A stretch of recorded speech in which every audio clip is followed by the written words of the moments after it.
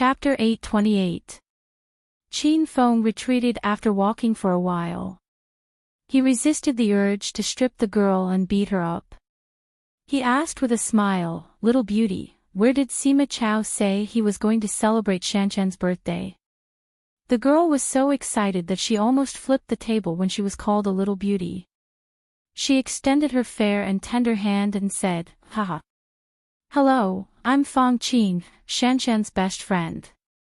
Although you're unsophisticated and not handsome, I can't deny that you're a man with good taste." Qin Feng's mouth twitched.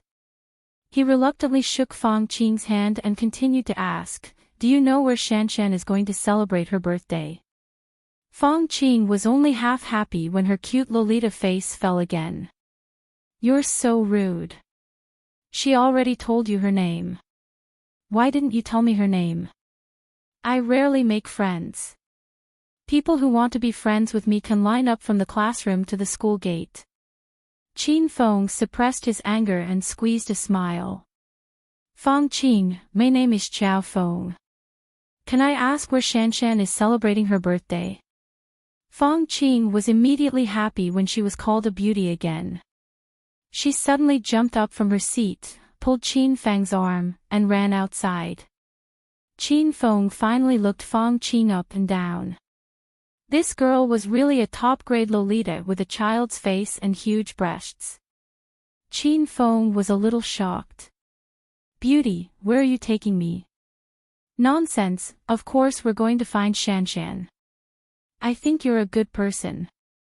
Let me tell you, Sima Chao from the next class isn't a good person. He's a playboy. You have to hurry and find Shanshan, or she'll be in danger." Hearing Feng Qin's words, Qin Feng also became anxious. The two of them ran all the way out of the school. Feng Qin pulled Qin Feng to the side of a BMW Z4. She pressed the key in her hand, and the BMW Z4 emitted a D-D sound. Qin Feng looked at the young Feng Qin, then at the pink sports car in front of him. He thought to himself that this was indeed the most high-end school for nobles in the capital. Vroom. Feng Qin looked like a good girl, but when she raced, she was like a different person.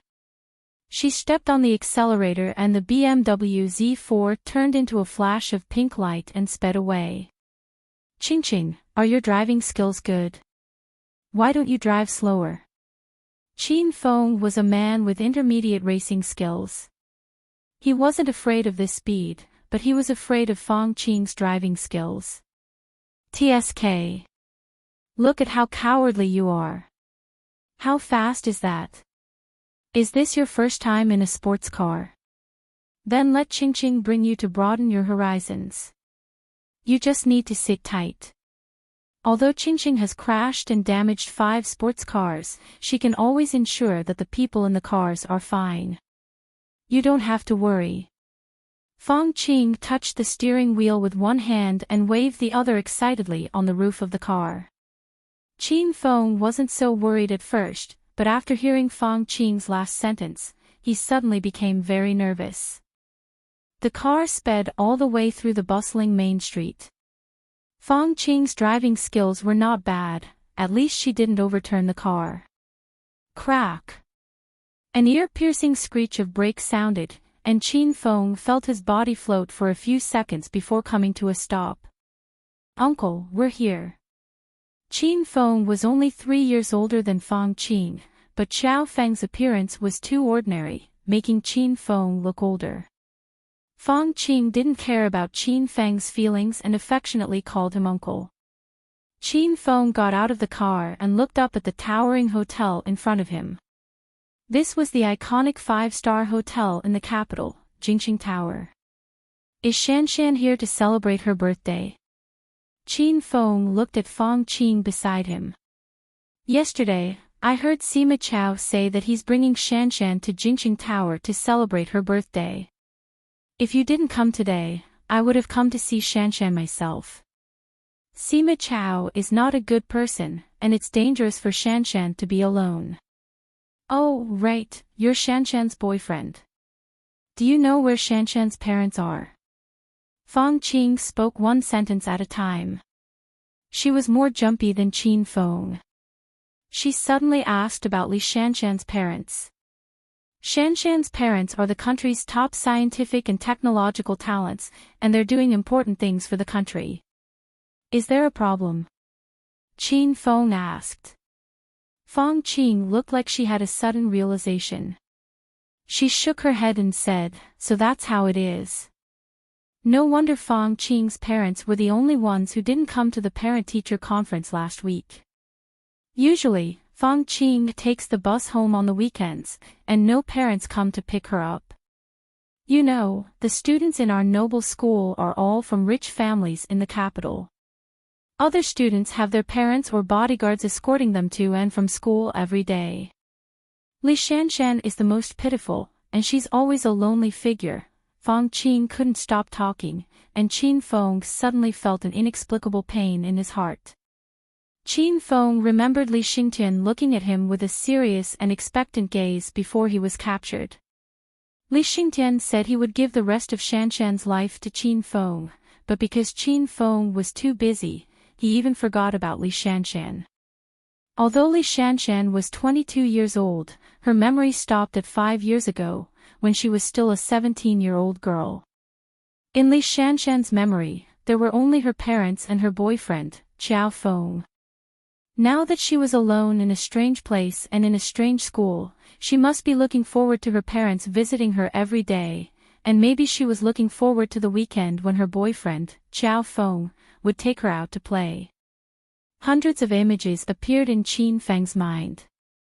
Li Shanshan went to and from school alone, took the bus alone, was happy and sad alone, ate and slept alone. She was always alone and did everything alone. That kind of loneliness shouldn't appear on this beautiful mixed-race 17-year-old girl. Let's go. Qin Feng came back to his senses. He suddenly wanted to see Li Shanshan. He wanted to hold her in his arms and accompany her for a few days. Before Fong Qing could come back to her senses, Qin Feng pulled her into Jingqing Tower. Jingqing Tower was decorated with gold and jade, and the main thing was that it was very big. It was very difficult to find a person here. "Uncle, where are you going? Don't tell me you're going to search each private room one by one. I'm afraid you'll be kicked out by the security before you can find Shanshan." Fong Qing angrily pulled Qin Feng and added, "Uncle, you're so unsophisticated. You're afraid to ride in a sports car, and you don't know how to use strategy in a high-class hotel. It's degrading for me to be with you." The corner of Qin Feng's mouth twitched. When he was racing, she probably didn't even learn how to walk. When he was having sex in the Rio Hotel, she didn't even have her period. "Then do you have a way?" Qin Feng stared at Fong Qing and asked. Fong Qing immediately became proud. "Uncle, you're so stupid. Look at me, I can find Shanshan in minutes. I even have someone to take us there." Fong Qing ran to call the hotel manager over. The manager was dressed in a well-ironed suit. He looked at the two of them politely and smiled. "Hello, how can I help you? Which private room is our classmate Sima Chao in? Take us up there." Fong Qing shouted at the manager arrogantly. The Sima family was one of the 4 big families in Jingqing, so the manager naturally knew Sima Chao. He hurriedly smiled and said, so you two are Prince Sima's friends. Please follow me." The manager had already walked to the elevator. Fong Qing looked at Qin Feng proudly. Her arrogant expression made Qin Feng want to hit her. "Stupid uncle, let's go. I really don't know how Shanshan fell for you." Before Qin Feng could speak, Fong Qing had already pulled his arm into the elevator. The two of them went all the way to the 18th floor. This floor was a large private banquet hall. "Gentlemen, the banquet hall on this floor has been reserved by Prince Sima. I hope you two have a good time." After saying the polite words, the manager consciously retreated.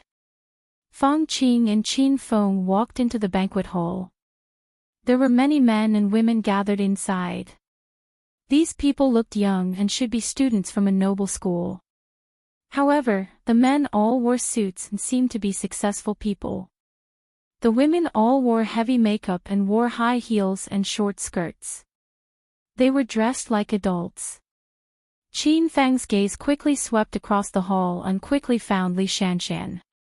Unlike the other female students who exposed their breasts and legs, Li Shanshan wore her school uniform to attend the party. She sat quietly on the sofa under the floor-to-ceiling window. She held a cup of coffee and stared blankly out the window. Although she wore an ordinary school uniform, Li Shanshan still stood out among the women in the hall because her mixed-race body was too beautiful.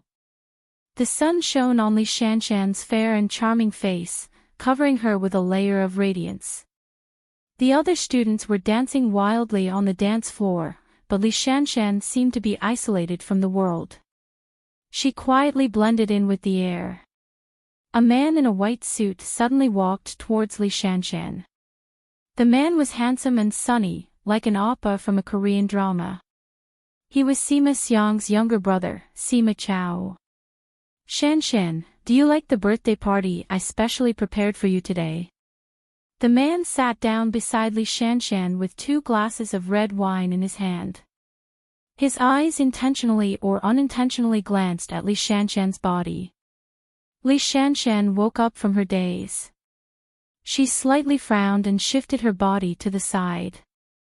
"I didn't expect you to hold this birthday party for me. I'm very surprised. But I'll pay for the expenses myself. Thank you for your kindness." Li Shanshan didn't have a good impression of Sima Chao. This was because Sima Chao had always been pursuing Li Shanshan in school. Even if Li Shanshan explicitly rejected Sima Chao, he still pestered her day and night. Li Shanshan also heard from her close friends that Sima Chao was a lecherous and dissolute person. Li Shanshan wouldn't be with him. Moreover, Li Shanshan had a boyfriend. She wouldn't mess around with other men behind Xiao Feng's back. Hee hee. "Shanshan, you're too polite. We're all good classmates. This party won't cost much. Just treat it as my birthday gift to you. Come, drink with me. I wish you'll be 18 forever." Sima Chao handed a glass of red wine to Li Shanshan. Li Shanshan couldn't refuse. "Let me make it clear first. Because I don't drink, I'll only drink this one." Li Shanshan took the wine glass with a neutral expression. Sima Chao's eyes flashed with an undetectable smile. "Okay, this one." After they clinked glasses, Sima Chao raised his head and drank the red wine in his glass. Then, he looked at Li Shanshan impatiently. Li Shanshan's glass of red wine was already at the edge of her lips. Suddenly, a pair of large hands snatched the glass away. "Shanshan, have you forgotten? You can't drink." A familiar voice rang in Li Shanshan's ears. She could smell the familiar scent of a man. Li Shanshan abruptly raised her head. When she saw Xiao Feng's face, which couldn't be any more ordinary, the corners of her eyes immediately turned red.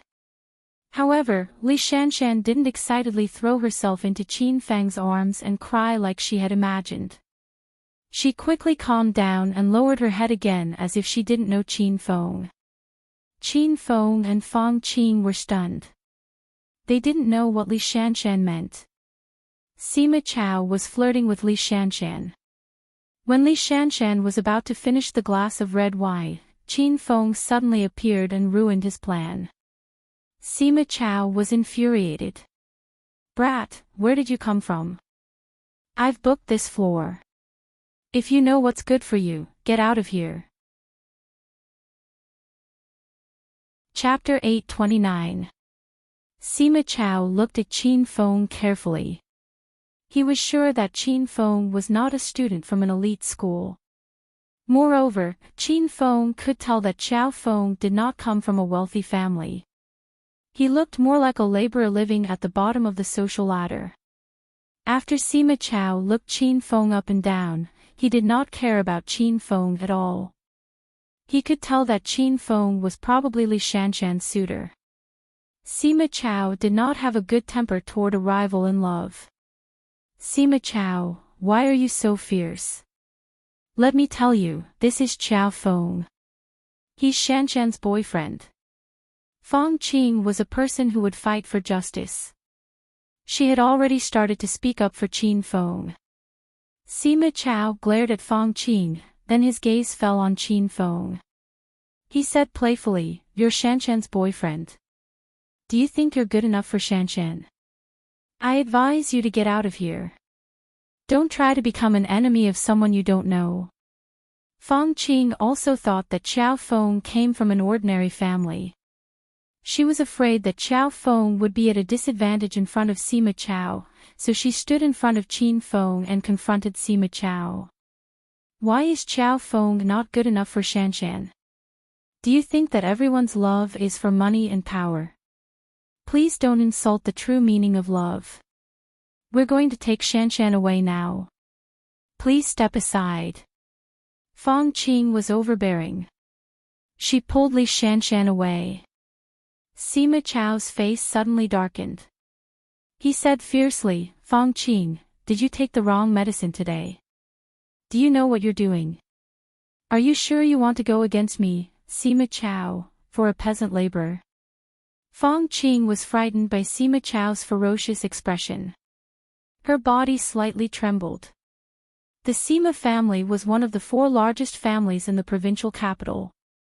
Although Feng Qing's family was a good official's family, it was not worth mentioning in front of the Sima family. However, Feng Qing quickly made up her mind. She couldn't just watch her bestie be defiled by a bastard like Sima Chao, right? I don't want to go against you. I'm just here to take Shanshan away. Shanshan wants to spend her birthday with her boyfriend.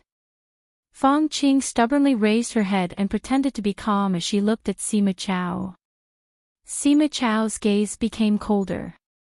Before he spoke, Li Shanshan, who had been sitting quietly on the sofa, suddenly stood up. "Qing Qing, you came at the right time. It's my birthday today. Sima Chao held a big party for me. Come and stay with me." Li Shanshan stood up and took Feng Qing's arm. However, she didn't even look at Qin Feng. It was as if Qin Feng was air. Both Feng Qing and Sima Chao were stunned. No one expected Li Shanshan to stay. After Sima Chao came back to his senses, he couldn't stop laughing. Ha! Shanshan has already said that she wants to stay and continue playing. I see that you're also from our school, so I'll reluctantly let you stay. As for that brat, hurry up and scram. Don't drag down the quality of our birthday party. Feng Qing was furious.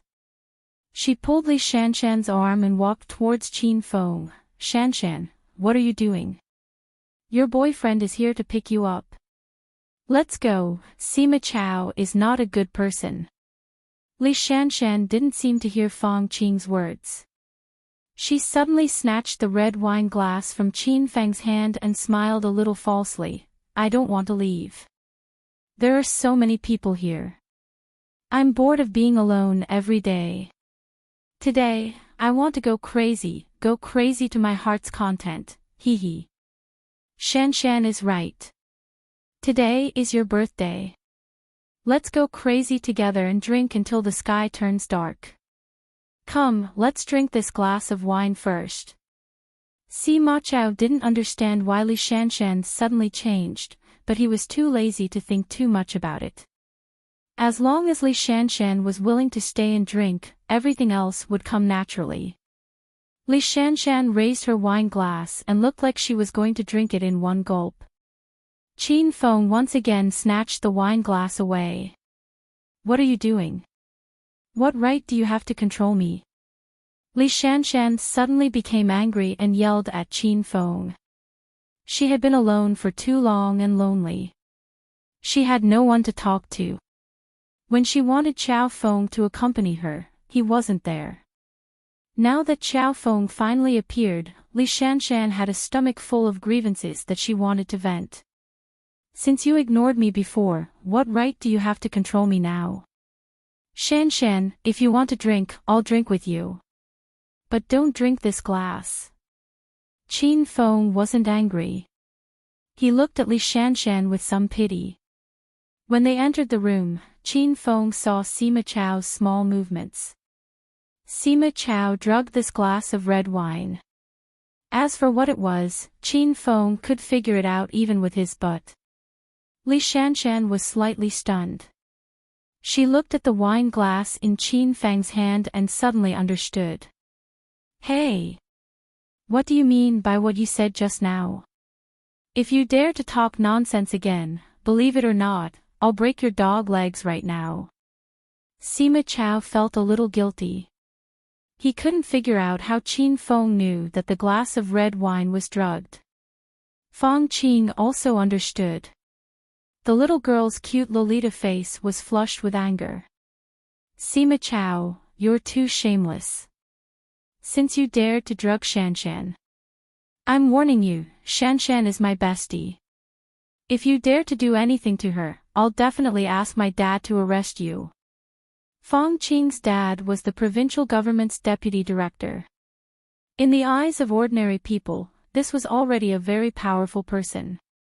However, Sima Chao wasn't afraid at all. He even smiled playfully. Ha! Classmate Fang Qing, are you going to ask your dad to arrest me? You scared this baby to death. I forgot to tell you, my third grandpa is the municipal government standing committee member. He's a provincial government official. Do you want me to call him and promote your dad? Sima Chao's words angered Fang Qing half to death. Fang Qing stomped her feet for a long time but couldn't retort. Qin Feng had only just met Fang Qing, and he was already very grateful that this girl was willing to go this far. He pulled the depressed Fang Qing behind him and walked up to Sima Chao. Tell me, what did you put in the red wine? Qin Feng looked at Sima Chao expressionlessly. Sima Chao was stunned. He didn't expect Qin Feng to talk to him like this. Fuck you. I didn't drug it. Sima Chao refused to admit it. Is that so? Qin Feng suddenly smiled. He pinched Sima Chao's face with one hand and poured the drugged red wine into Sima Chao's mouth with the other. Gulp, gulp. Sima Chao struggled with all his might. He wanted to yell at Qin Feng, but he choked on the red wine and coughed. Qin Feng pulled Sima Chao's head back, and the wine flowed into his stomach through his intestines. The commotion was so loud that the students dancing on the dance floor finally realized something was wrong. When they saw the scene in front of them, their eyeballs almost fell out of their sockets. Fang Qing and Li Shanshan were stunned. This was especially true for Fang Qing. She knew how powerful Sima Chao's family was. What Qin Feng did was simply courting death. However, Fang Qing didn't care about that at this moment. She felt incomparably carefree, and her big eyes were twinkling like stars. At this moment, Xiao Feng was so handsome that Fang Qing couldn't wait to throw herself under his jeans. Hey! What the fuck are you doing? Let go of young Master Sima. Bastard, do you want to die? The crowd finally regained their senses. A few of Sima Chao's henchmen swung their fists at Qin Feng's head. Fang Qing was at a loss of what to do, and Li Shanshan clutched her hands nervously. Xiao Feng, watch out. Seeing that the lackey's fist was about to land on the tip of Qin Feng's nose, Li Shanshan, who had been ignoring Qin Feng for a while, could no longer endure it. She actually threw herself at Qin Feng, wanting to help Qin Feng block the attack. Bang! Bang! Bang! 3 dull thuds sounded. Before Li Shanshan could reach Qin Feng, the 3 henchmen had already fallen to the ground and were rolling back and forth in pain. Xiao Feng, are you all right? Li Shanshan held Qin Feng's arm and examined his body with a frown. Qin Feng gently pushed Sima Chao to the ground like a piece of trash. Then, he looked at Li Shanshan tenderly and said, "Shanshan, I've been too busy with work recently, so I didn't have time to visit you. Please don't be angry." Li Shanshan had a stomach full of grievances, but because of Qin Feng's gentle words, it suddenly dissipated. Li Shanshan was so excited when she first saw Qin Feng that she almost couldn't breathe. She couldn't control her emotions anymore and threw herself into Qin Feng's arms. "Oh no, oh no. Uncle, let's run away with Qing Qing. Sima Chao's family is very powerful. How could Uncle beat him up? He'll definitely cause trouble for Uncle." Li Shanshan regained her senses.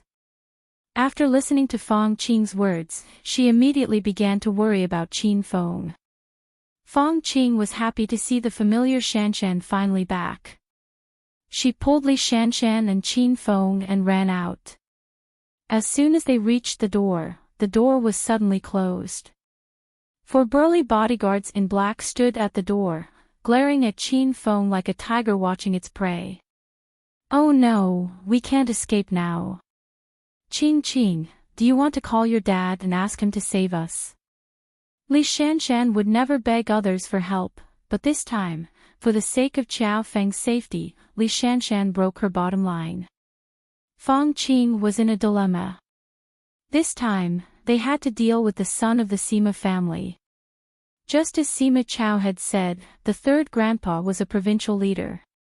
If Fang Qing really interfered in this matter, her father would probably be demoted or even fired.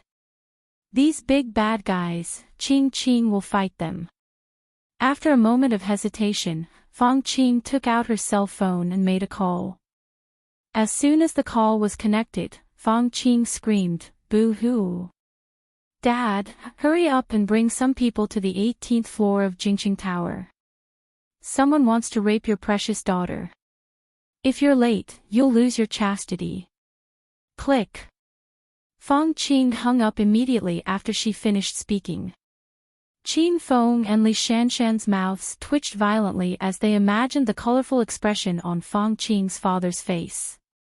As soon as Fang Qing hung up, Sima Chao crawled up from the ground. The fall had hurt Sima Chao badly. He felt as if his butt had split into 4 pieces. Sima Chao grimaced in pain as he walked toward Qin Feng and the other 2. The 4 bodyguards in black had already surrounded the 3 of them. "Motherfucker! How dare you, brat! How dare you lay your hands on me? You really are a peasant. Do you know that there are some forces in this world that you can't touch?" The 4 bodyguards in black were all stage 3 inner chi experts. Their bodies emitted waves of inner chi. Li Shanshan and Fang Qing hugged each other nervously. The 2 little girls were overwhelmed by their aura. Qin Feng ignored the aura of the 4 bodyguards. He was almost amused by Sima Chao's words. "Oh. What kind of force are you talking about? Is it as exaggerated as you say?" "Humph. You'll know once you see it." Sima Chao had forgotten how long it had been since he was beaten by someone. He signaled the 4 bodyguards with his eyes. The 4 of them immediately understood and pounced on Qin Feng from 4 different directions. "Ah! Sima Chao, stop! My dad is coming! Qiao Feng, run! Run!" Li Shanshan and Fang Qing had no idea how powerful Qin Feng was. They jumped and screamed in fear when they saw the 4 bodyguards rushing toward them. Qin Feng's eardrums were about to burst from the screams of the 2 girls. He shook his head helplessly. Qin Feng had already made his move. Chapter 830. Bang! Bang! Bang! Bang! The 4 bodyguards fell to the ground and screamed in pain. Qin Feng had already stepped into the early stage of stage 9 inner chi. Defeating 4 Stage 3 Inner-Chi martial artists was as easy as clapping his hands. The noisy hall fell into silence. Fong Qing and Li Shanshan stared at the bodyguards on the ground. They were still in a daze. Sima Chao, who was arrogant and waiting for Qin Feng to be beaten, was so shocked that his jaw dropped to the ground. He finally realized that this ordinary man in front of him had some tricks up his sleeves. The students who were about to go up to Qin Feng and flatter Sima Chao suddenly stopped in their tracks. They forcefully swallowed the vicious words that were about to reach their throats. Fong Qing was the first to regain her senses. She waved her hands excitedly and said, "Yay! Uncle Chao Feng is awesome. He can even defeat the bad guys. Shanshan, no wonder you like Uncle Chao Feng. He's so good at martial arts, so he must be good in bed as well, right?" Fong Qing's students grew up in rich families, and their minds were relatively open-minded. These obscure words were not taken seriously in their mouths, and they were shouted out by Fong Qing without paying attention. Li Shanshan blushed and glared at Fong Qing. However, Fong Qing didn't even look at Li Shanshan. She was holding Qin Feng's arm and jumping around. "Uncle, let's go. We'll be in trouble if the people from the Sima family come. No matter how good you are, you can't defeat them." It seemed like Fong Qing wasn't blinded by Qin Feng's valiant skills. She pulled Qin Feng and ran away. Li Shanshan didn't want to stay any longer. She was more worried about Qiao Feng's safety than Fong Qing. When the 3 of them reached the door, Sima Chao's voice came from behind. "Brat, is that all you've got? You want to run away after beating someone up? If you have the guts, stay here and wait for the people from the Sima family to come. I'll teach you a lesson." Sima Chao was not only beaten up by his bodyguards, but he was also slapped in the face by Qin Feng. He couldn't swallow this resentment. However, he was afraid of Qin Feng's skills, so he could only provoke Qin Feng. Qin Feng pulled the 2 women to a stop. In reality, he never planned on leaving. Since Sima Chao was bothering Li Shanshan today, then tomorrow, a rich young master from the Yang family would appear, and the day after that, a young master from the Lu family would appear. Qin Feng was planning to kill one as a warning to others. The person who stood out was Sima Chao. "Uncle, are you stupid? Don't listen to that brat. He's trying to provoke you. Let's go." Qiao Feng, Fong Qing understood Sima Chao's treachery too well, and refused to stay no matter what. She forcefully dragged him out. Li Shanshan, on the other hand, had calmed down a bit.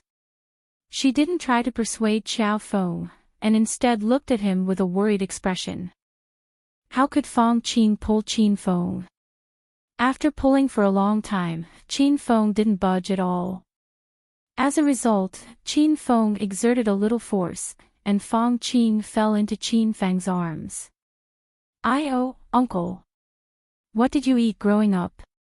How could he be so strong?" It almost flattened Qing's chest. Fong Qing spoke without scruples, and Li Shanshan was about to die of shyness. Fong Qing suddenly looked at Li Shanshan and quickly said, "Shanshan, please don't misunderstand me.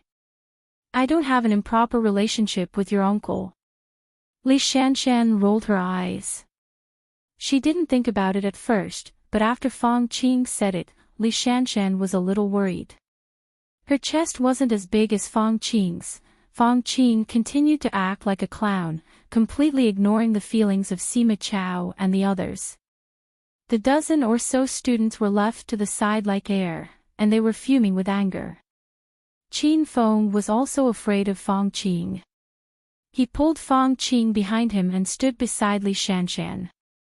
Then, he looked at Sima Chao expressionlessly and said, "Of course I'm staying.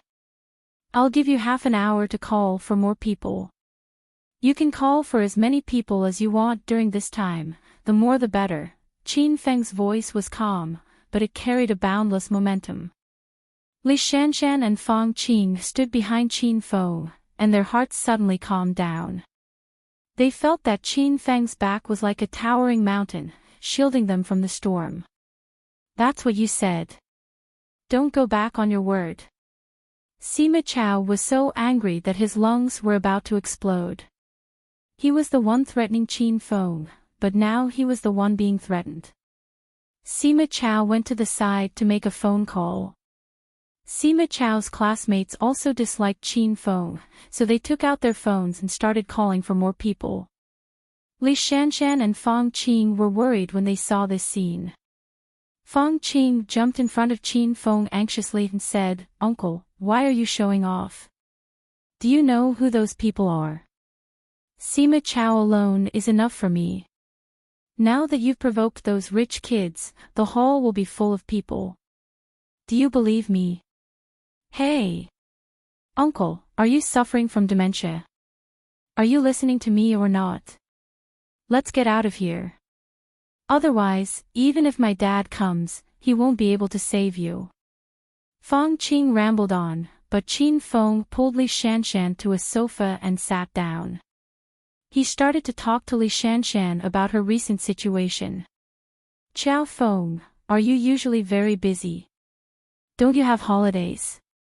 Li Shanshan looked at Qin Feng with a bit of grievance.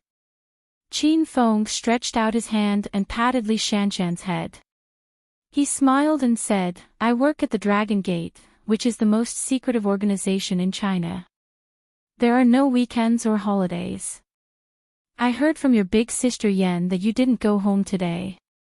I was worried about you, so I went to school to look for you. I didn't expect it to be your birthday today. I was careless." Qin Feng comforted Li Shanshan. After Li Shanshan found out about the nature of Qin Feng's work, she felt a bit guilty. Her parents were also workers of this nature. They quietly contributed to the country. They didn't have weekends or holidays, and they couldn't even go home for Chinese New Year for a few years.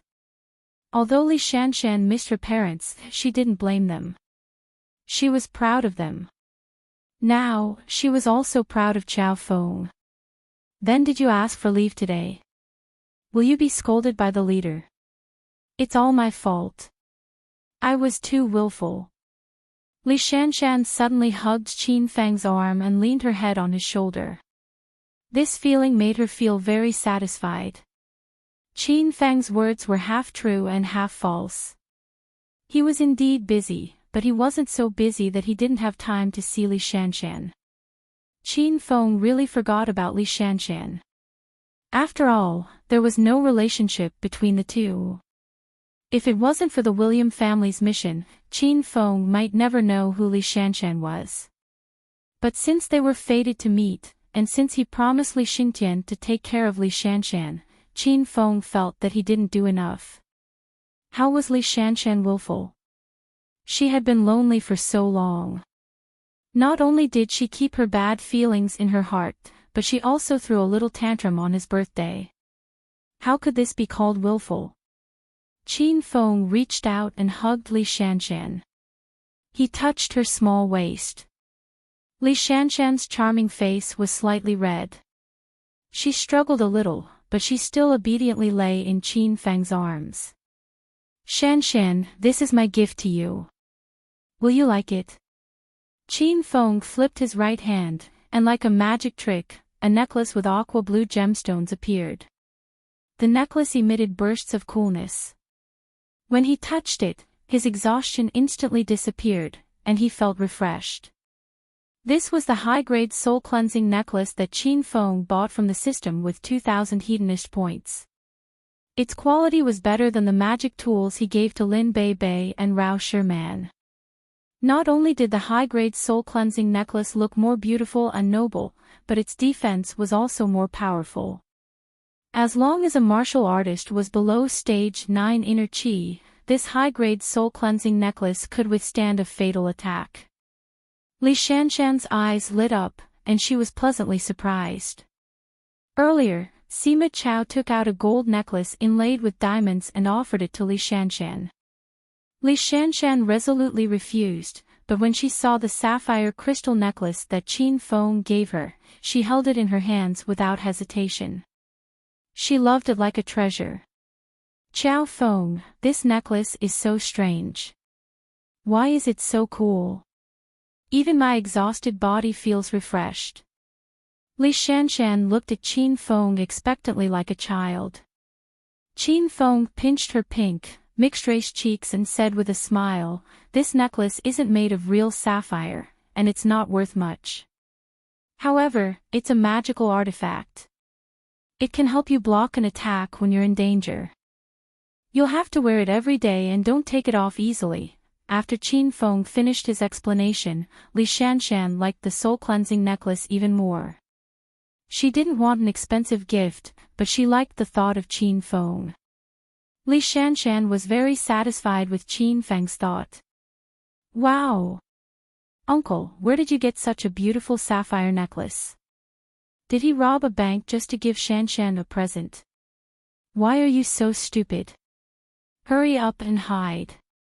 Feng Qing tried to persuade Qin Feng for a long time, but she found that Qin Feng didn't listen to her at all. When she saw the soul-cleansing necklace that Qin Feng gave to Li Shanshan, she fell in love with it. The corner of Qin Feng's mouth twitched. Can't this girl think of something good for me? How dare he push all the matters of stealing and swindling onto him? Qing, don't talk nonsense. This is a birthday gift that I carefully prepared for Shanshan. How could it be stolen? Qin Feng glared at Feng Qing. Feng Qing didn't care. She pulled Qin Feng and Li Shanshan away and said, Okay, I'll pretend that you didn't steal it. The most important thing now is to escape. Don't show off your love here.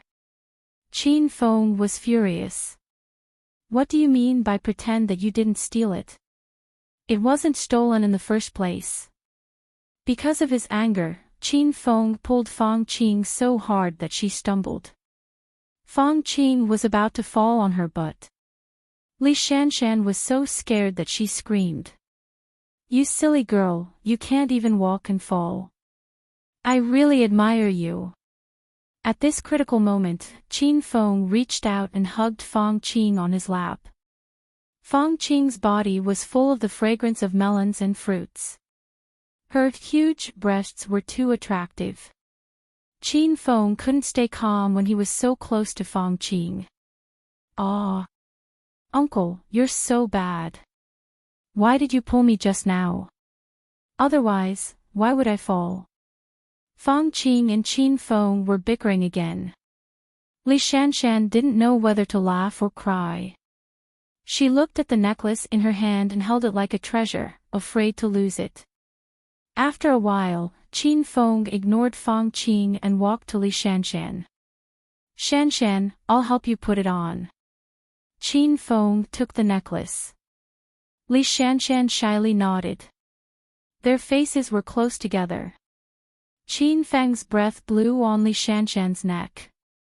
Li Shanshan felt as if she had been electrocuted. She was so shy that her whole body turned red. Bang! Just as Qin Feng put on the necklace, the door of the hall was suddenly kicked open. A middle-aged man in a police uniform rushed in and shouted, "Which bastard dares to bully my Qing Qing? I'll kill him."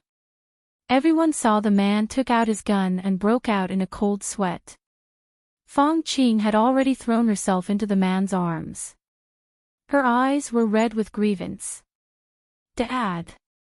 You have to stand up for your daughter. Those bastards bullied your baby girl." The man was Feng Qing's father, Feng Hui. Chapter 831. Feng Hui was working at the police station. After receiving the girl's call, he hurriedly drove to the police station. Feng Hui's face turned ashen as he looked at his grieving daughter in his arms. He only had one girl, and he wouldn't allow anyone to bully her. Feng Hui furiously swept his gaze across the room. Just as he was about to reprimand them, he suddenly swallowed the words that were on the tip of his tongue. "Oh my God, Qing Qing, Are you playing with your dad again? What kind of people did you offend? Fong Hui's expression changed. He had a bad feeling when he saw Sima Chow and all the rich young masters of the provincial capital standing in the room. Dad! What are you talking about? When did I play with you? They really bullied me. They almost forced me. Hurry up and arrest them. Fong Qing's eyes darted around as she spoke. It was obvious that she had a guilty conscience. Fong Hui had raised this girl for 18 years. How could he not know what his daughter was thinking? Fong Hui almost fainted from anger. You damned girl, you've played with me many times. It's fine if you're willful, but I won't let you fool around today. Hurry up and come with me. I'll teach you a lesson when we get home. Fong Hui was only 45 years old, and he was able to reach his current position. He was not a simple person. Fong Hui's face turned cold when he saw the room full of rich young masters. He pulled his daughter and left. Fong Hui would never get involved in this mess. Shan, uncle, what are you waiting for? My dad is here to take us home for dinner. Fong Qing winked at Qin Feng and Li Shanshan. Li Shanshan immediately came to her senses and pulled Qin Feng to follow them. Uncle Fong, I didn't expect you to come. Haha. Why did he leave without even saying goodbye to everyone? Are you looking down on us? Sima Chow suddenly laughed when he saw Qin Feng was about to leave. Fong Hui's eyes flashed with coldness when he reached the door. When he turned around, he had a peaceful smile on his face. Ha! This is the kid from the Sima family, right? The people from the Yang family and the Lu family are here too. I'm here to bring Qingqing home. I'm not going to get involved in the gathering of you youngsters, lest everyone feels uncomfortable. In any case, Fong Hui was a senior here, and Sima Chow's words carried a hint of provocation. Although Fong Hui was dissatisfied, he couldn't show it. After all, the Sima family had a provincial leader. Uncle Fong, I won't say anything if you take Fong Qing away, but that brat has offended us. Do you plan to take him away as well? Sima Chow looked at Qin Feng coldly. I think you've misunderstood. I'm here to look for my daughter. I don't know anyone else, so it has nothing to do with me. Fong Hui didn't know Qin Feng at all. Naturally, he wouldn't offend the Sima family and the other influential families in the capital for Qin Feng. This was human nature, so Qin Feng and Li Shanshan weren't surprised. Fong Qing was suddenly unhappy. She was famous for her loyalty in school. Now that her father had made such a move, how could Fong Qing still have the face to mingle in the aristocratic school in the future? Dad! What nonsense are you talking about? Shanshan and Uncle Fong are my good friends. I want to bring them home for dinner. Fong Qing glared at her father and began to act like a spoiled child. This time, Fong Hui didn't go along with Fong Qing. He reprimanded her with a cold face. You damned girl, are you trying to rebel? Hurry up and come home with me. You're not allowed to run around in the future, or else I'll break your legs. Fong Qing was so wronged by her father that she wanted to cry. In her memory, this was the first time her father was so angry at her. Humph. If you want to go, you can go by yourself. I want to stay and accompany my classmates. I don't have a cowardly father like you. Fong Qing's stubborn temper flared up. She sat on the sofa next to her father and refused to leave. Fong Hui was angry and anxious at the same time. At his age, of course, he wouldn't use loyalty as a tool. If the people this girl offended this time were of a lower rank, Fong Hui would help Qin Feng. However, he couldn't handle the Sima family. You damned girl, do you want to anger your father to death? Hurry up and come home with me. Your bestie can also go home with us, okay? Fong Hui went up to his daughter and took a step back. He wanted to bring Li Shanshan with him. But Fong Qing didn't agree. She kicked her slender legs and pouted, "No, no. If you want to go home, then all three of us will go home together. Otherwise, you can go home alone. You don't love me anyway. I don't want you to be my father anymore." Fong Qing's willfulness was triggered. No one could stop her. "Fong Qing, I'm warning you seriously. Go home with me now. Don't force your father to do anything to you." Fong Hui seemed to have changed into another person. He glared at Fong Qing with bloodshot eyes. Fong Qing was so scared that she almost cried. She remembered that her father had never been so fierce to her. Qin Feng couldn't stand it anymore. He was touched by Fong Qing's behavior. He walked to Fong Qing and said, "Qing Qing, go home with Uncle Fong. I can handle this myself. Don't worry. You damned girl, hurry up and go." Fong Hui looked at Qin Feng gratefully and helplessly. Then, he went up to Fong Qing and dragged her away. Fong Hui hugged Fong Qing's waist and pulled her away. Fong Qing clung to the sofa tightly and refused to leave.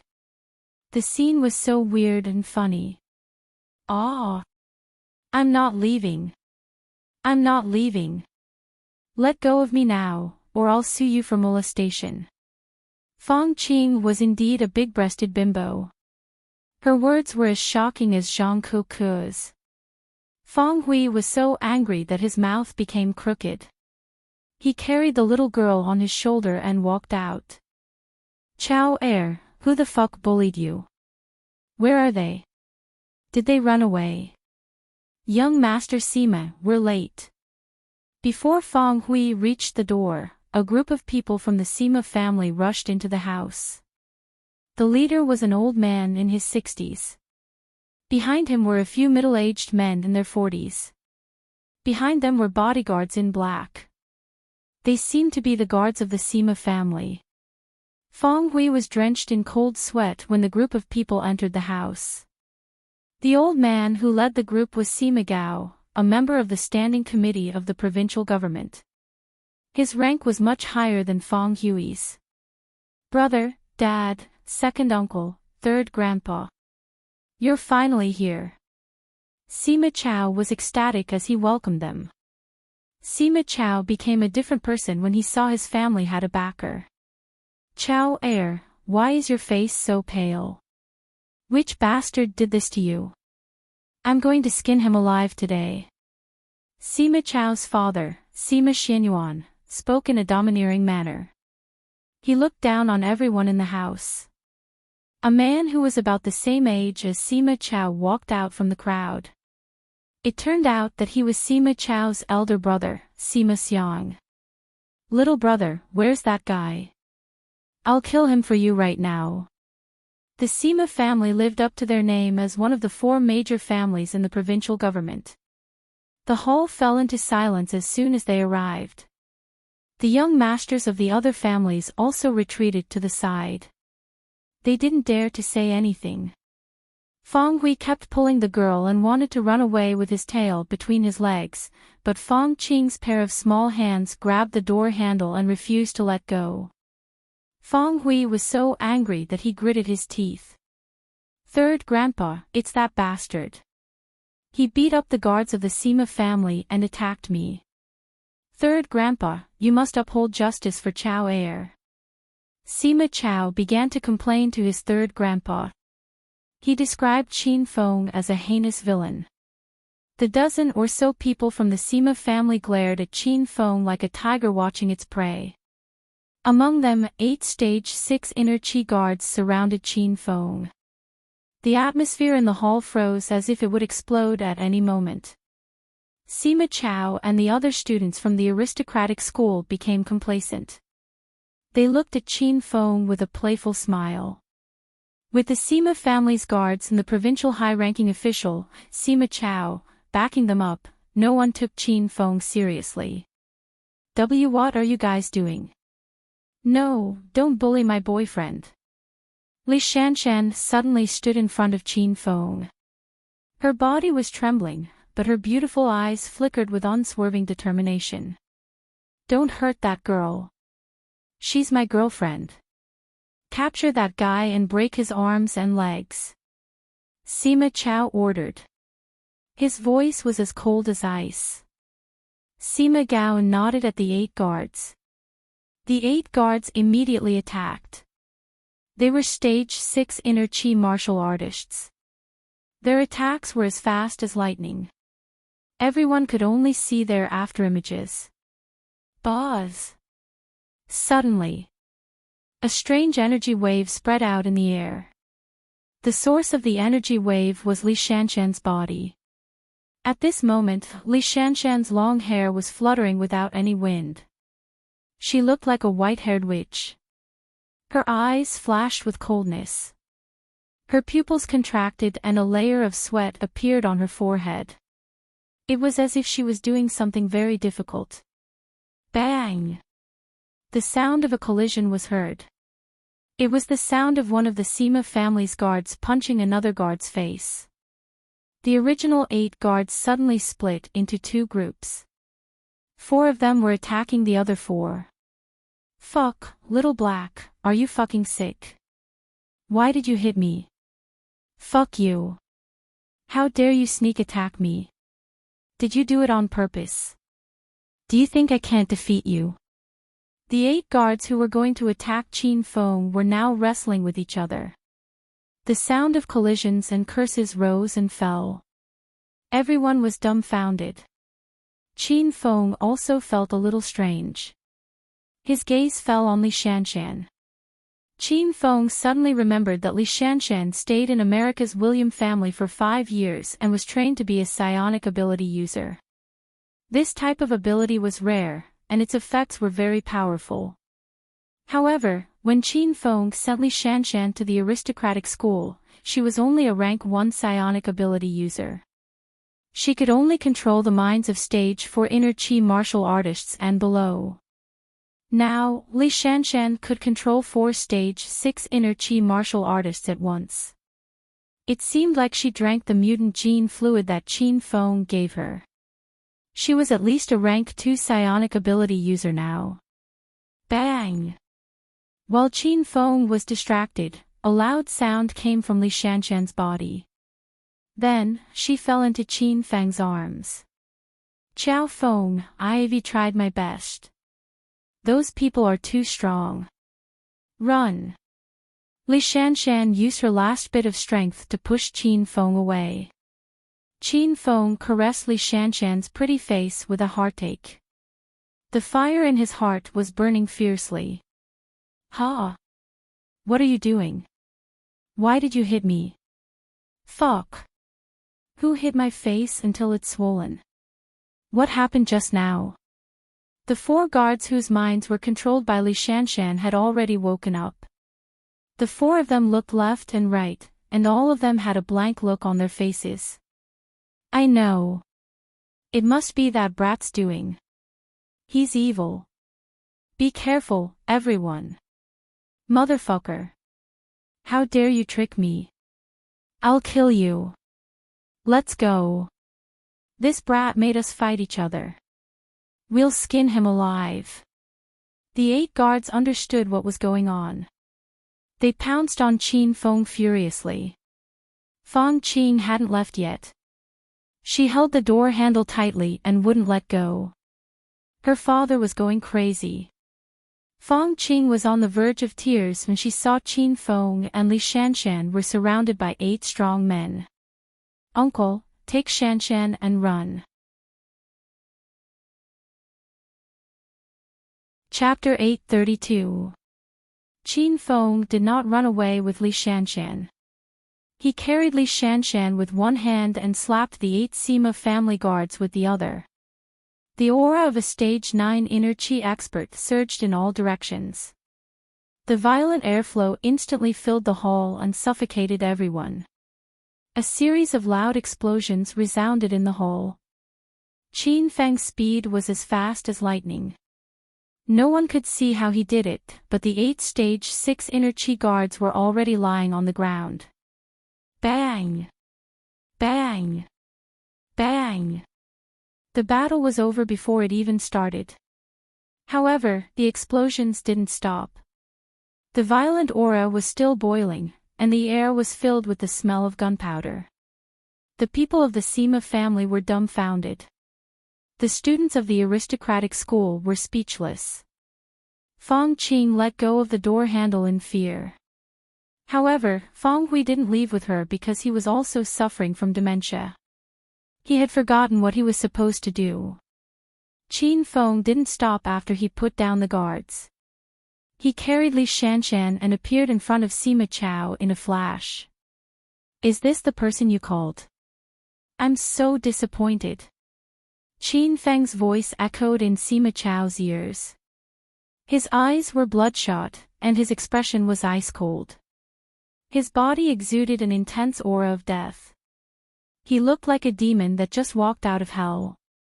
Sima Chao didn't have the time to speak. Qin Feng didn't give him the chance to. Qin Feng's hand moved, and Sima Chao's tall and sturdy body was thrown into the wall. He spat out a few mouthfuls of blood and fainted. No one knew if he was dead or alive. "You! How dare you touch my son? You're courting." Sima Xuanyuan's eyes almost popped out when he regained his senses. Before Sima Xianyuan could finish his words, Qin Feng sent him flying with a backhand slap. Sima Xianyuan couldn't resist at all. In the next second, he and Sima Chao were smashed into the wall. Qin Feng and Sima Chao looked like 2 murals on the wall. A strange aura floated in the hall.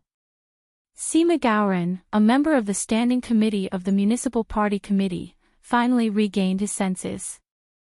Sima Gaoren's face contorted in anger when he saw his nephew and grandnephew being smashed into the air. "You! Do you know who I am?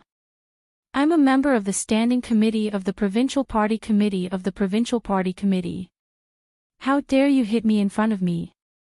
Don't even think about living today." Master Sima's voice was low and cold, filled with dense killing intent. However, before he could finish speaking, Qin Feng kicked him over. "Voila!" Cries of surprise came from the crowd. Everyone couldn't help but scream. When Sima Chao and Sima Xianyuan were beaten up, everyone was already shocked enough. However, Master Sima's status was different. He was an elder of the Sima family, and at the same time, he was a high-ranking official of the nation. Qin Feng even dared to hit Master Sima. This kid really doesn't want to live anymore. Oh no, what did this kid eat to grow up? This is even more ruthless than the guts of a leopard. Qing, I'm warning you, don't ever mix around with that man in the future. Otherwise, even if your father had 10 lives, it wouldn't be enough for you to play with. Fong Hui trembled in fear at the scene before him. Fong Qing also came back to her senses. Her eyes were twinkling like little stars. When Qin Feng violently beat up Sima Chao, Fong Qing wanted to throw herself into Qin Feng's arms. Now that she saw the uncle beat up Master Sima, Fong Qing broke free from her father and threw herself into Qin Feng's arms. "Uncle, don't be too flashy. You're really my idol. If you weren't with Shan, I'd want to have a baby with you." Fong Qing was so excited that she danced in Qin Feng's arms. Qin Feng felt as if there were 2 big bunnies jumping around. "Oh my god, Qing, come back here." Fong Hui was so scared that he staggered and fell. Among the people from the Sima family, only one person was left standing on the ground, and this person was the only person Qin Feng knew. Although Sima Xiang was standing, his legs were trembling, and he was so scared that he broke out in a cold sweat. Ever since Sima Tu died, the Sima family elected Sima Xiang as the representative of the younger generation. Whenever there was a high-end gathering of the rich and powerful, Sima Xiang would represent the Sima family. Sima Xiang was the pride of the Sima family, and he was one of the best among the younger generation in the capital. However, he was beaten up by Qin Feng countless times, and now, he was still Qin Feng's little brother. Before last night, Sima Xiang was only Qin Feng's little brother on the surface, and he was still dissatisfied. However, in the Battle of Broken Cliff Mountain last night, Sima Xiang saw Qiao Feng beat up Zilong, defeated Zilong, and became one of China's new 9 dragons. This change in identity made Sima Xiang determined that he would take a detour when he saw Qiao Feng in the future. However, when Sima Xiang saw Qiao Feng again, he found that he couldn't take a detour because he was so scared that he couldn't even walk.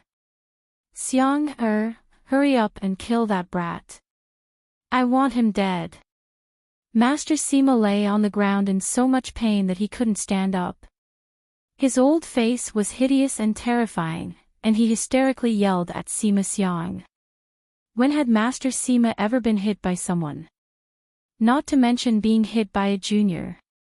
His old face was completely lost today, and he wanted nothing more than to skin Qin Feng alive and dismember his body into 1,000 pieces. However, no matter how Master Sima yelled, Sima Xiang foolishly stood where he was, unmoved. He wanted him to take care of Qiao Feng. What kind of fucking joke was this? Yang Kai-dai, big brother is here. Lu Su, who bullied you? Are you okay? Young Master Lin, the Lin family's guards are here. Which brat was blind and offended you? Little Li, Grandpa is here. Who gave him the guts to touch my Li family? Suddenly, a large group of people rushed in from outside the door. They were all called over by the students from the aristocratic schools. These students were all disciples of big and small families in the capital, and their families were rich merchants and high officials. The power behind them was an existence that ordinary people couldn't touch. Dozens of people surrounded the hall, and the hall was almost full. Originally, when the family's reinforcements arrived, this was a time to be excited and clamor with Qin Feng. However, none of these students dared to stand out and accuse Qin Feng. Qin Feng's strength just now truly intimidated everyone. Qin Feng even slapped the Sima family's third master, so what were they? It's you. Why you're here too? One of the youths suddenly looked at Qin Feng and immediately retreated in fear. This person was the Lu family's Lu Chao. Not long ago, he, Gao Feixiang, and Forgotten Sea caused trouble in Hero City and were brutally oppressed by Qin Feng. Qin Feng even swindled 3 families of a large sum of money. Lu Chao would never forget Qin Feng for the rest of his life. When he saw Qin Feng, he was so scared that he even stuttered. Lu Chao's reaction shocked the people from the other families who rushed over. The group of people who were arrogant and despotic just now immediately quieted down. Big brother Qiao, I am not late, am I? Another person rushed over. He was as fat as a ball, and walking seemed strenuous. Everyone's eyes widened when they saw the newcomer. This was Lu Shu, one of the 4 young masters of the provincial capital. You're not late. Just in time to help me deal with the trivial matters. Qin Feng glanced at Lu Shu before his cold gaze fell on the Sima family members. Lu Shu was called over by Qin Feng. After receiving Qin Feng's call, Lu Shu hurriedly rushed over. Ha! Lu Chao, what the fuck are you doing here? Lu Shu quickly saw the Lu family members in the crowd. He was so angry that his lungs were about to explode. Big brother, Before Lu Chao could finish, Lu Shu slapped his face so hard that Lu Chao's eyes shone. Don't fucking call me big brother. Do you think I have such a stupid little brother?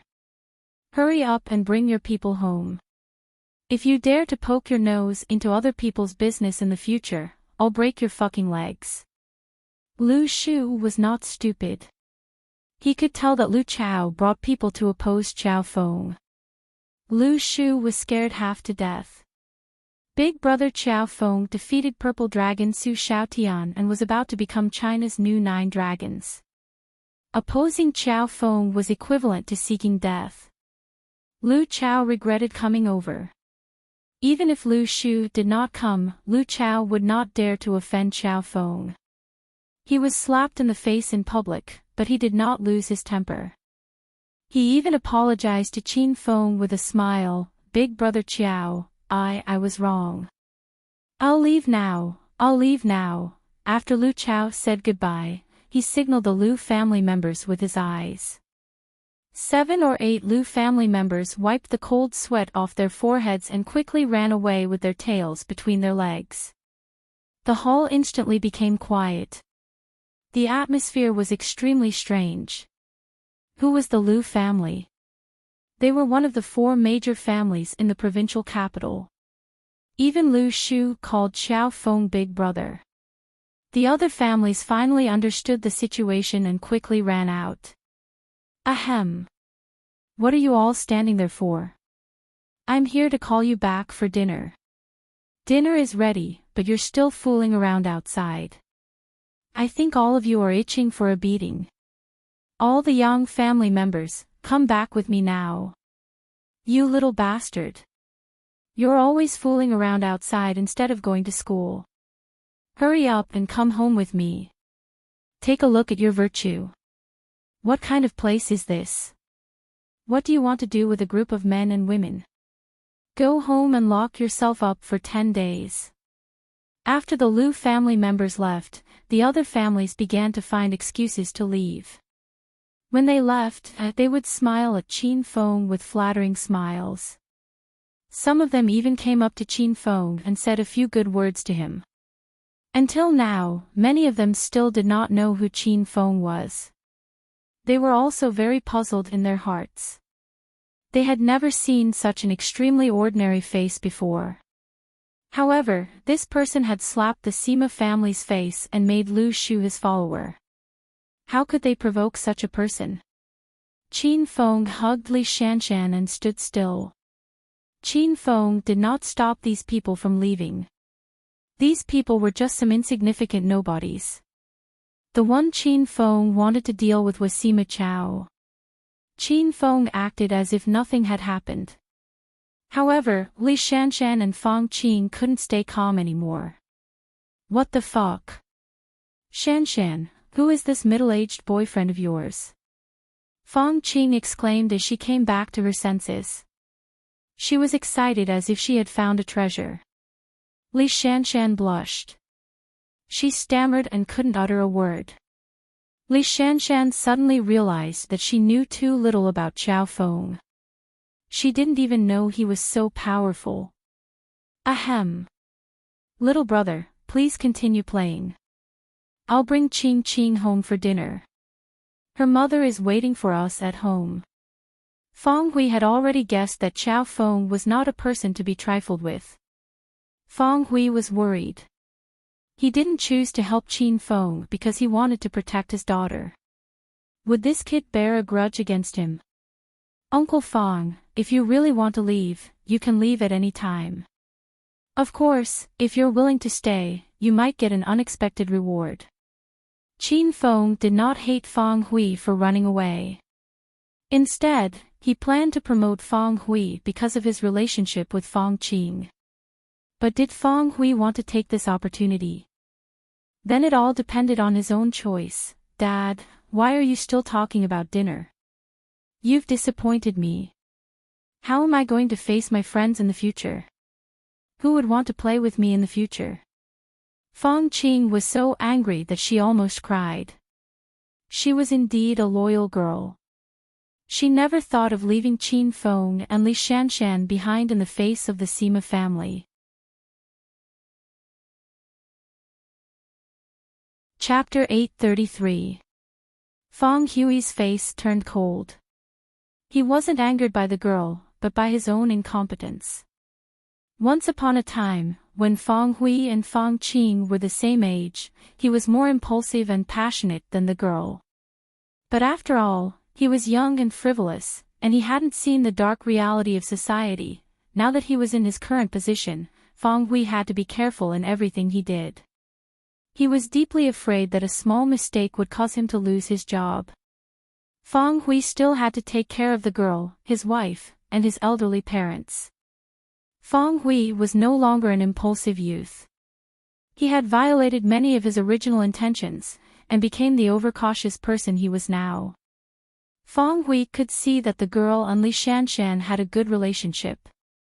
Fong Hui also wanted to help the girl and Li Shanshan beat up that bastard Sima Chao, but he still didn't have the courage. Just as Fong Hui was hesitating, Sima Gaoren's painful groan sounded. "Fong, are you stupid? Are you still standing there waiting for the northwest wind to blow? Quickly arrest that thug. He dared to hit me, he must be tired of living."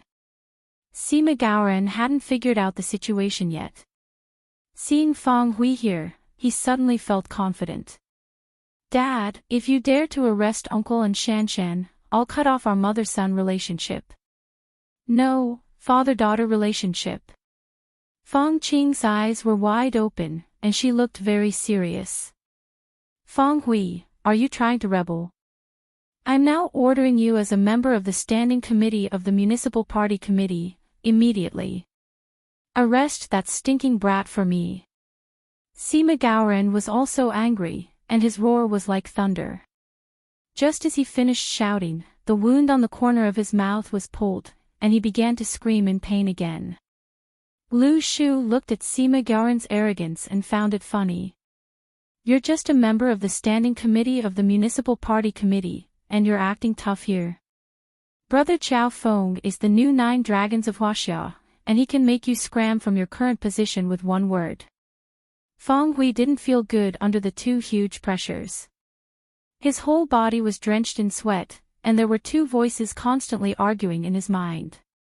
Fong Qing's eyes were red, and she couldn't help but cry. But it was not because she was crying like a spoiled child, but because she was really sad and helpless. Fong Qing was a little disappointed. She thought that her father would eventually be forced to stand on the side of the Sima family. In her eyes, her father had always been a noble and righteous man. But at this moment, the image that she had built up over the past 18 years was going to collapse. "Qingqing, why are you crying? Did that bastard bully you? Dad will help you beat him up right now. In this world, no matter who it is that dares to make my little girl cry, I will destroy him." Fong Hui suddenly hugged Fong Qing and touched the girl's head dotingly. He turned around and walked towards Sima Gaoren, who was screaming in pain on the ground. Under everyone's shocked expression, Fong Hui seemed to have changed into a different person. He lifted his leg and stomped on Sima Gaoren. "Fong, you dare to hit me. You fucking hit me." Sima Gaoren screamed as he was stepped on, but compared to the pain on his body, he was more shocked.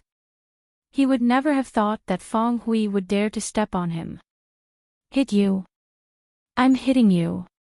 Let's not talk about the disgusting things you usually do, such as using your high position to suppress us subordinates. Now that you dare to bully my daughter, I will kill you." Until the moment Fong Hui made his move, he couldn't believe that this was his doing. As if he had gone mad, he punched and kicked Sima Gaoren. Fong Qing's tears surged, and she cried like a little kitten. But this time, they weren't tears of sadness. Fong Qing was extremely touched. This was her great father. After who knew how long, Fong Hui finally stopped.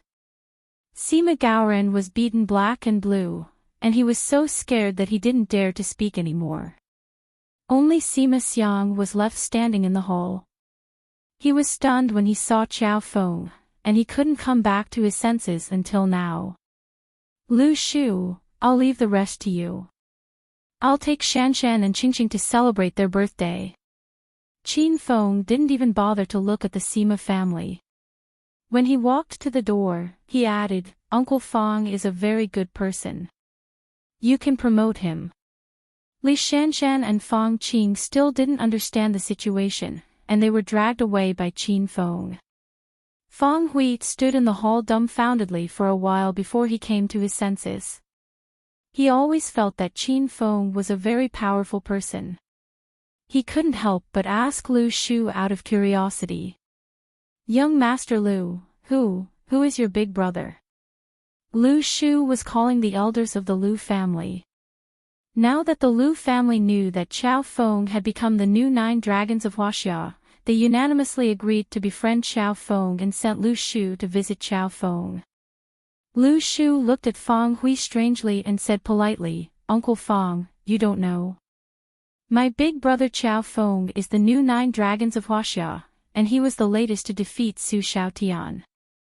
After Lu Shu revealed Qin Feng's identity, the whole hall fell into a dead silence, which made Lu Shu a little puzzled. Feng Hui was stunned, and he couldn't calm down for a long time. The new 9 dragons of Huaxia. That was another height that he, Feng Hui, could never reach in his lifetime. Feng Hui suddenly rejoiced in his heart. He really gave birth to a good daughter. His daughter had good taste, and she was really his lucky star. The people of the Sima family were also stunned, but they were even more frightened. After the arrogant Sima master knew Qin Feng's identity, he immediately fainted. Qin Feng didn't care about what happened next. He believed that the Lu family could handle it. Qin Feng walked on the bustling main street with the 2 little beauties. Looking at the dark blue sky outside and the bustling crowd, the 2 beauties' suppressed nervousness instantly disappeared. "Uncle, why did you leave my dad there alone? Will he be okay?" Feng Qing skipped happily for a while and finally remembered her dad. "It's okay.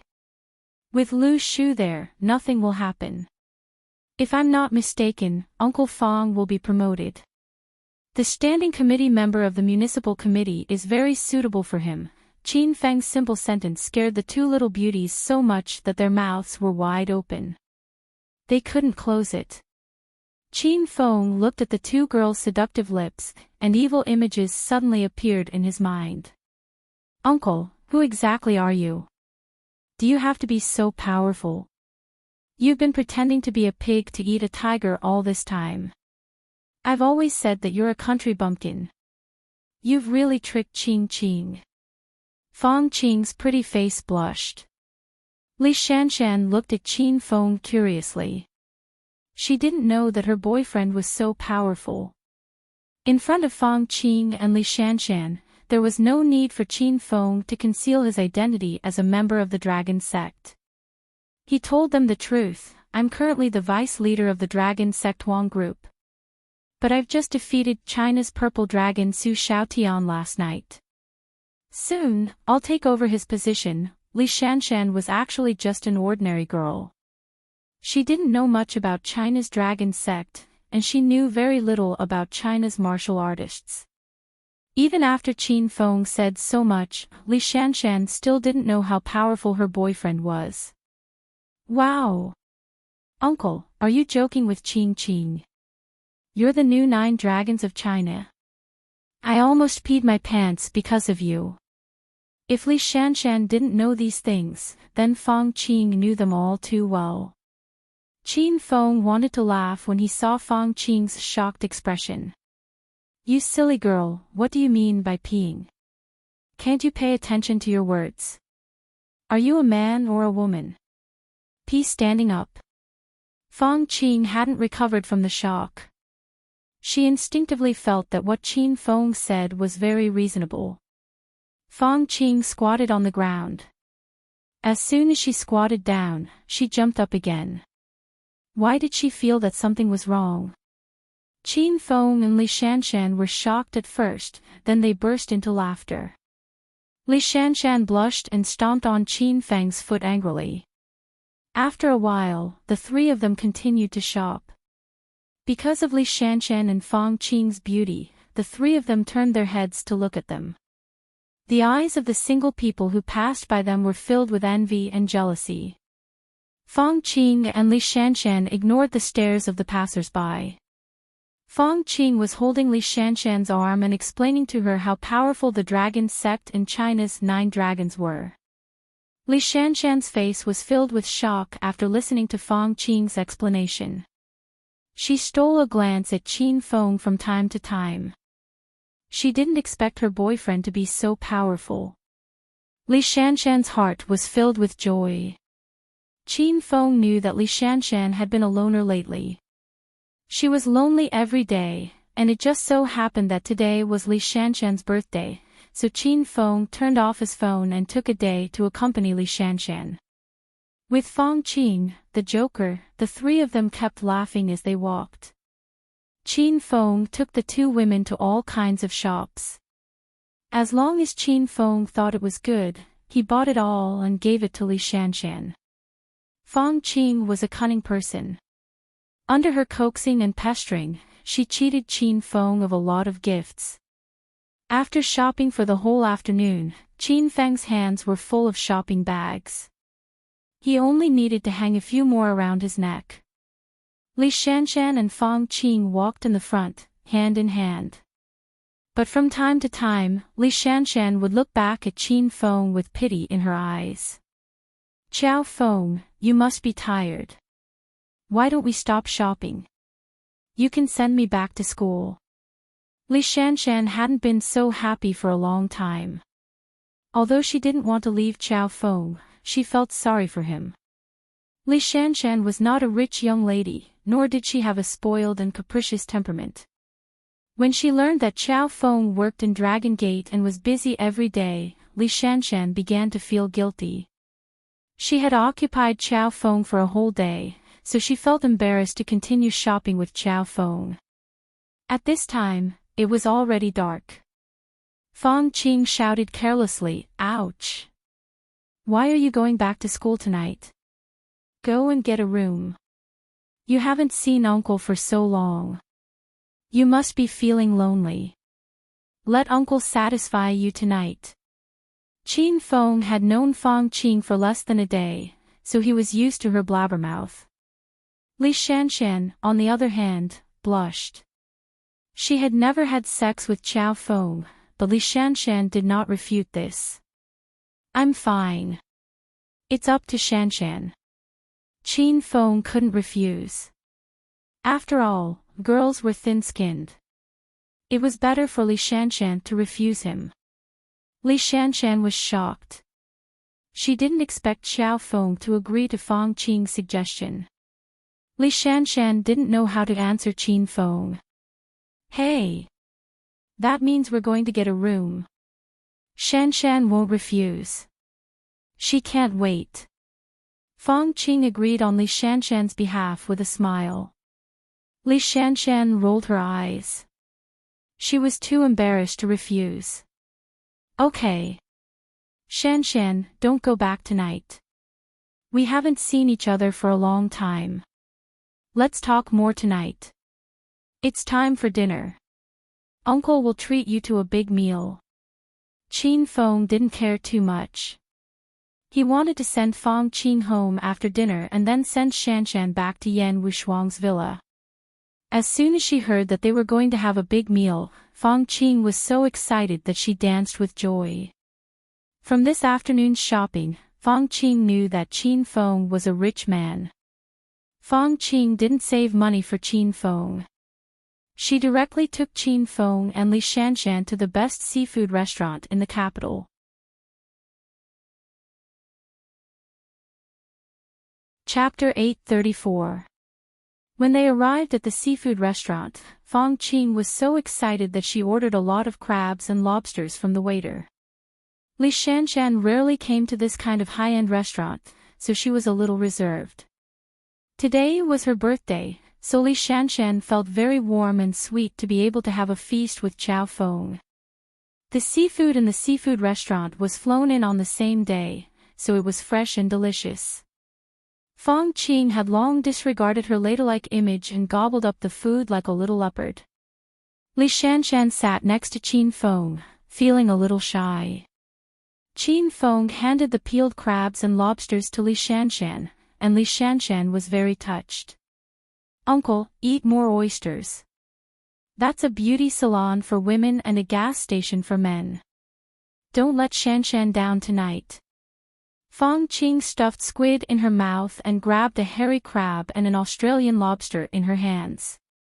Even so, she couldn't stop her mouth.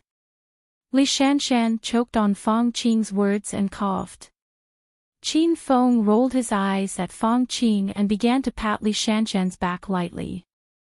"Shanshan, drink some water." Qin Feng gave her the juice that he had drunk. Li Shanshan didn't think too much and drank half of it. After drinking, Fong Qing laughed proudly. "Aha! Shanshan, you drank Uncle's water, so you guys kissed indirectly." "Aw. That was an accident." "No, it's nothing." Li Shanshan was so shy that she lowered her head and was too shy to look at Qin Feng. Not to mention indirect kissing, direct kissing is common. "Why are you making a fuss, you little brat?" Qin Feng glared at Fong Qing and prepared to teach this girl a lesson. "Pfft. Direct kissing is not a big deal," Fong Qing said disdainfully. Qin Feng smirked. "Really? You were so excited when you talked about indirect kissing. Don't tell me you've never kissed before." "Ha! Judging from your sitting posture, I think you're still a virgin." Qin Feng stared at Fong Qing's thighs, and Fong Qing's face and ears flushed with embarrassment. She was a completely different person from her carefree and talkative personality. "Hey! Weird uncle, where are you looking at? You're the virgin. Your whole family are virgins." Fong Qing was so angry that her nose was crooked, and she threw away the crabs and lobsters in her hands. TSK. You're so old, but you've never had a boyfriend. Do you want uncle to pretend to be your boyfriend for 2 days and let you experience it?" Qin Feng continued to anger Fong Qing. Fong Qing was about to cry. Although she usually dared to say anything, when it came to herself, she was more timid than anyone else. Ivy had 18 boyfriends, and I'm more flexible than you. Don't worry about me, you should focus on teaching your Shan. Fong Qing pouted and glared at Qin Feng. She crossed her arms in front of her chest and looked spectacular. Li Shanshan of Shanshan of Li Shanshan. Fong Qing of Qing. Li Shanshan saw that her best friend was angry, so she lightly hugged Qin Feng's arm and said quietly, "Qiao Feng, don't tease Qing, you're making her cry." "I'm just playing with Qing. Qing, hurry up and eat more. Uncle will treat you tonight." Qin Feng patted Li Shanshan's head and looked at Fong Qing with a grin. Fong Qing's personality was very good. She got angry quickly and was even better. When she thought that it was Qiao Feng's treat tonight, Fong Qing immediately began to eat again. She intended to turn her grief and indignation into appetite, and strive to eat Qiao Feng poor tonight. The three of them had a good time together. Qin Feng and Fong Qing always bickered. Li Shanshan sat quietly on one side, holding Qin Feng's arm, and watched the two of them play. "Stupid uncle, can you stop talking to me? I don't even want to talk to you. You're always around me like an annoying fly. You're so annoying. Waiter, serve the wine." Fong Qing failed to bicker again, so she began to complain.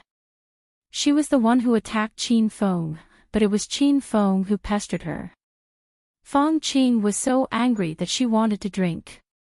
After a while, the waiter came with 2 bottles of red wine. Fong Qing ordered the most expensive wine, Lafite, which cost more than 100,000 yuan. Li Shanshan was shocked and began to feel sorry for Qiao Feng. Qing, let's not drink. It's not good to get drunk." Li Shanshan looked at Fong Qing apologetically. "Shanshan, are you trying to piss me off? Are you still my bestie? You've forgotten your girlfriend after you got a man. It's just 2 bottles of Lafite, and you're already feeling sorry for your boyfriend?" Fong Qing was already angry. She leaned back and sat on the chair with her mouth pouting. She didn't eat or talk. Qin Feng found Fang Qing interesting. He put his arm around Li Shanshan's waist and said with a smile, "It's okay, Shanshan. Qing can drink if she wants. Don't worry about money today. Eating, drinking, and having fun are the most important things." Li Shanshan also felt that Qin Feng was rich. But being rich was one thing, and being willing to spend was another. Qin Feng was willing to spend money for Li Shanshan, and he didn't even blink. This action warmed Li Shanshan's heart. She felt that she was becoming more and more dependent on Qiao Feng. "Uncle, you said it. I'm going to drink you poor today. Let's see if you dare to bicker with me in the future." Fang Qing became energetic again. She asked the waiter to open the 2 bottles of Lafite together. She held the whole bottle and drank it like a beer. Li Shanshan was stunned when she saw this scene. Qin Feng was amused. Fang Qing was really a silly girl. Did she want to drink Lafite to drink herself poor?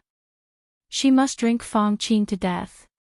Qin Feng held the other bottle of Lafite and poured a glass for Li Shanshan and himself. "Shanshan, happy birthday to you. I hope I can be with you on your birthday every year." Qin Feng's voice was soft and his eyes were bright. Li Shanshan felt a little drunk even before she started drinking. Qin Feng put his hand in front of Li Shanshan and crossed cups with her. Li Shanshan blushed and happily drank this cup of blissful wine. "Hey! You two are so bad. Are you bullying me, a single dog, in public?" Fang Qing drank half of the bottle and saw the sweet and loving scene of Qin Feng and Li Shanshan. Her face darkened with anger. Qin Feng said with a smile, "Hey. You just said that you have 18 boyfriends. You can call all of them.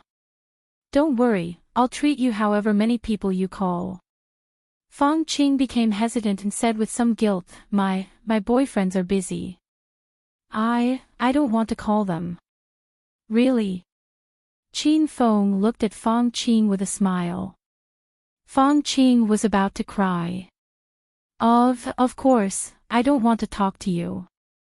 You won't understand even if I tell you." Seeing Fang Qing being defeated again, Li Shanshan covered her mouth and laughed. Qin Feng stopped teasing Fang Qing and took the initiative to raise his glass. The 3 of them drank together. Fang Qing's strategy failed. When she drank the second bottle of Lafite alone, she was already lying on the table drunk and unconscious. Qin Feng and Li Shanshan also finished eating. Qin Feng directly called Lu Shu. After a while, Fang Hui rushed over hurriedly. "Ha, young Master Qiao, hello. My girl didn't cause you any trouble, did she?" Fang Hui greeted Qin Feng warmly as soon as he arrived. Since he knew Qin Feng's identity, Fang Hui feared and respected Qin Feng from the bottom of his heart. "Uncle Fang, Shanshan and I are good friends of Qing. You don't have to be polite with us." Qing was so happy that she drank too much tonight. She said she was proud of your performance today. Qin Feng said with a smile. Fang Hui went up to support his daughter. Seeing that the girl was drunk, he felt pity in his heart. "Then I'll take Qing back first. When you have time, Uncle Fang will treat you to a drink or 2. Qin Feng saw that Fang Hui's aura had changed a little. It was a kind of strength that only a superior had. Without asking, Qin Feng knew that Lu Shu had done what he wanted. The 4 people left the seafood restaurant together. After saying goodbye downstairs, Fang Hui took Fang Qing home, and Qin Feng took Li Shanshan for a walk on the street. "Qiao Feng, I'll go to the hotel in front. The environment there is not bad." Li Shanshan suddenly stopped and looked at Qin Feng shyly. Qin Feng was slightly stunned. "You're not going back to your big sister Yan's villa?" Li Shanshan was also stunned. She suddenly realized that she seemed to have misunderstood. However, Li Shanshan didn't want to go back. On this special day, Li Shanshan wanted to be alone with Chao Feng. With a trace of drunkenness, Li Shanshan bravely said, I don't want to go back. I want to stay with you for one night. Li Shanshan also drank a lot of red wine that night. At this moment, her face was boiling red, and her eyes were misty. Qin Feng was a little fascinated by her. Okay, I'll accompany you tonight. The two entered the hotel and got a room. Li Shanshan was so old, but this was the first time she got a room with a man.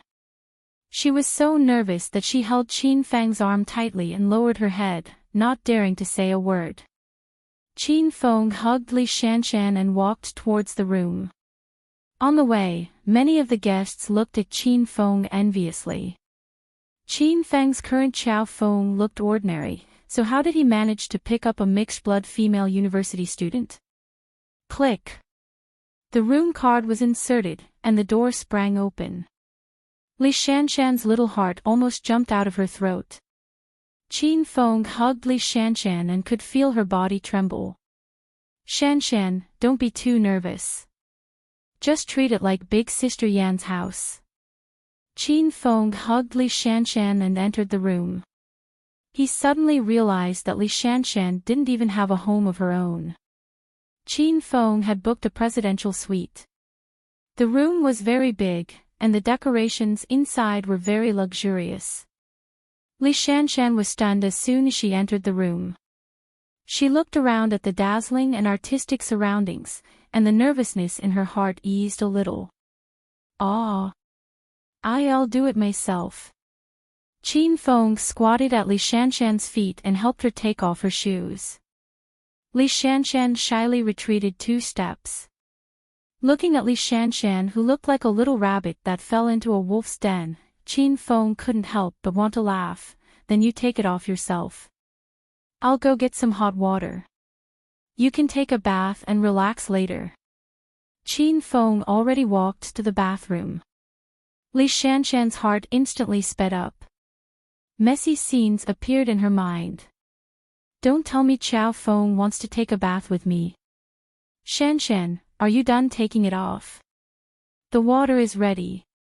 While Li Shanshan was absent-minded, Qin Feng's voice came from the bathroom. Li Shanshan took off her shoes. She was so nervous that she didn't know where to put her hands. I am not ready yet. How about you wait for me? Qin Feng already came out of the bathroom. He looked at the nervous Li Shanshan and was confused. Shanshan, it's just a bath. Why are you so nervous? Oh. Don't tell me you're on your period. Qin Feng suddenly understood. Girls usually couldn't take a bath when visiting relatives. Li Shanshan's face was bright red. She was already sure that Chao Feng really wanted to have sex with her tonight. Otherwise, why would he ask her if she was on her period? I didn't come. It's my first time. I'm a bit nervous. Li Shanshan's voice was even softer than a mosquito's. Qin Feng was completely confused. Li Shanshan had lived for 22 years. This was her first time taking a bath.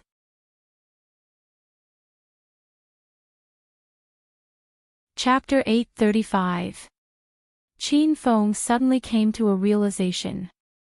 Li Shanshan was such a fragrant little beauty, so how could she not bathe for 22 years?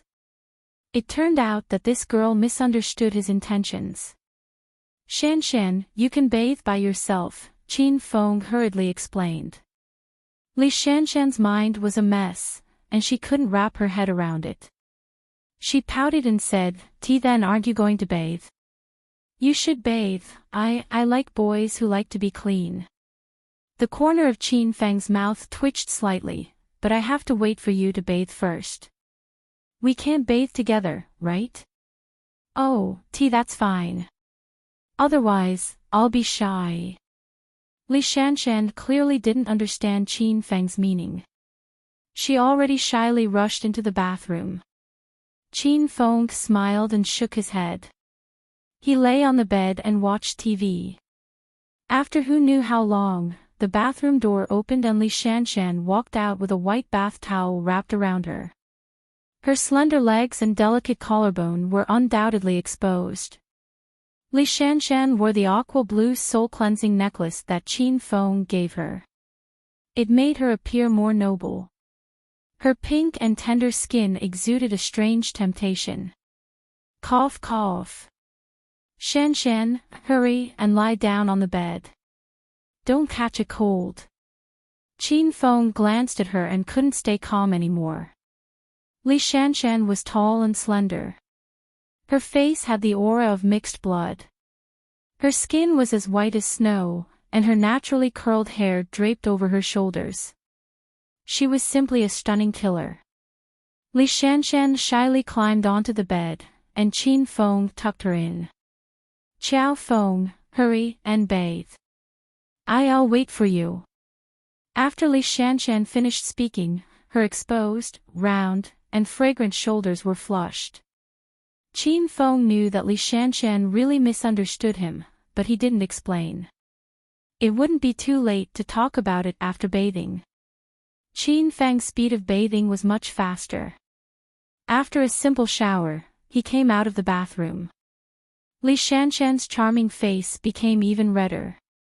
She mistakenly thought that Qin Feng was in such a hurry because he couldn't wait. Ah. Shanshan, where's your bath towel? Qin Feng had just pulled back the blanket and was about to go to bed when he was suddenly stunned by the beautiful scene in front of him. Li Shanshan didn't snatch the blanket to cover her body. She raised her head and looked at Qin Feng shyly. I thought I'd have to take it off sooner or later, so I took it off in advance. Qin Feng slapped his forehead and hurriedly covered Li Shanshan's body with the blanket. Li Shanshan looked at Qin Feng doubtfully and worriedly said, "What's wrong? Don't you like this? Then I'll wear it back and let you tear it off." Li Shanshan threw the blankets off her body and got out of bed naked to grab the towel on the sofa. Qin Feng glanced at Li Shanshan's enchanting back and felt a bit uncomfortable. "I'm done. Come and help me take it off." Li Shanshan had already put on the towel and climbed onto the bed. Qin Feng forcefully suppressed the evil fire in his belly. He patted Li Shanshan's head and said, Shan, let's just chat tonight. We won't do anything else." Li Shanshan's expression suddenly froze. She already took the initiative, but she didn't expect Xiao Feng to be indifferent. Li Shanshan's heart inexplicably tensed up. Could it be that Xiao Feng didn't like her anymore? Then I'm going to sleep. Li Shanshan tilted her head, and a teardrop slid down her handsome cheek. Qin Feng felt Li Shanshan's mood suddenly drop, so he pulled her into his embrace. "Shanshan, don't think too much. I'm going to wait until your daddy comes back. It won't be too late for us to do those things then." Li Shanshan's enchanting large eyes blinked. She looked at Qin Feng and said, "Really? If you don't like me anymore, then tell me. I won't force myself on you." Qin Feng helped Li Shanshan wipe away her tears. He cupped her cheek and said, Shan is so beautiful, has a good figure, and is smart and obedient. How could I not like you? You're still young, so some things can't be done too hastily. Qin Feng's voice was soft and full of doting. Li Shanshan's disappointed mood immediately soared. She found that she really misunderstood Xiao Feng. It turned out that Xiao Feng cared more about her, and that was why he resisted touching her body. Then when Daddy and Mommy come back, we'll do that."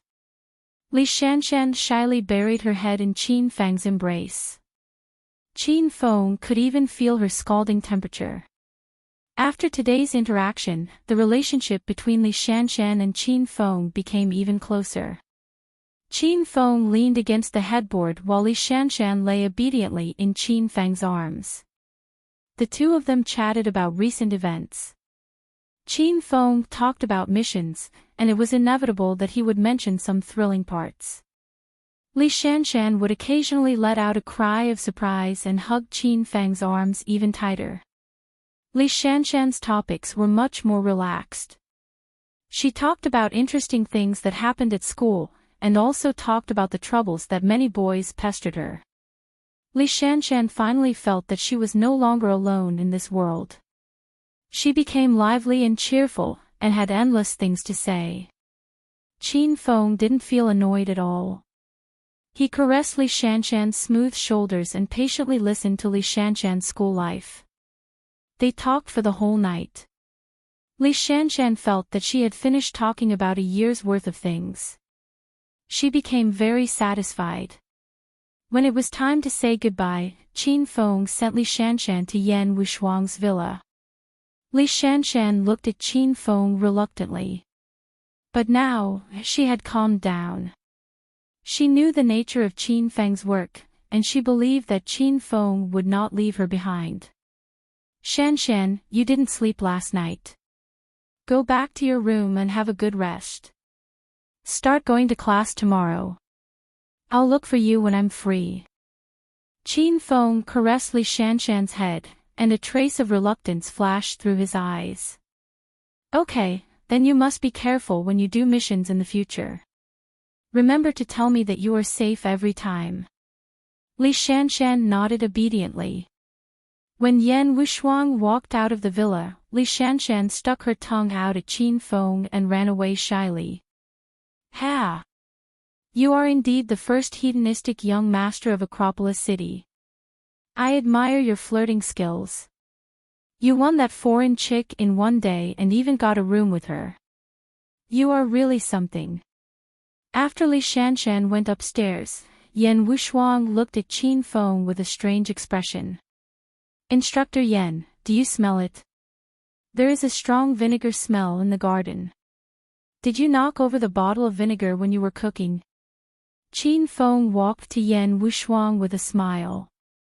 You are the one who knocked over the bottle of vinegar. Don't flatter yourself. Yan Wushuang crossed her arms in front of her chest and rolled her eyes. Qin Feng knew what Yan Wushuang was thinking. He said, Wushuang, don't get the wrong idea. It was Shan Shan's birthday yesterday. She wanted to go shopping and have a feast. Then, she stayed late. So, we got a room.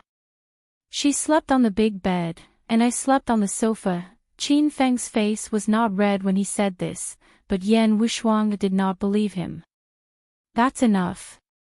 You don't have to explain it to me. I am not related to you. Yan Wushuang was upset, but she did not want Qin Feng to see that she was upset. Yan Wushuang changed the topic. The 12 peaks of the Dragon Sect have made their decision. They will confer you the title of the Dragon Sect's main base in the provincial capital tonight. Don't be late. After Yan Wushuang finished speaking, she turned around and went back to the living room to watch TV. Qin Feng also sat on the sofa. Both of them did not speak. The atmosphere was a little tense, but it felt like an old married couple. Yan Wushuang seemed to be in a better mood after watching the TV series for the whole afternoon. She got up from the sofa when she saw the sky was getting dark. Let's go to the Dragon Sect. Qin Feng followed Yan Wushuang's car to the Martial Artist Union. The martial artist town was brightly lit. The streets were crowded with martial artists who were shopping for cultivation items. Qin Feng felt a little disappointed as he walked on the main street and looked around. A few months ago, Lu Jia brought Qin Feng to martial artist town for the first time. At that time, Qin Feng was still a newbie and did not know much about the martial artist union.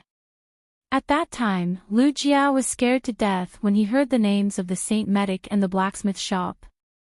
Qin Feng was also a little afraid of them. However, after a few months, Qin Feng had already ignored the shops in the town.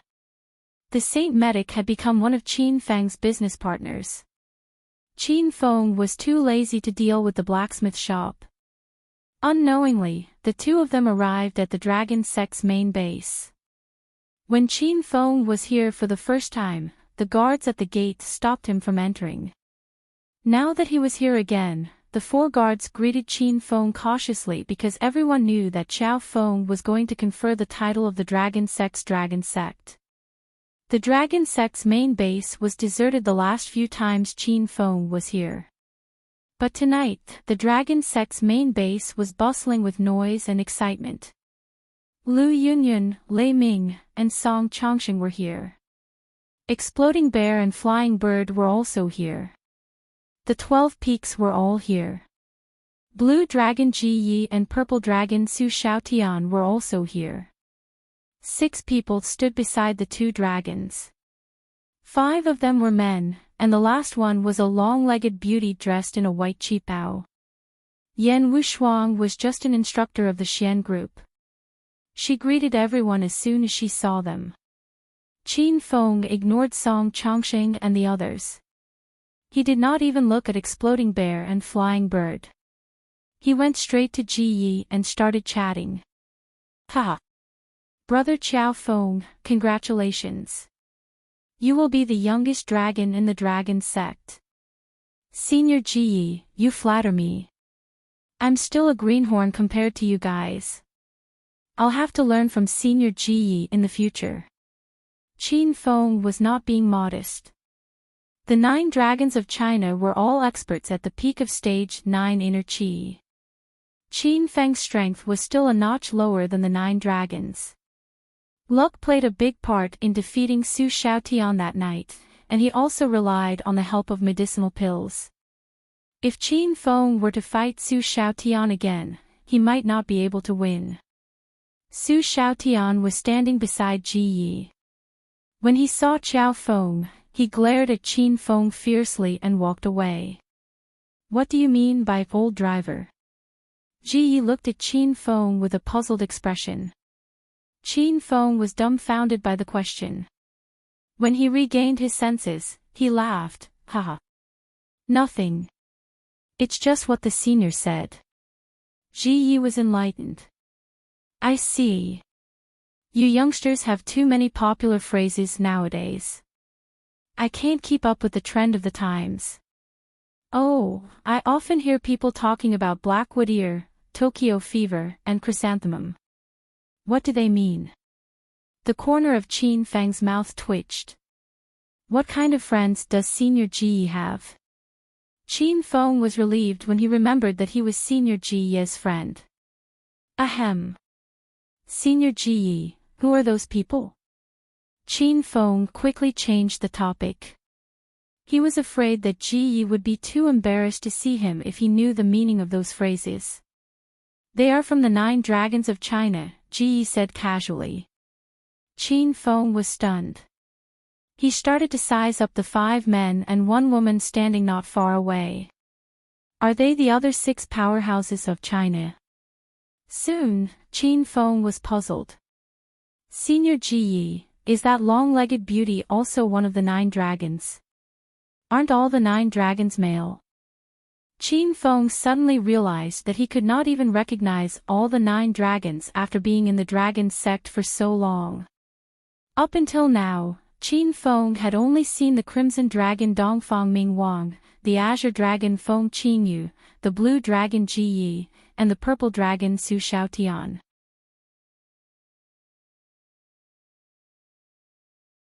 Chapter 836. Actually, Qin Feng was also puzzled. It was said that the 9 dragons of China were arranged according to the colors of the rainbow: red, orange, yellow, green, cyan, blue, and purple. However, these 7 colors represented the 7 most powerful beings in China. If the 9 dragons of China were the 9 most powerful beings, then what about the other 2? Ji Yi looked at Qin Feng curiously. He thought Qin Feng knew about the 9 dragons of China. You really don't know them? I don't. Please enlighten me, Senior Ji Yi, Qin Feng said seriously. Is that so? Then let me tell you. The 9 dragons of China are 9 people, but many people don't know that China has a phoenix. Phoenix? You mean that long-legged beauty? Qin Feng was shocked. Ji Yi nodded and continued, actually, China has 9 dragons and 1 phoenix. Other than the 7 dragons, there is a black dragon and a white phoenix. That makes it 9 people. Qin Feng was enlightened, but then he realized something was wrong. Doesn't that mean there is 1 less dragon? Ji Ye's expression changed, and a trace of seriousness flashed in his eyes. He said slowly, indeed, there is 1 less dragon. Above the 9 dragons is the divine dragon. The divine dragon's strength surpasses the 8 dragons and 1 phoenix, and he became the symbol of independence. Therefore, the 9 dragons of China that people often talk about are actually the 8 dragons and 1 phoenix, not the divine dragon. He, the divine dragon, has his own name. The divine dragon. His own name. Qin Feng was shocked. He never thought that there was a divine dragon above the 9 dragons. If the 9 dragons of China were all powerful beings at the peak of stage 9 inner chi, then what realm was the divine dragon? Qin Feng suddenly felt that his strength was still too weak. As his horizons grew, he met more and more powerful beings. Senior Ji Yi, does this mean that the divine dragon has entered the true chi stage? Qin Feng asked. No one knows because no one has seen the divine dragon in action. However, rumor has it that he was the most powerful being in China 20 years ago.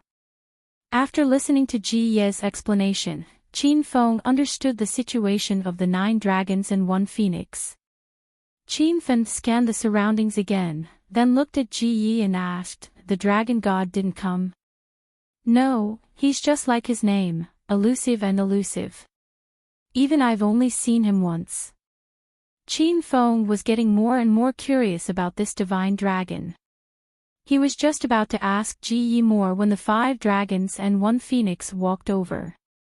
Qin Feng recognized the elder leading the group. He was the elder of the Dongfang family, Crimson Dragon Dongfang Ming Wang. Congratulations, Qiao Feng. You will soon join the ranks of our 9 dragons and become a family with everyone. Dongfang Ming Wang knew the relationship between Qiao Feng and Qin Feng, so he treated Qiao Feng warmly. After all, Qiao Feng was his grandson-in-law. Bai Feng crossed her arms in front of her chest and stood coldly to the side. This was because Bai Feng had seen Qin Feng glancing at Bai Feng's long legs several times. Since the Crimson Dragon had greeted Qin Feng, the other 4 dragons couldn't pretend that they didn't see him. Hello, I'm Orange Dragon Qin Qingdi. I am Golden Dragon Yuan. Nameless Green Dragon. Black Dragon Sword, Zhou Burial. Other than Azure Dragon, who had betrayed the dragon sect, Feng Qingyu, who was not present, the remaining experts of the 8 dragons and 1 phoenix were all standing before Qin Feng. After greeting Qin Feng, everyone looked at Qin Feng curiously. They had heard about the battle on Broken Cliff Mountain. Although Purple Dragon Su Xiaotian was the weakest among the 8 dragons and 1 phoenix, he was still a stage 9 inner chi expert. Looking at Qin Feng, who was in his early 20s, they couldn't believe that such a young man could defeat Su Xiaotian.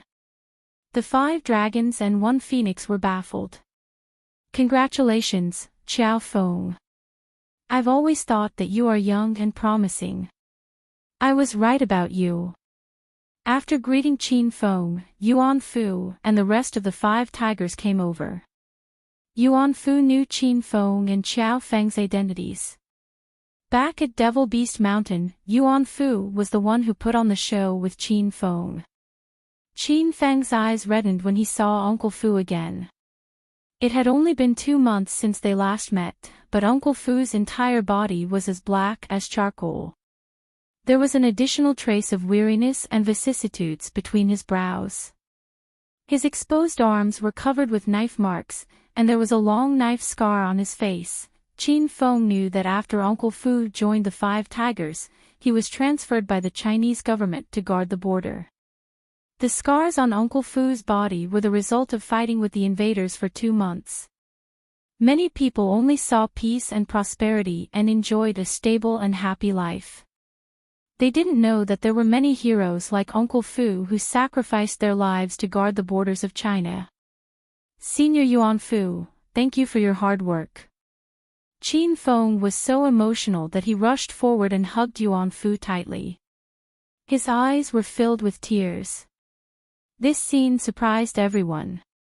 The dragons took a few steps back and looked at Xiao Feng with strange eyes. Is there something wrong with this person's sexual orientation? The moment Yuan Fu saw Qin Feng, he couldn't contain his excitement. Both of them were not related by blood, but they were as close as father and son. Before Qin Feng obtained the Hedonist sovereign system, Uncle Fu had saved his life countless times. Xiao Feng, don't be sad for me. You must be proud of me. It's my honor to protect the country. I believe that after you become the new 9 dragons, your family will be proud of you. Yuan Fu had changed a lot in the past 2 months. He exuded a determined and domineering aura. Qin Feng saw that Uncle Fu had returned to the ranks of the strongest in China. He was proud of Uncle Fu. The 9 dragons and 5 tigers surrounded Qin Feng. Even the leaders of the Dragon Gate, Heaven, Earth, Mystic, and Yellow teams didn't have the right to approach. Not long ago, Exploding Bear and Flying Bird looked down on Xiao Feng. In less than a month, they didn't even have the right to speak to Xiao Feng. It felt like they were slapped in the face by an invisible hand. Bing Bing, come here. I'll introduce some seniors to you. Qin Feng saw Lu Bingbing's beautiful figure in the crowd and quickly called her over. Everyone who was in the middle of a heated discussion looked at Lu Bingbing with envy. Today was the big day of the dragon sect. Almost all the members of the Heaven, Earth, Mystery, and Fantasy group were here. It was rare to see the 9 dragons and the 12 peaks of China gathered together. Everyone excitedly discussed the legendary deeds of the strongest. Who didn't want to chat with Qin Feng's group? That was the highest honor. However, this was unrealistic. It was the 9 dragons and 5 tigers of China. How could an ordinary dragon sect member come into contact with them? However, because of Xiao Feng's words, Lu Bingbing joined the ranks of the 9 dragons and 5 tigers. She accomplished what the dragon sect members dreamed of. Lu Bingbing was very nervous. Since she was young, her dream was to join the dragon sect and meet the 9 dragons and 5 tigers of China. Now that Xiao Feng became the new 9 dragons, he didn't forget to introduce her to the other seniors. Lu Bingbing was very touched. Seniors, this is my subordinate from the Huang group, Lu Bingbing. She's an outstanding and responsible dragon sect member. I hope you can take care of her in the future. Qin Feng praised Lu Bingbing in front of the 9 dragons and 5 tigers, which made Lu Bingbing feel a little embarrassed. Dongfang Mingwang, Ji Yi, and Yuan Fu were very close to Qin Feng. The 3 of them gave Qin Feng face and praised Lu Bingbing. The others didn't want to undermine Lu Bingbing, so they simply said a few words, which made Lu Bingbing excited. After Lu Bingbing joined the ranks of the 9 dragons and 5 tigers, Yan Wushuang stood alone in a corner. Her eyes were full of disappointment. She had been in the dragon sect for more than 5 years. She also wanted to meet the 9 dragons and 5 tigers. In the eyes of the dragon sect members, the 9 dragons and 5 tigers were like superstars pursued by ordinary girls. Yan Wushuang was also a fanatical fan of the 9 dragons and 5 tigers, but she didn't have the chance to join the ranks of the strongest. Instructor Yan, come over here too. Yan Wushuang was looking at Lu Bingbing in a daze. She thought Lu Bingbing was very lucky to be loved and cared for by Qin Feng. Suddenly, Qin Feng's voice rang in Yan Wushuang's ears, which startled her.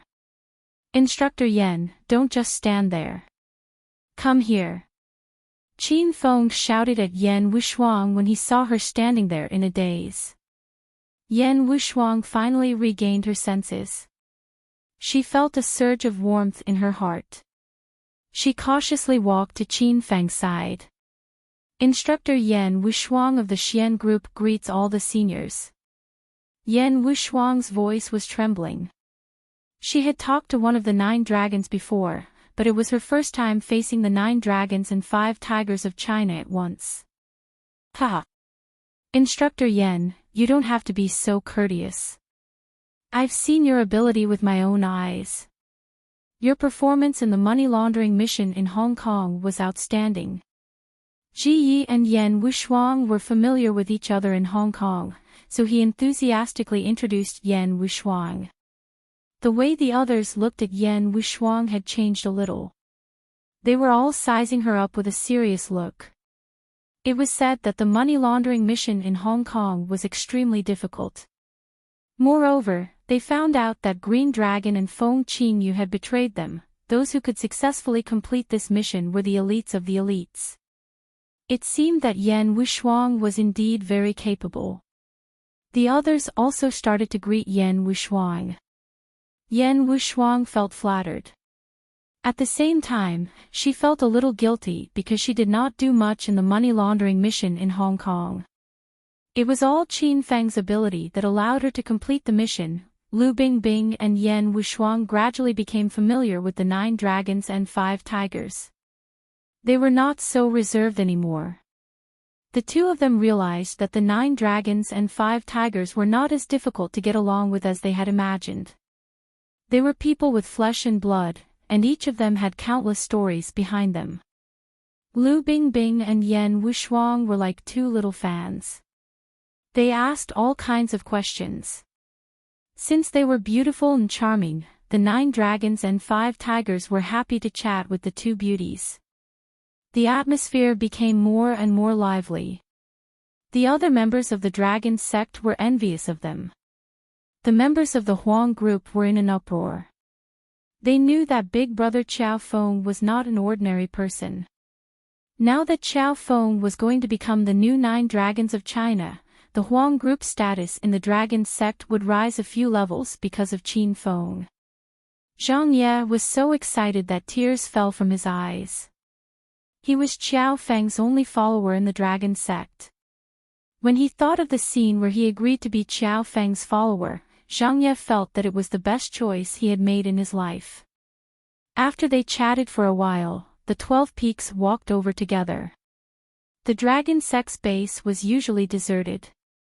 Today, it was as lively as Chinese New Year. Seeing the 12 peaks standing in the middle of the hall, the dragon sect's members became quiet.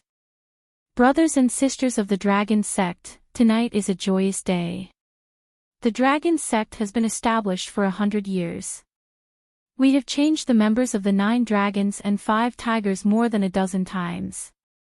Tonight, we have a new member joining the ranks of the 9 dragons of China. The 12 peaks send a representative to give a speech. At the beginning, they were just words that went beyond the formalities. However, the atmosphere was still very lively. The change of the 9 dragons and 5 tigers of the dragon sect was a big event. It even attracted the attention of the martial artists in the secular world and many forces outside the martial arts world. After the opening speech, the representative of the 12 peaks paused for a moment and went straight to the main topic. Before we give Comrade Qiao Feng the title of dragon, I have to announce another matter.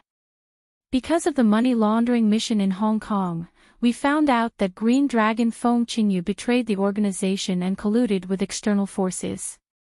So far, the Dragon sect has revoked Feng Qingyu's title of Green Dragon and issued a global arrest warrant to capture him.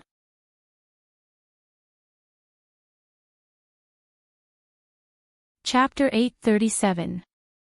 Swoosh. Following the announcement of the 12 Upper Peaks representatives, the crowd went into an uproar. They thought Qiao Feng was going to be conferred the title of China's Purple Dragon, but Qiao Feng got lucky this time and became the Blue Dragon and Green Dragon's competitor. But soon, those who were close to Qin Feng started to worry. Blue Dragon Ji was definitely stronger than Su Xiaotian. Could Qin Feng really defeat him? Hee hee. Let's not make things so complicated. I'm already famous as Blue Dragon Ji, and I don't want to change my name so easily. I'll step down and let Xiao Feng be the Green Dragon. Before the crowd could react, Ji Ye's hearty laughter echoed in the hall. Qin Feng was startled. Before he could say anything, Ji Yi waved his hand and interrupted, "Brother Xiao Feng, don't say any more. You know what kind of person I, Ji Yi, am. We completed the money laundering mission together in Hong Kong last time. Our teamwork was great. I hope we can work together again in the future." Since Ji Yi had already said that, Qin Feng didn't want to be pretentious anymore. He was not a pretentious person. "Alright, Senior Ji Yi, I'll accept your invitation," Qin Feng replied. In the blink of an eye, Qin Feng and Ji Yi had reached an agreement. Even the 12 upper peaks were still in a daze. The 12 of them had cold expressions and showed their displeasure. The reason why they suggested another match between Xiao Feng and Ji Yi was that the 12 of them still held a grudge against Ouyang Feng for beating them up on the cliff. Later on, Xiao Feng talked back to the 12 upper peaks. Of course, the 12 of them had to punish Xiao Feng. Otherwise, how could they maintain their position and prestige? In the end, the hole was filled by Qin Feng and Ji Yi. This time, the 12 upper peaks were at their wits' end. "Senior Ji Yi, since Senior Ji Yi has stepped down, can you confer the title to me now?" Qin Feng looked at the 12 of them with a smile. The 12 upper peaks regained their senses and glared at Qin Feng angrily, but they couldn't do anything to Xiao Feng. The 12 upper peaks representatives stepped forward and stood in front of Qin Feng. The hundreds of people around held their breaths. The most important moment of the night was about to come. On behalf of the 12 peaks of the Dragon Sect, on behalf of the Dragon Sect of China, I hereby announce that the vice team leader of the original Huang group, Xiao Feng, is now officially conferred the title of Azure Dragon of China. From now on, Azure Dragon Xiao Feng will be recorded in the history of the Dragon Sect. The representatives from the 12 peaks were still talking about the away game, but Lu Bingbing and Yan Wushuang could no longer hear anything. Tears welled up in the two women's eyes. They knew that Qin Feng had defeated Zilong and that Qin Feng would become the new 9 dragons of China. They thought they were ready to welcome this glorious moment, but when the moment came, they couldn't suppress the excitement in their hearts. Tears of joy gushed out of their eyes. Paw paw paw. After a brief silence, thunderous applause rang out in the Dragon Gate base. The members of the Huang group were so excited that they were going crazy. Zhang Ye's eyes rolled back and he nearly fainted from joy. The 9 dragons and 5 tigers all came up to congratulate Qin Feng. The team leaders and leaders of the Heaven, Earth, and Mysterious Fantasy teams also surrounded Qin Feng, looking for opportunities to flatter him. Lu Yunduan, Lei Ming, and Song Chongqing blushed when they thought of suppressing Xiao Feng when he first joined the Dragon Gate. They wished they could dig a hole and hide in it. The team leaders of the Heaven Group, Flying Bird, and the Earth Group, Exploding Bear, felt even more ashamed. However, they had to stay in the base. Even the 9 dragons and 5 tigers had not left, so how could they leave first? Ha! Good job, Xiao Feng. You're the Green Dragon of China now. You're amazing. Truly amazing. Ji Yi patted Qin Feng's shoulder happily. Dongfang Mingwang stroked his beard and nodded at Qin Feng. Now that Qin Feng had become the Green Dragon of China, his marriage with Dongfang Qing Shui would be even more perfect. Big Brother Xiao Feng. No, Senior Green Dragon, on behalf of all the members of the Huang group, congratulate Big Brother. Zhang Ye was so excited that he couldn't speak coherently. Qin Feng patted Zhang Ye's head and said, "Don't worry, you're still my little brother. Just follow me and do your best. Ah. Okay. Thank you, big brother. There were so many people who came to congratulate Qin Feng that he was surrounded by 3 layers of people. Qin Feng's achievement was considered a miracle in the dragon sect. He had joined the dragon sect for less than 3 months. From an ordinary member of the Huang group, he completed all kinds of difficult missions and rose to the position of deputy leader of the Huang group. Now, he made a huge leap and jumped to the position of the Green Dragon of China.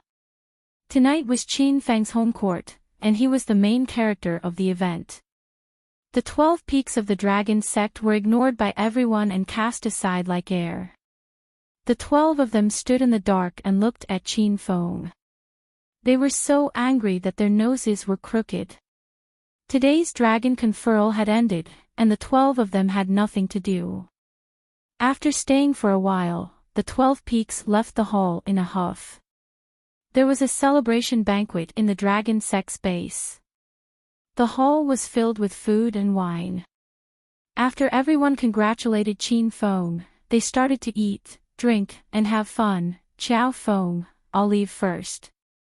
Have a good celebration. The 9 dragons and 5 tigers were busy people. After Uncle Fu congratulated Qin Feng, he was about to leave with the 5 tigers because they still needed to guard the border of China. Senior Yuan Fu, don't you want to stay for a drink before you leave? Qin Feng looked at Uncle Fu reluctantly. Uncle Fu patted Qin Feng's shoulder and said proudly, I still have important matters to attend to, so I won't waste any more time here. You must continue to work hard and make Uncle Fu proud of you. Uncle Fu, I'll see you off. Thousands of words could not express Qin Feng's feelings at this moment. He personally sent Uncle Fu off. Looking at the backs of the 5 fierce tigers that gradually disappeared into the night, Qin Feng's heart was filled with emotions. After the 5 tigers left, the remaining 7 dragons and 1 phoenix also bid farewell to Qin Feng. All of them had heavy responsibilities, so they couldn't delay too much. After the 9 dragons and 5 tigers left, the atmosphere in the hall became even more heated.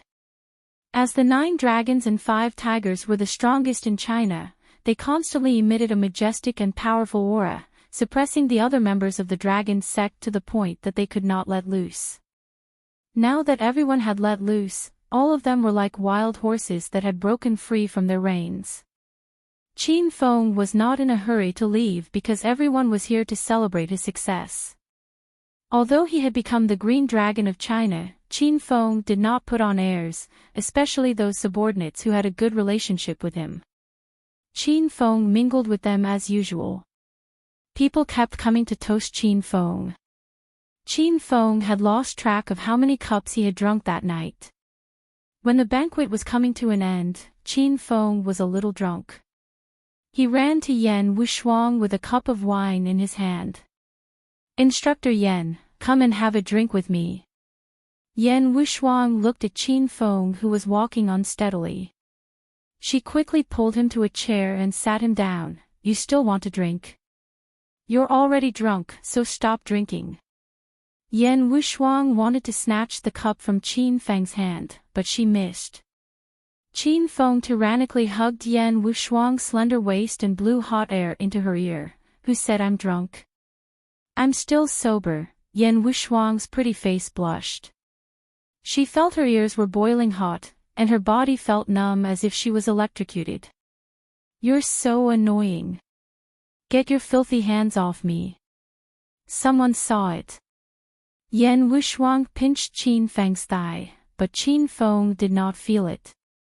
Wushuang, can you reconsider the thing I mentioned to you?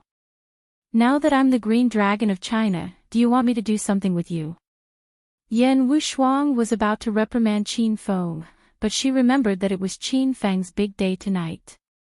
She swallowed her words and said softly, I'll think about it. After fooling around with Yan Wushuang for a while, Qin Feng went to look for Lu Bingbing. Lu Bingbing was very happy tonight because her man had become the Green Dragon of China. Seeing Qin Feng was drunk, Lu Bingbing supported him. The banquet lasted until late at night. Everyone was drunk, and some left.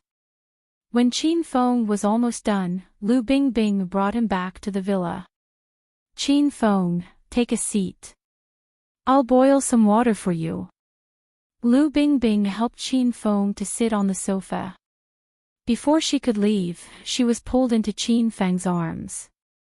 Bingbing, I'm not drunk. Why do you want to boil water? Qin Feng's voice was slurred, but he said he was not drunk.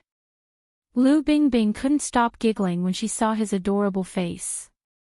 Okay. You're not drunk. Lie down for a while, and I'll boil some water for you. Okay. Lu Bingbing found that Qin Feng was like a child sometimes. Sometimes, he was so domineering that it was scary. However, it was because of this that Qin Feng won Lu Bingbing's heart. Qin Feng really drank too much and fell asleep on the sofa. Lu Bingbing ran to boil some water and brought a wet towel to wipe Qin Feng's body. She took care of Qin Feng like a little wife and was considerate and attentive. After a short nap, Qin Feng woke up. He was at the early stage of stage 9 inner qi, so his recovery speed was 10 times faster than ordinary people. As soon as he woke up, he saw Lu Bingbing lying in front of him. The collar of her white shirt was unbuttoned, and all he could see was her snow-white skin. Ah! Qin Feng, well, you're awake. You bastard, don't bite me. Lu Bingbing was wiping Qin Feng's body seriously. Suddenly, she screamed. Her ice-cold face turned flirtatious and red. Qin Feng didn't seem to hear Lu Bingbing's begging. He carried Lu Bingbing to the French window. Outside, there was a starry sky and a beautiful night view. After waking up, Qin Feng was like an awakened beast. Lu Bingbing had no strength to struggle and fell into his warm and strong embrace. Lu Bingbing bent over and propped up her butt. She looked at the streetlights outside and screamed, "Aw! Don't do it here. Someone will see us." Crack. Qin Feng didn't move. He opened the window in the middle and let Lu Bingbing's screams travel outside. Bingbing, as the Green Dragon of China, I order you to obey your superior's orders. Move faster.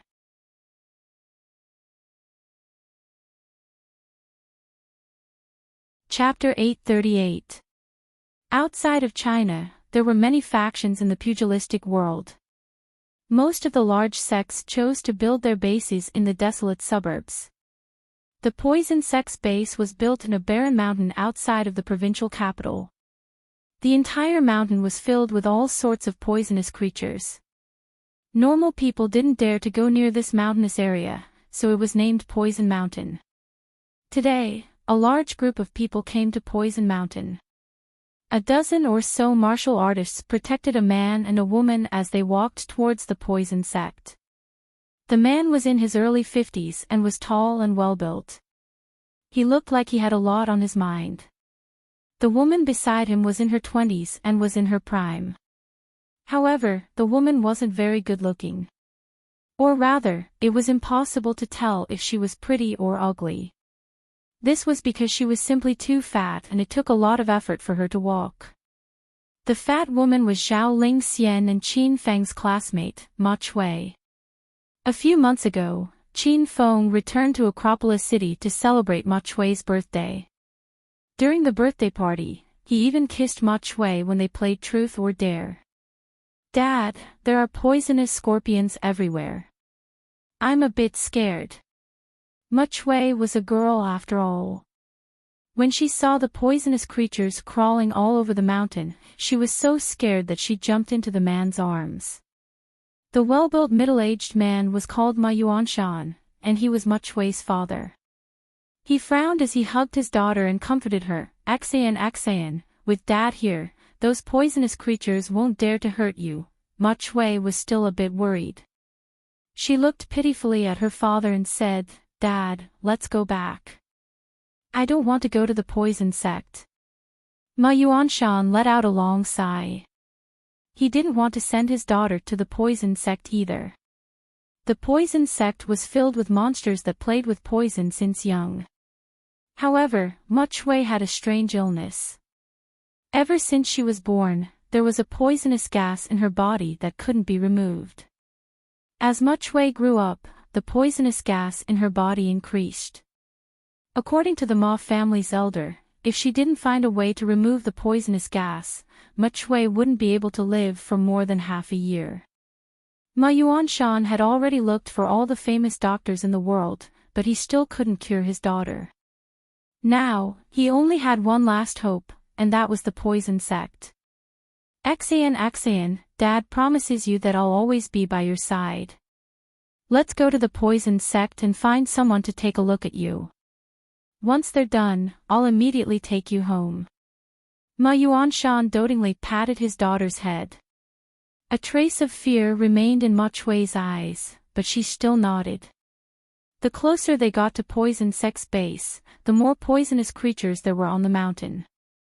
There were colorful snakes, giant scorpions, centipedes, red toads, colorful moths.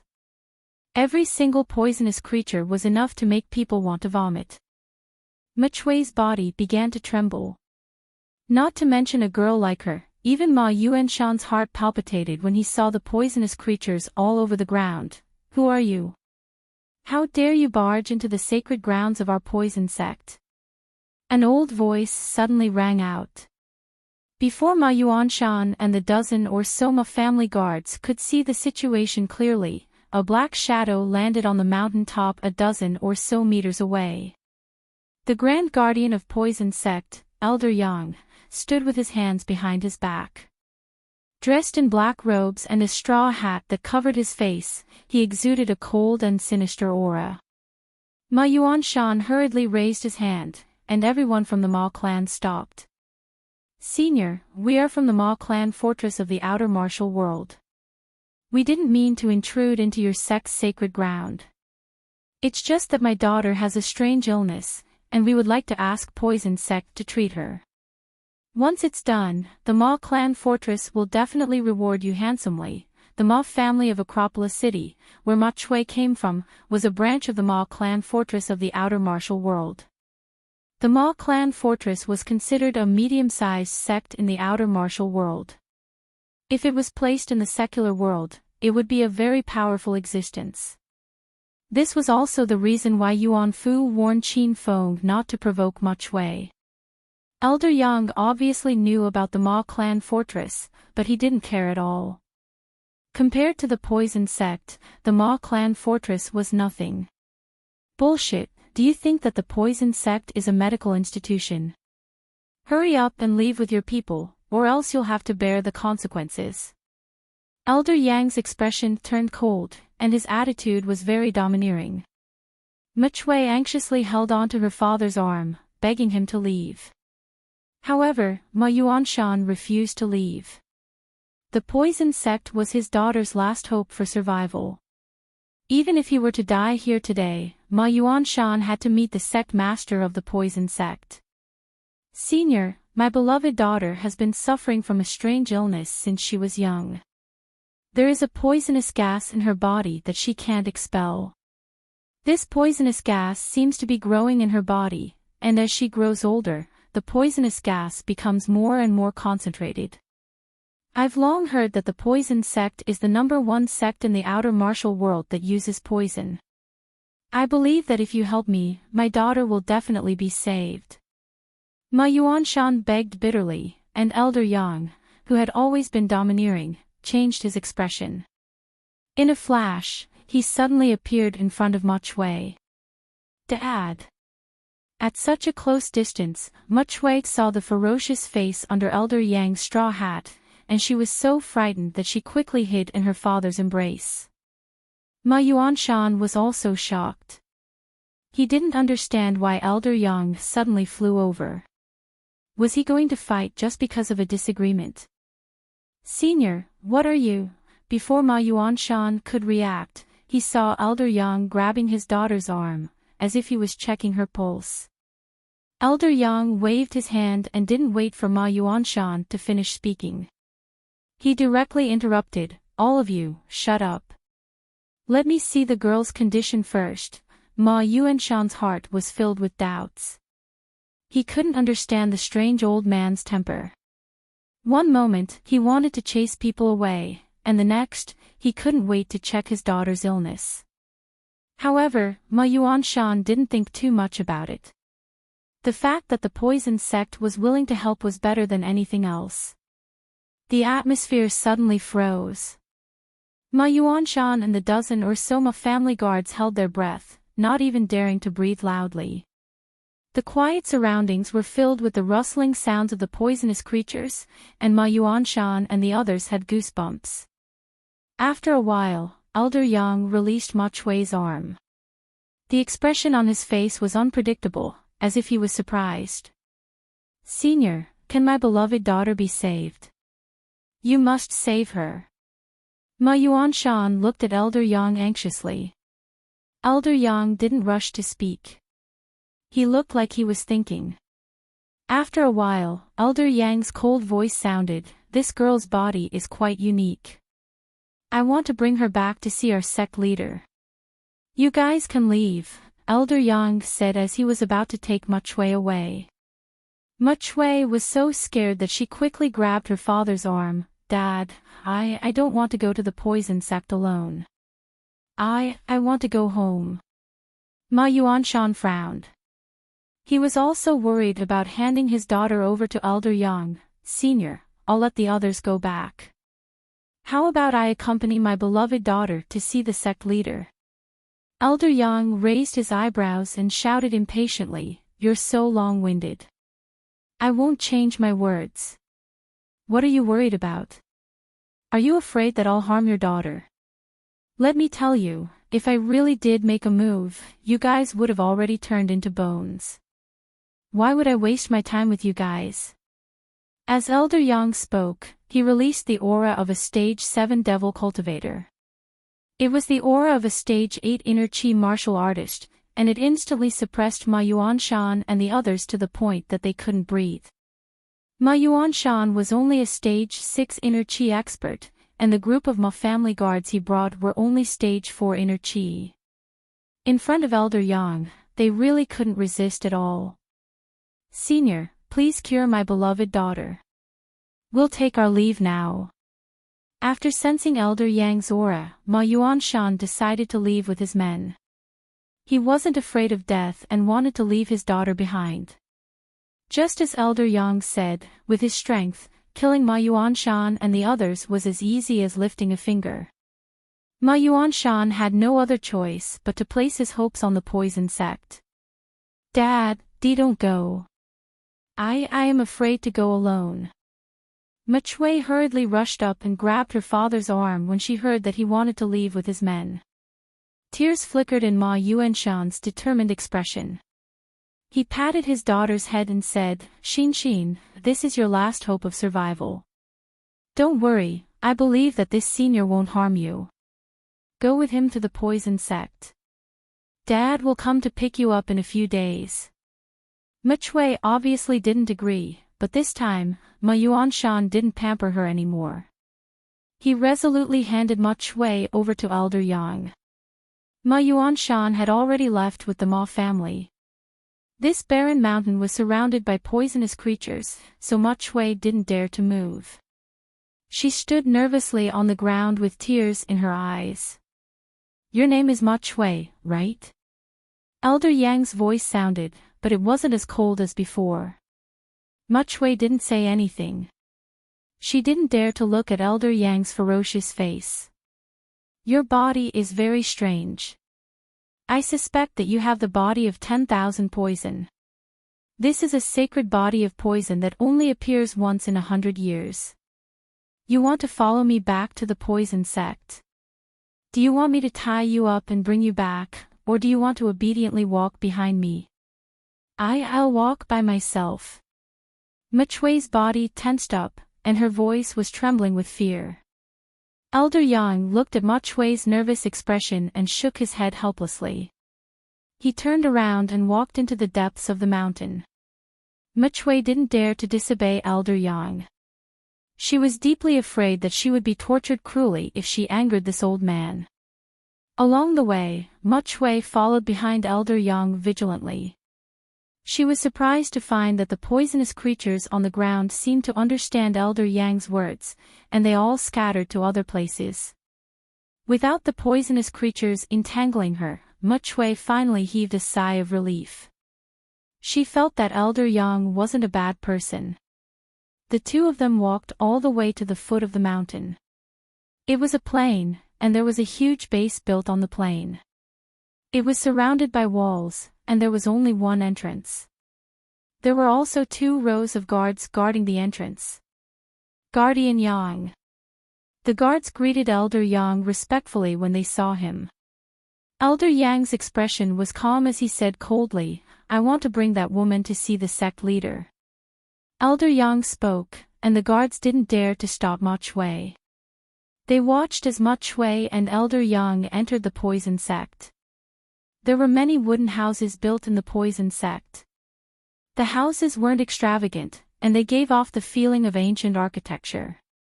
Ma Chui followed behind Elder Yang and looked around curiously. She had forgotten to be afraid. Guardian Yang of the poison sect requests to see the sect leader. Elder Yang stopped in front of the tallest wooden house. "Come in."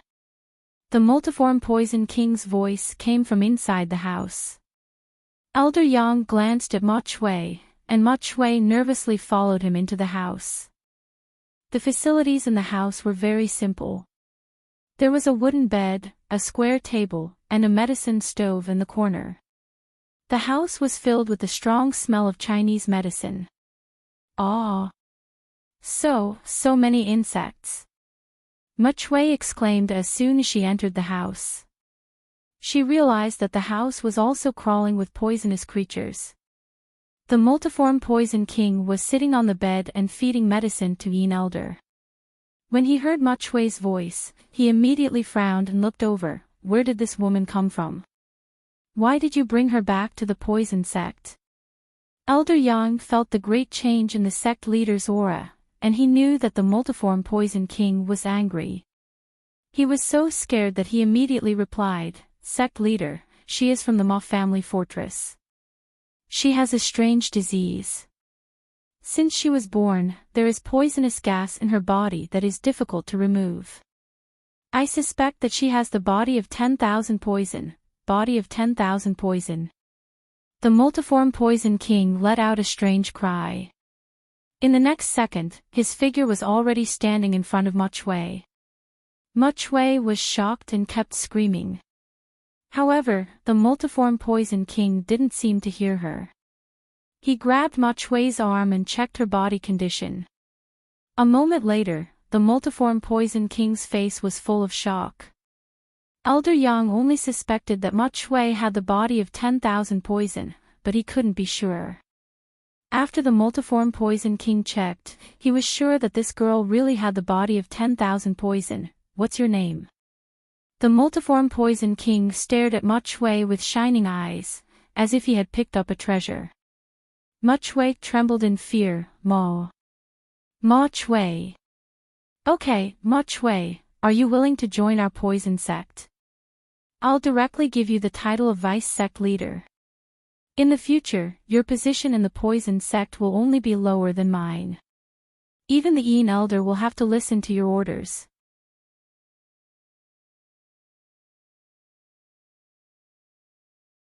Chapter 839. Ma Chui felt uncomfortable being stared at by the 2 old men with burning eyes. She was fat and ugly. How could these 2 strange old men take a fancy to her?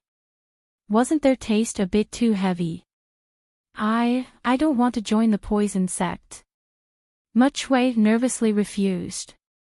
The multiform Poison King immediately became anxious and quickly said, "Chui, don't be in a hurry to refuse. As long as you agree to join the poison sect, I can cure your illness and extend your life." Being called a Chui by a strange old man, Muchwei didn't know how to feel.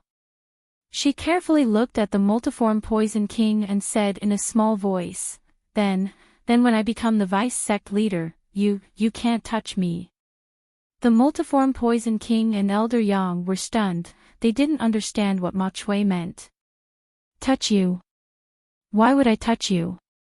As long as you join the poison sect, whoever dares to bully you in the future, I will lead the poison sect to exterminate them.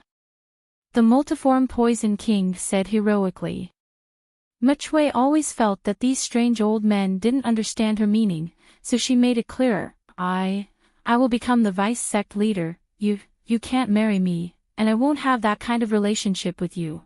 Muchwei didn't flinch when it came to this kind of principle. Even in the face of a group of monsters, Muchwei still raised her head proudly. If the multiform Poison King didn't agree, Muchwei was ready to commit suicide. The multiform Poison King suddenly froze. He was completely dumbfounded. The corner of Elder Yang's mouth twitched a few times. He wanted to laugh, but he didn't dare to. Ahem. Chui, you think too much. I'm already so old, I'm more like your grandfather, why would I? The multiform Poison King was too embarrassed to continue. Muchwei was puzzled. Then why do you want me to join the poison sect? I'm here to cure my illness. The always cold multiform Poison King was like a kind grandfather when facing Muchwei. He couldn't help but reach out his hand to touch Muchwei's head. He forced out a long-lost smile. Chui, let me tell you the truth. In the eyes of others, your illness is incurable and a great disaster. However, in the eyes of our poison sect, your body is the 10,000 poison body that only appears once in 100 years. The body of a person with the 10,000 poison body is like a huge poison vat. It contains all kinds of strange poisons in the world. As long as you learn how to control these poisonous gases, they will become your treasures, making you powerful and invincible. Mutant Poison King told Muchwei about the condition of her body, and Muchwei listened with amazement. Then after I learn how to control the poisonous gas, can my body lose weight? Muchwei's thinking was too jumpy, and a sudden question made the 100-faced Poison King confused. Why you should be able to. Alright, I agree to join the poison sect. Hurry up and teach me how to control the poisonous gas. Muchwei suddenly became excited, but multiform Poison King and Elder Yang did not know what she was excited about. In fact, Muchwei had never lost any weight in her entire life. The only time was at her birthday party not long ago. At that time, Muchwei and Xiao Feng kissed, and all the poisonous gas in her body went to Xiao Feng's body. Then, Muchwei had a stomachache, and when she came out of the bathroom, she was a completely different person. That was the first time Muchwei saw her skinny appearance. She was as beautiful as an angel. Muchwei fell in love with her skinny appearance. Since that birthday party, Muchwei wanted to lose weight every day. She didn't want to show off, but she wanted to find Xiao Feng after losing weight, and then confess to him and fight for it. Multiform Poison King had already come back to his senses, and his old face was wrinkled with excitement. Chui, since you have agreed to join the poison sect, then follow me out for a walk. I will tell you in detail about the 10,000 poison body, and then I will teach you how to control the poisonous gas in your body. After saying that, Multiform Poison King looked at Elder Yang. Oh right, Elder Ian has already taken the antidote of the King of Poisons. The antidote is real, so you stay and take care of him. Multiform Poison King had already left with Muchwei, and Elder Yang came to the bedside and sat down. After the last medicinal pill conference, Qin Feng kept his promise and gave the antidote of the King of Poisons to the poison sect. After taking the antidote, the poison in Elder Yin's body had been expelled, and he would recover after a few days of rest. After Qin Feng became the Azure Dragon of China, the entire secular martial arts world and the martial arts world went through a great shock. These days, the martial artist's topic of conversation was Qiao Feng. When they found out that Qiao Feng had become the Azure Dragon of China at such a young age, they were envious. Many people started to train hard with Qiao Feng as their example. The day of the Qin family's martial arts competition was getting closer and closer. Qin Feng suppressed a flame in his heart. He had waited for this day for too long. Although it had only been half a year, Qin Feng felt that it was as long as half a century. As long as he won the martial arts competition and took the position of the young master of the Qin family, he could bring his father back to the Qin family in the provincial capital and let his father live a stable life. Qin Feng could also ask about his mother's background. He couldn't wait. The Qin family in the provincial capital was unusually lively today. All the relatives of the 3 generations of the Qin family had rushed back. Qin Feng stood at the entrance of the Qin family's old mansion and looked at the 2 big red doors that left a deep impression in his childhood. His heart was filled with emotions. Qin Feng had forgotten how long it had been since he came back. This was supposed to be his home, but Qin Feng couldn't step into it during normal times. Hey! This is the Qin family's territory. Outsiders, get lost. A rude voice rang out, pulling Qin Feng back to reality from his memories. 4 guards stood at the entrance of the Qin family's mansion. All 4 of them were tall and sturdy, and they looked like fiends. Their aura alone made people not dare to approach them. Qin Feng smiled bitterly. Am I really the eldest grandson of the Qin family? Even a doorman dared to yell at him. I'm Qin Feng, and I'm here to participate in the family's martial arts competition tomorrow. Qin Feng had already returned to his original appearance. Ever since the battle at Broken Cliff Mountain, the sacred azure battle armor was broken by Su Shaotian, so Qin Feng bought Xiao Feng's human skin mask from the system. Now that he was back at the Qin family, he didn't need the human skin mask anymore. Ha! I don't care if you're Qin Feng or Hornet. I said you can't enter, so get lost. Qin Feng revealed his identity, but it was useless. Instead, the 4 guards became even more arrogant. Qin Feng was enraged. He wasn't stupid, and he didn't believe that these 4 people didn't know him. Look carefully, I'm the eldest grandson of the Qin family in the provincial capital. I want to enter the Qin family's mansion. Do you dare to stop me? Qin Feng's voice was cold. Fuck. You think you're Qin Feng just because you say you're Qin Feng. Plus, so what if you're Qin Feng? That brat is a dissolute hedonist with a bad reputation. The Qin family in the provincial capital doesn't want to have anything to do with him. I'm warning you one last time. Get lost, or I won't be polite. The guards seemed to have a grudge against Qin Feng, and they were obviously targeting him. Because the guard's shout was very loud, it attracted many people from the Qin clan in the courtyard to surround them. What's going on? Who's outside? As a guard of the Qin family, why don't you have any manners? What's wrong with yelling and shouting? This person looks so familiar. Ah. Is this Qin Shi Huang's good-for-nothing son, Qin Feng? How is that possible? Didn't they say he's dead? What's going on? Not long after, more than 10 people from the Qin family surrounded the gate. Some were reprimanding the guards, some were pointing at Qin Feng, and some of the relatives who knew of Qin Feng's death were so scared that they had goosebumps. These relatives were relatives within 3 generations of the Qin family. They didn't pay as much attention to Qin Feng as Qin Yi and Qin Xiao. Many of them didn't even pay attention to Qin Feng. This was because Qin Feng's body was naturally good for nothing, and he couldn't cultivate. For an ancient martial arts family like the Qin family, a person who couldn't cultivate was equivalent to a good-for-nothing. Who would pay attention to a good-for-nothing? Third master, there's a brat making trouble at the gate. We're reprimanding him to leave. the guard said respectfully to a man in a black suit. The difference in their attitude before and after was like heaven and earth. The man in the black suit was Qin Ye's father, Qin Mu.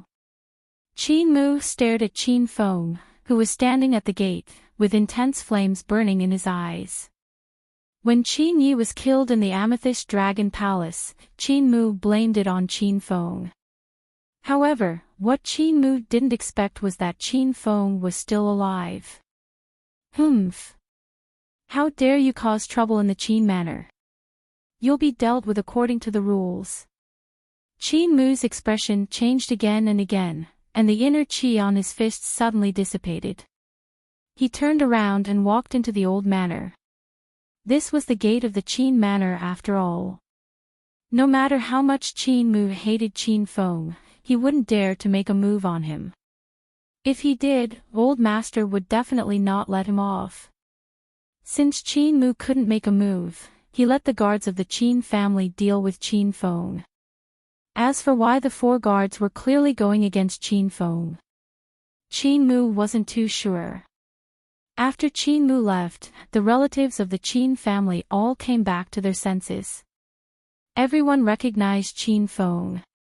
This was the eldest grandson of the direct line of descent, Qin Feng. However, despite such an illustrious identity, the people of the Qin family didn't like Qin Feng at all. This was because Qin Feng had another title in the Qin family, and that was Young Master Trash. Rascal, why aren't you leaving? I think you're looking for a beating. The guards seem to be waiting for the people of the Qin family to come and watch a good show. Seeing that the crowd was almost full, one of the guards roared angrily and smashed a fist towards Qin Feng's face. Cries of astonishment came from the crowd. No one expected that these guards would really dare to make a move. However, very soon, everyone had a gloating expression as they watched Qin Feng make a fool of himself. With Qin Feng's useless body, this punch would definitely beat him half to death. Bang! A loud noise that made everyone excited spread out. The people of the Qin family were instantly dumbstruck. The scene of Qin Feng being beaten to a pulp didn't appear as they imagined. Instead, the guard who had made a move had landed in the courtyard of the Qin manor. The place where he landed was at least 10 meters away from the gate. What's going on? What happened just now? Who sent the guard flying? Who was it? Rascal, you dare to use a sneak attack. Brothers, let's attack together and break this good-for-nothing's legs. The people of the Qin family were bewildered. Qin Feng's attack was too fast, and none of them saw it clearly. The remaining 3 guards roared and pounced towards Qin Feng. They really thought that Qin Feng was a good-for-nothing young master, so they didn't take him seriously at all. Bang, bang, bang. Another 3 loud noises spread out in the air. Qin Feng stood with his hands behind his back as if he had never moved. The 3 guards all flew into the courtyard and landed accurately on the previous guard. The 4 of them piled on top of each other, and the guard at the bottom spat out blood from the pressure. The surrounding air suddenly froze, and the people of the Qin family were so shocked that they couldn't speak. Most of the people in the crowd were relatives within 3 generations of the Qin family.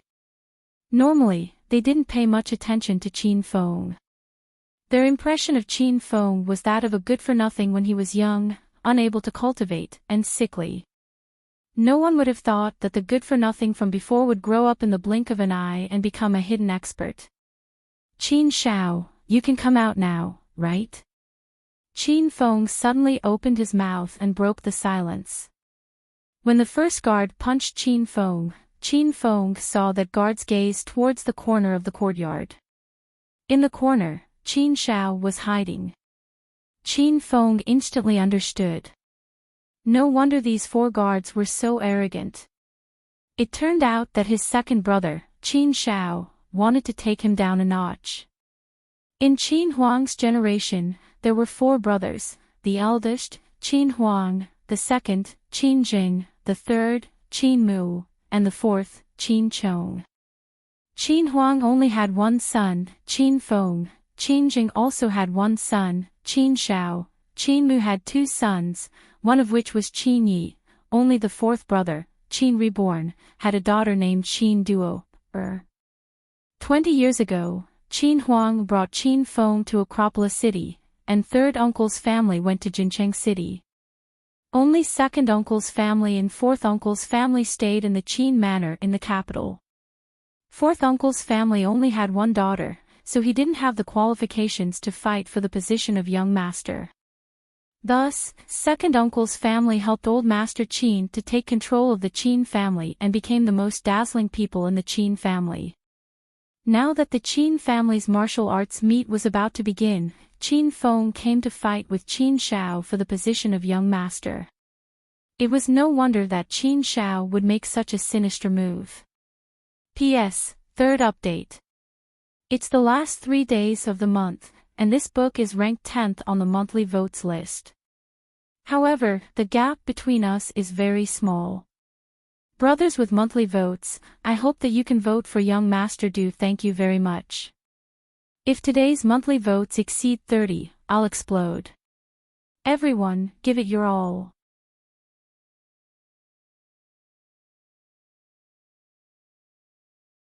Chapter 840. The members of the Qin family had yet to recover from the fact that Qin Feng had suddenly become stronger. They looked at Qin Shao in astonishment as he walked out of the mansion. Qin Shao was dressed in a white tang suit and had an imposing appearance. He exuded a faint aura that made people feel that he was very gentle. It was as if he was not a threat at all. Ha! Isn't this my big brother, Qin Feng? What are you doing in the Qin Manor in the provincial capital? Qin Shao had already walked to the gate of the Qin Manor. He knew that Qin Feng would come, so he arranged for 4 guards to deliberately make things difficult for Qin Feng. On the surface, Qin Shao looked calm and collected, but in his heart, raging waves were set off. The news of Qin Feng's death had spread for several months. Even Qin Shao believed that Qin Feng was dead. However, the news of the construction of Hero City a few days ago made Qin Shao feel that something was fishy. Qin Shao visited his grandfather, Qin Shitian, late at night and proposed to bring forward the clan's martial arts competition. Qin Shitian really agreed. The reason why Qin Shao did this was to force Qin Feng to come out. Now that Qin Feng really came, Qin Shao was a little uncertain. This was because the strength that Qin Feng displayed just now was beyond Qin Shao's expectation. Even he couldn't see through Qin Feng's current realm. The atmosphere was completely frozen. The collateral relatives of the Qin family took a few steps back, leaving space for Qin Feng and Qin Shao. These two were the direct descendants of the Qin family. They were the most competitive rivals. Now that the two of them were facing each other, everyone was looking forward to the upcoming show. You asked me why I'm here. Qin Feng's face was cold. The moment he saw Qin Shao, he understood a lot of things. The Shao 11 Lang from the Martial Artist Alliance must be the Qin Shao in front of him. You heard me right. Why would a loser like you come to the Qin Manor in the provincial capital? Qin Feng was cold and arrogant. Qin Shao didn't avoid his sharp edge. The two of them glared at each other, and the air was filled with a strong smell of gunpowder. Because I'm a member of the Qin family. The Qin Manor is my home. Everything here belongs to me. Why would I not come? I'm here to compete with you for the position of the young master. Bullshit. A loser like you deserves to be the young master? I want to see what confidence you have to say such big words. What Qin Shao cared about the most was the position of the young patriarch. He had schemed and schemed all these years. Not only did he plot against Qin Feng, he even schemed against his third brother, Qin Yi. Now that Qin Feng had appeared alive and wanted to fight with him for the position of young patriarch, Qin Shao was going crazy. Rumble. The air suddenly exploded with a loud bang. Qin Shao had already struck out with his fist. In the blink of an eye, he was standing in front of Qin Feng. This fist contained powerful inner qi, and it was aimed at Qin Feng's life. The people of the Qin family were dumbfounded. They didn't expect that the grandson of the direct descendant would really fight. Pa. However, the intense battle that everyone had imagined did not appear. Qin Zhao's mighty and overbearing fist landed on Qin Feng's palm, and only a crisp sound rang out. It was as if a kindergartner had punched out with his fist. Qin Zhao's eyes were wide open. Only he knew how powerful that punch was. He had used all the strength of a stage 8 inner qi expert. He didn't expect Qin Feng to receive it so easily. Where did the originally raging inner qi go? Qin Feng's palm was like a vast ocean, absorbing and transforming all the attacks. How is this possible? I don't believe it. Qin Shao, who had always been calm and composed, went crazy at this moment. He wanted to pull his fist back and continue to attack, but no matter how hard he tried, he couldn't break free from Qin Feng's palm. Is this all you've got? You want to fight for the position of the junior patriarch? What a joke. Qin Feng was expressionless. He was now the Green Dragon of China. When he faced Qin Shao and his peers again, Qin Feng looked at them as if they were his juniors. Qin Shao was embarrassed in front of everyone. He was so angry that his neck turned red.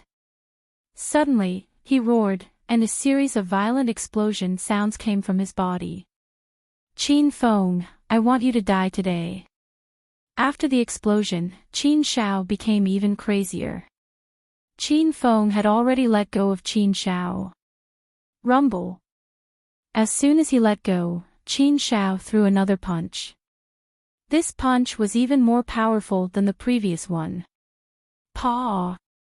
However, Qin Feng's expression didn't change. From the beginning to the end, he didn't even move half a step. As the fist approached, Qin Feng reached out with lightning speed and caught Qin Zhao's huge fist again. Too slow, too weak. You can't do it. Qin Feng shook his head and let go of Qin Zhao's fist. Qin Zhao's eyes were bloodshot. He was so angry that he almost crushed his teeth and swallowed them. Then, he threw another punch. Pa pa pa. No matter how Qin Shao threw a punch, Qin Feng caught him with one hand. Gradually, Qin Zhao's fist technique was completely messed up.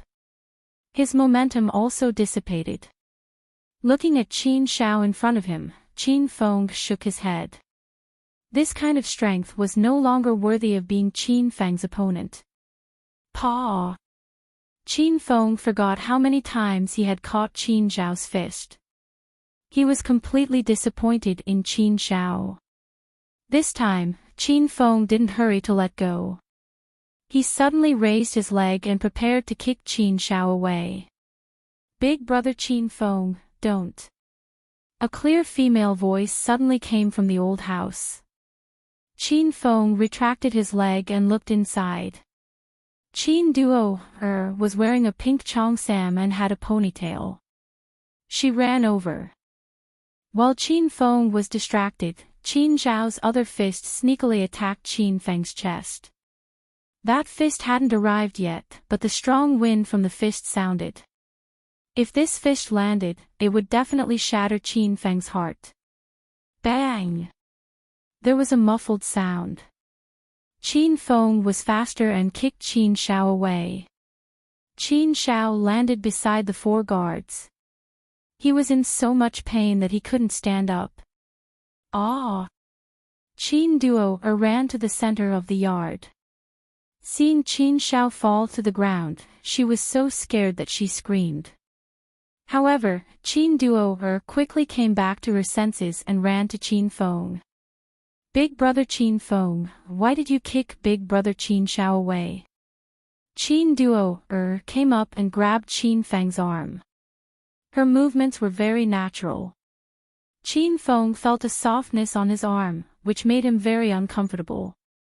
Qin Feng rarely came to the Qin family. He only came back for dinner during Chinese New Year when he was young, so he wasn't very familiar with Qin Duo. In comparison, Qin Duo and Qin Shao grew up together in the Qin manor in the provincial capital. This girl should be looking out for Qin Shao. Why did she come over to his place? Duo, don't ask about the matters between me and Qin Shao. Qin Feng didn't know how to face his cousin, so his voice was neither warm nor cold. Qin Duo, pouted and a hint of sadness flashed in her eyes. Big brother Qin Feng, don't misunderstand. I'm not blaming you for hurting big brother Qin Shao. I just feel that we're all brothers and sisters. Why do we have to be enemies? Qin Feng glanced at Qin Duo, He hadn't seen this girl for a long time. In his mind, Duo, was a little follower. He didn't expect her to grow into such an outstanding beauty in such a short time. Some things are beyond my control. Qin Feng let out a long sigh. Qin Duo, widened her big, bright eyes and blinked at Qin Feng. She didn't seem to understand what Qin Feng meant. The commotion here was too big, so a large group of people came out of the Qin mansion. The person walking at the front was an old man with fluttering white hair. When the Qin family saw him, they immediately lowered their heads and didn't dare to talk. This person was the elder of the Qin mansion, Qin Shitian. Dad. Grandpa. Grandpa. When Qin Shitian walked over, the Qin family members hurriedly greeted him respectfully. However, Qin Shitian didn't seem to hear them. He strode straight toward Qin Feng with his head held high. When he passed by Qin Shao, he didn't even look at her. Grandpa. Qin Feng called out when he saw the elder standing in front of him. Qin Feng didn't have much affection for Qin Shitian. After all, Qin Feng had followed his father to Acropolis City since he was young. He rarely saw these relatives of the Qin family. Moreover, Qin Feng had some prejudice against his grandpa. When Qin Yi and Qin Shao secretly attacked Qin Feng, his grandpa didn't even stop them. Qin Shitian's old eyes flickered as he stared fixedly at Qin Feng over and over again. The Qin family members stood at the side in bewilderment. They didn't know what was going on with the elder. Even Qin Feng was confused, but he was more nervous than anything else. Qin Feng realized that even though he had broken through to stage 9 inner qi, he was as weak as a sail in the sea in front of his grandpa. It was as if a wave could drown him. Grandpa, big brother Qin Feng rarely comes back. Please don't blame him, okay? Qin Duo suddenly went up and hugged Qin Shitian's arm, acting cute. Qin Feng glanced at Duo. The more he looked at her, the stranger he felt. This girl's closeness was beyond Qin Feng's expectation. Qin Shitian finally came back to his senses, and a layer of mist suffused his old eyes. But very quickly, the old man recovered his former dignified and domineering appearance, and he said with a cold expression, "It's rare for you to come back, yet you fight with your cousin as soon as you come back." The Qin family members trembled in fear when the elder lost his temper. Qin Duo also let go of her grandpa's arm. She didn't dare to act cute and plead for leniency. Qin Feng felt an indescribable flame in his heart. Facing his grandpa's vast aura, Qin Feng raised his head and said, "Grandpa, why don't you ask about the situation first before reprimanding me?" Qin Feng's reaction was out of Qin Shitian's expectation. He was slightly startled and looked at Qin Feng with interest. "Oh. Why don't you tell me then? What reason would make you hit someone?" "It's my fault for beating someone up. But I came to Qin Manor to participate in the clan's martial competition tomorrow. Qin Shao maliciously sent people to stop me and humiliate me. If I didn't retaliate, would I still be a man? Would I still be worthy of being a descendant of the Qin family?" Qin Feng's expression didn't change in the face of Qin Shitian's questioning. His voice was as loud as a bell. The Qin family members all had different expressions. They were shocked by Qin Feng's huge change. Many of them were secretly pleased with themselves. They looked at Qin Feng with schadenfreude. Provoking the elder's dignity in public was simply courting death. The oppressive atmosphere lasted for a long time. Qin Shitian suddenly looked up to the sky and laughed. Ha! Good, well said. This is my Qin family's descendant. Qin Feng, I'm very satisfied with your change. Welcome home. Qin Shitian suddenly hugged Qin Feng. His strong and powerful arms made Qin Feng gasp for breath. Qin Feng was already stunned. His impression of his grandfather was cold and emotionless. He didn't care about him and his father.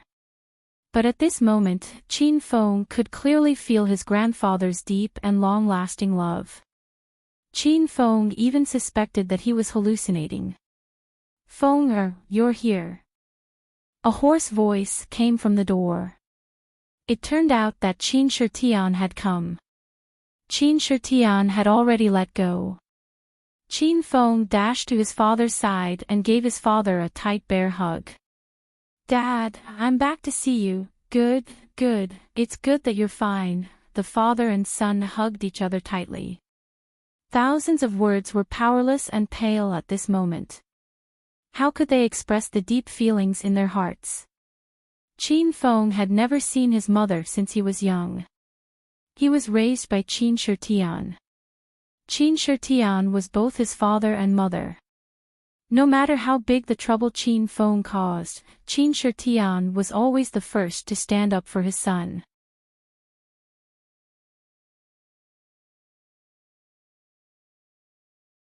Chapter 841. I'm rooting for Brother Bohan. He's so awesome. He got 30 monthly tickets all by himself. I was shocked when I saw it, haha. Ha, it's good that you're back, it's good that you're back. Let's talk inside, don't stand at the door. Qin Shitian's hearty laughter spread out and broke the quiet atmosphere. He took the lead and walked into the courtyard of Qin Manor, and the rest of the Qin family followed. Qin Shao was still lying on the ground, but Qin Shitian didn't even look at him. Qin Zheng had already rushed over, and when he saw his son lying on the ground, a hint of fury appeared in his eyes. He secretly glared at Qin Feng and his son a few times. Qin Mu also stood in the corner and stared at Qin Feng.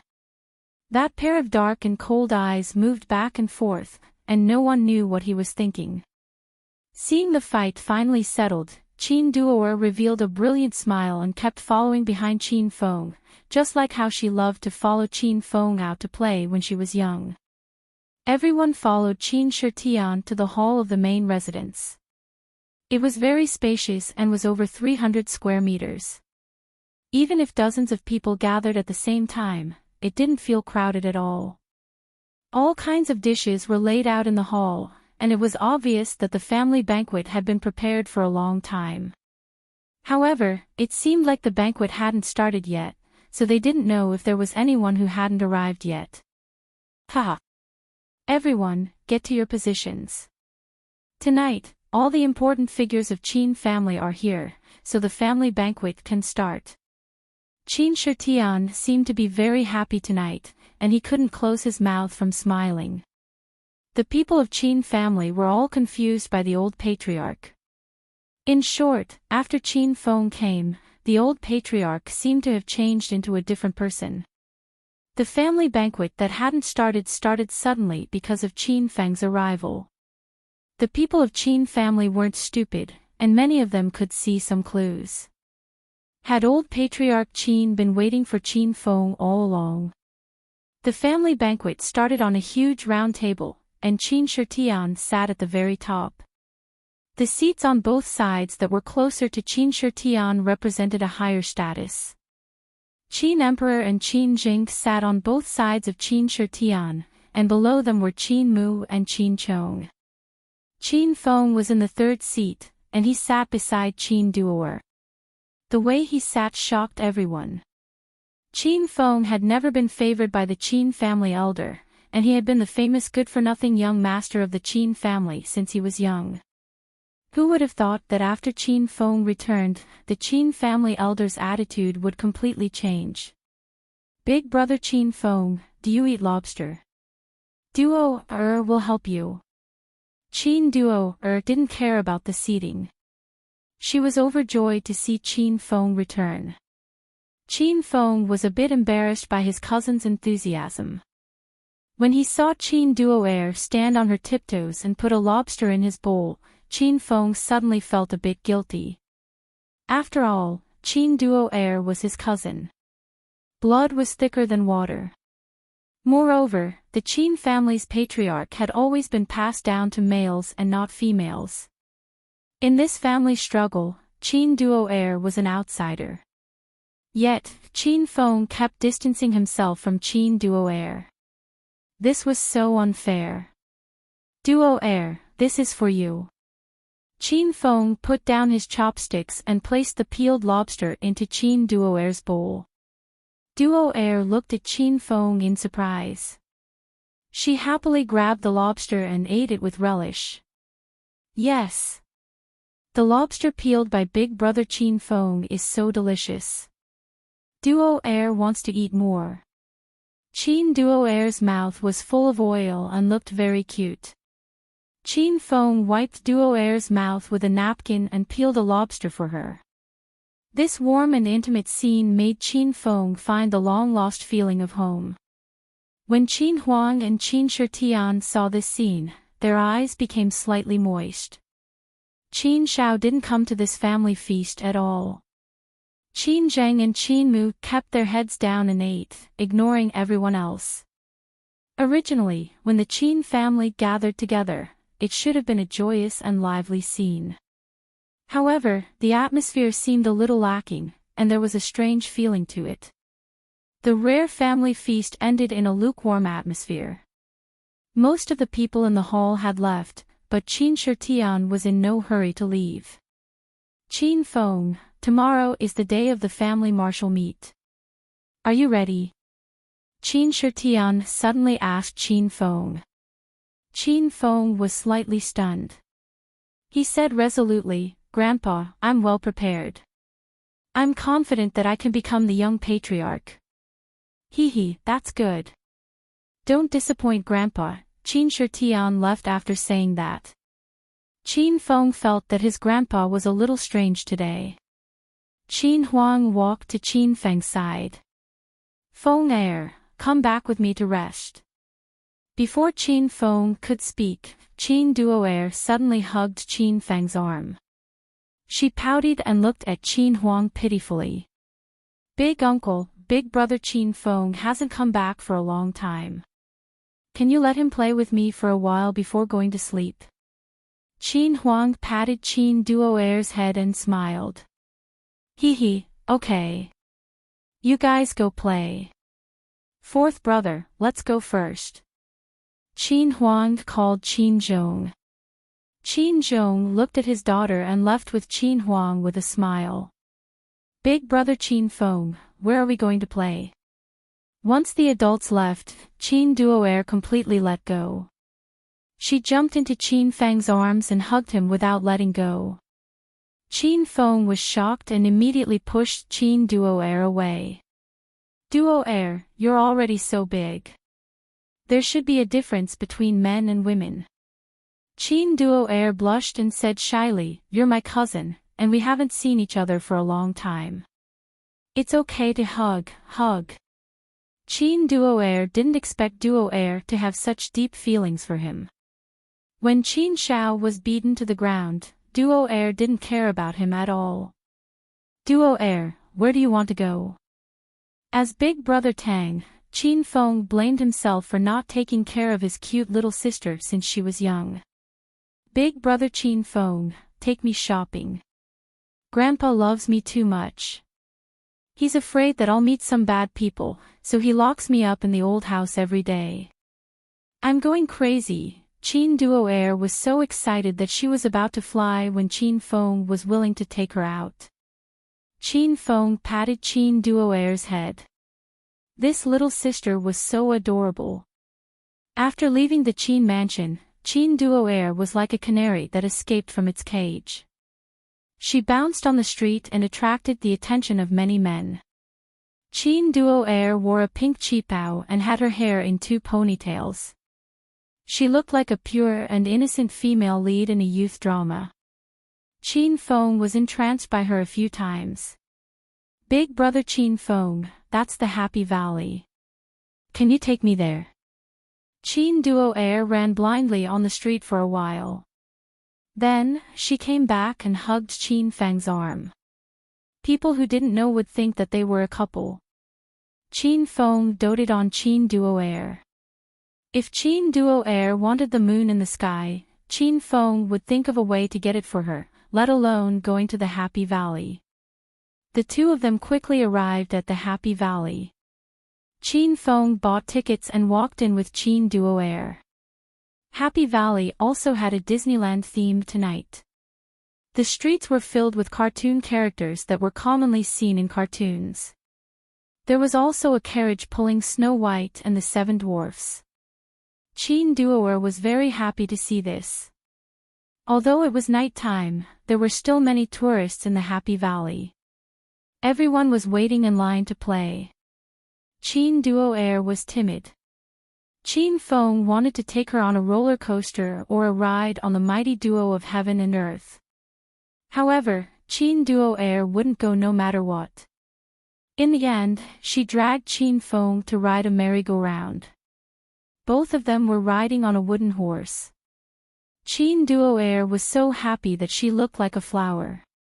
Chin Feng had a bitter smile on his face. He wondered how the people from the dragon sect would react if they knew that the Azure Dragon of Hua Xiao was riding on a merry-go-round. Big brother Chin Feng, let's play shooting. If we hit all of them, we'll even get dolls. Chin Duoer was youthful and energetic. She pulled Chin Feng to a field for shooting balloons after getting off the wooden horse. Yo! Pretty girl, you're so pretty. Do you want to shoot? I'll play with you. I'm a sharpshooter in this area. Chin Feng and Chin Duoer had just walked over when a bald, perverted man with small eyes stared at Chin Duoer. Beside the bald man were 3 men who looked like lackeys. They stared at Chin Duoer, their eyes almost popping out of their sockets. I have my boyfriend with me. I don't need you guys. Chin Duoer could tell that the 4 men had bad intentions. She glared at them with a huff. The bald man liked beautiful girls like Chin Duoer. When he saw Chin Duoer whining and complaining, he was so mesmerized that he couldn't walk. Pretty girl, that guy looks bad. Why did you find such a sissy as your boyfriend? I'll kick him out right now. The bald man had already sized up Chin Feng. He saw that Chin Feng looked like a sissy, so he didn't take him seriously. Brat, are you looking for a beating? Get out of here. Hey! Why are you yelling at my boyfriend? You guys should leave. Chin Duoer was unhappy and stomped her feet in anger. The bald man was mesmerized by Chin Duoer's angry look again. He started to imagine her colorful expressions when he beat her up. Motherfucker, why aren't you leaving? I'll beat you to death. The bald man couldn't wait any longer and yelled at Chin Feng again. It was Chin Feng's first time taking Chin Duoer out to play. He didn't want to beat her in front of her. It wouldn't be good if he scared her. Chin Feng looked at the bald man calmly. Why should I leave? I'm here to shoot. The bald man thought that threatening Chin Feng would scare the sissy away. He didn't think that Chin Feng wouldn't fall for it. This was Happy Valley, and there were many patrolling security guards. The bald man couldn't really beat Chin Feng. It would be troublesome if he was caught by the security guards. You have the nerve to shoot with that cowardly look of yours. Can you hit the balloon? The bald man yelled at Chin Feng. It's my business whether I can hit it or not. What does it have to do with you? Brat, I think you're very arrogant. Don't you know our brother Baldy is a sharpshooter in this area? Do you dare to compete with our brother Baldy? Let's see who can shoot more balloons. The three lackeys behind the bald man surrounded Chin Feng and started to yell at him. Chin Duoer hated the bald man and his lackeys to death. She secretly pulled on Chin Feng's arm and wanted to leave, but Chin Feng didn't move at all. Okay, let's compete. If you lose, get out of my sight. Chin Feng's voice was low, but it emitted an overbearing aura. The bald man and his lackeys were shocked, but the bald man pretended to be calm. Okay, if you fucking lose, get out of my sight. I'll take care of your girl for you tonight. Chin Duoer froze. She realized that Chin Feng had made a bet with someone else, and that she was the wager. Chin Duoer started to worry. She looked at Chin Feng pitifully. Big brother Chin Feng, how about, we stop shooting and go play something else? Chin Feng patted Chin Duoer's head and smiled. Duoer, don't worry, I won't lose. The bald man stared at Chin Duoer. When he saw her act like a spoiled child, he almost pounced on her. Brat, are you ready? Let's compete. The bald man couldn't wait any longer. The three lackeys were getting restless. The three lackeys were quite confident in Baldy's marksmanship. This was because Baldy usually wandered around Happy Valley in order to pick up girls. He would pick up pretty girls whenever he saw one.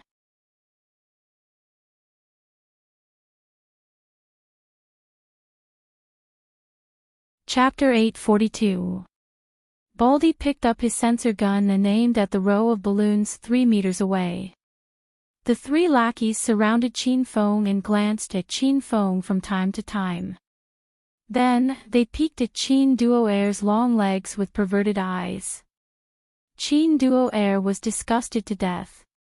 She stood nervously by Chin Feng's side and held onto his arm, unwilling to let go. Although Chin Feng was sure he would win, Chin Duoer was still worried. Bang! Baldy's first shot had already been fired, and one of the balloons exploded.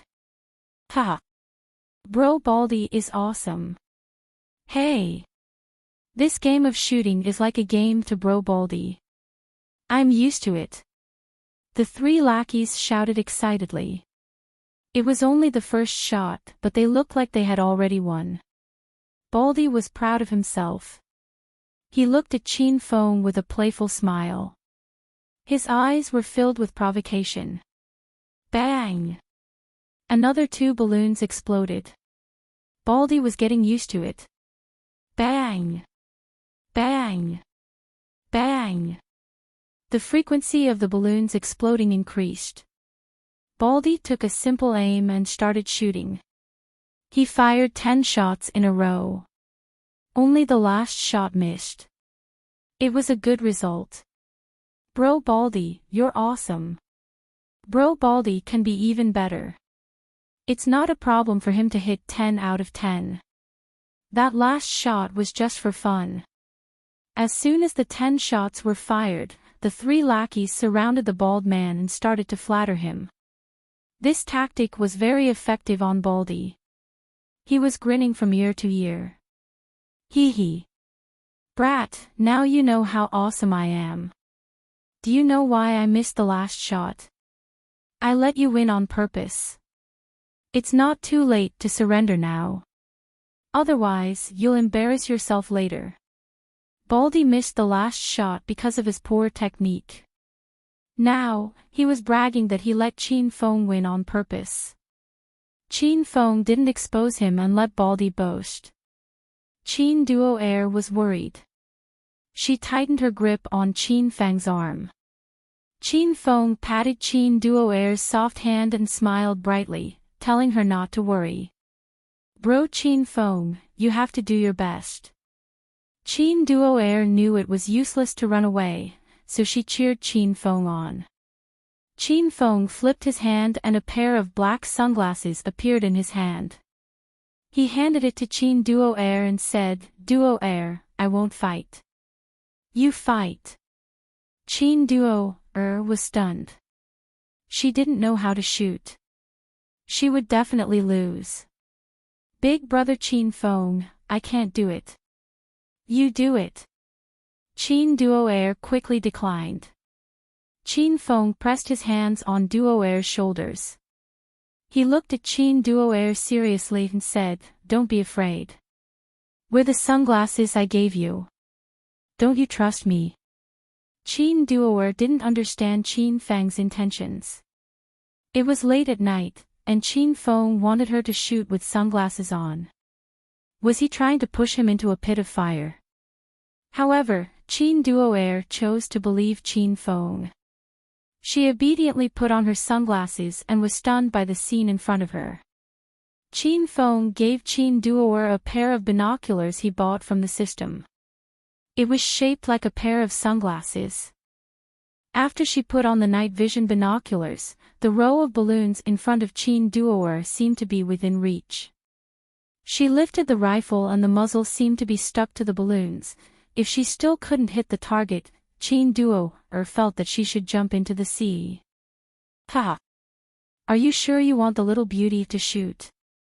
If she loses, you lose too." Baldy couldn't wait for Qin Duo Air to shoot. He could tell that Qin Duo Air didn't know how to shoot. "Sure.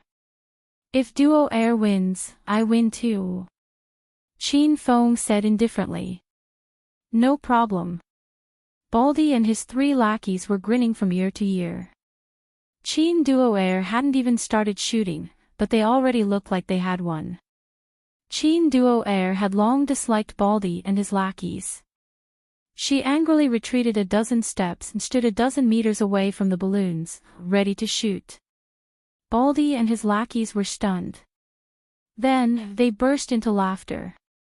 "Ha! Big brother, this girl has quite a personality. It's good to have a personality. I like pretty and wild girls like her. Big brother Baldy, that girl is shooting from 10 meters away. If she wins, I'll live stream myself swallowing the gun." Bang! Before the 4 of them could finish their discussion, the sound of the balloon exploding was heard. Baldy and his lackey's eyeballs almost popped out of their sockets when they saw the balloons explode. Impossible. Luck. That shot must have been luck. It's just a stroke of luck. Don't worry, guys. Bang! Baldy and his lackeys were comforting themselves when the second balloon exploded. They were so shocked that they didn't dare to speak. How could one be so lucky to get 2 shots? Bang! Bang! Bang! Qin Duo Air aimed for a while before she fired the first 2 shots. She mainly wanted to get used to the feeling of shooting. When she got the feeling, the balloons exploded one after another like firecrackers. Bang! Bang! Bang! Bang! Bang! Bang! Bang! The rules stated that she could only shoot 10 times, but Qin Duo Air was addicted to shooting. She was so excited that she shot over 100 balloons on the counter. A total of 123 shots. Every shot hit the target. Not a single shot missed. Baldy and the other 3 were dumbfounded. The owner of the stall was also dumbfounded. Many people surrounded Qin Duo Air to watch her shoot. When they saw a beautiful girl holding a rifle and shooting consecutively, everyone stared at Qin Duo Air with infatuated expressions. They could not take their eyes off her. After Qin Duo Air shot all the balloons, she threw down the gun and ran to Qin Feng with a pout. She threw herself into Qin Feng's arms and complained, "Big brother Qin Feng, I haven't even started shooting and there are no more balloons." Wah wah. Qin Feng smiled and patted Qin Duo Air's head. "Then let the owner fill up the balloons for you. You can shoot as many as you want." Chin Duo Air shook her head and smiled. Forget it, I don't want to shoot anymore. Those guys are so annoying. Let's go play somewhere else. Chin Duo Air pulled Chin Fong and was about to leave. Baldy and his lackeys finally came back to their senses and blocked Chin Fong. Stinking brat, this round doesn't count. We agreed that you were the one competing with me. That girl's shot doesn't count. Baldy started to act shamelessly when he saw that he had lost. Chin Fang's eyes flashed with coldness. He was getting impatient. Fuck off. Fuck, you dare to tell our Baldy to fuck off? I'll kill you. A lackey had already pounced towards Chin Fong, but before his fist could touch Chin Fang's body, he was sent flying. Chin Fong moved as fast as lightning. It was night time, so no one saw Chin Fong move. How did fourth bro get sent flying? I don't know. Who did it? Fuck, it must be that stinking brat. Kill him. Baldy and his lackeys were shocked by this strange event. After coming back to their senses, they pounced at Chin Fong. 3 muffled sounds rang out at the same time. No one saw what happened. Baldy and his lackeys were sent flying. After taking care of the 3 normal people, Chin Fong didn't take it to heart. He pulled Chin Duo Air and left. The onlookers still hadn't come back to their senses. They were still wondering how Baldy and his lackeys got sent flying. Big brother Chin Fong, you sent those 4 bad guys flying, right? Chin Duo Air giggled and asked Chin Fong after walking for a while. Yes, it was me. Chin Fong didn't hide it from Chin Duo Air. He continued, oh yeah, why did you say I was your boyfriend? Chin Duo Air was holding on to Chin Fang's arm. Her face reddened, but she quickly regained her composure. I wasn't thinking that if I said I have a boyfriend, those bad people would leave. Who would have thought those 4 would be so shameless? They knew I had a boyfriend, but they still had the nerve to pester me. Chin Duo Air's words made sense. Chin Fong didn't pursue the matter. The 2 of them strolled around the Happy Valley. Because Chin Duo Air didn't dare to play those exciting games, the 2 of them walked back after a while. That night, Chin Duo Air was extremely happy. She even hummed a cheerful tune on the way back. Duo Air, go back and sleep. Chin Fong said to Chin Duo Air when they returned to the Chin mansion. Big brother Chin Fong, take me back to my room. I'll be bored if I go back alone. We can still talk. Chin Duo Air held Chin Fang's arm and wouldn't let go. She looked like she wanted to stay with Chin Fong forever. After that night, Chin Fang's relationship with Chin Duo Air improved. After all, they were cousins. Even though they hadn't seen each other for many years, the familial feeling returned after spending some time with each other. Chin Fong doted on Duo Air very much. When Duo Air acted like a spoiled child, Chin Fong had no choice but to accompany her to her room. Chin Duo Air's room was very big. The walls were covered with pink cartoon wallpaper. The bed sheets and curtains were also pink. It gave people a warm and sweet feeling.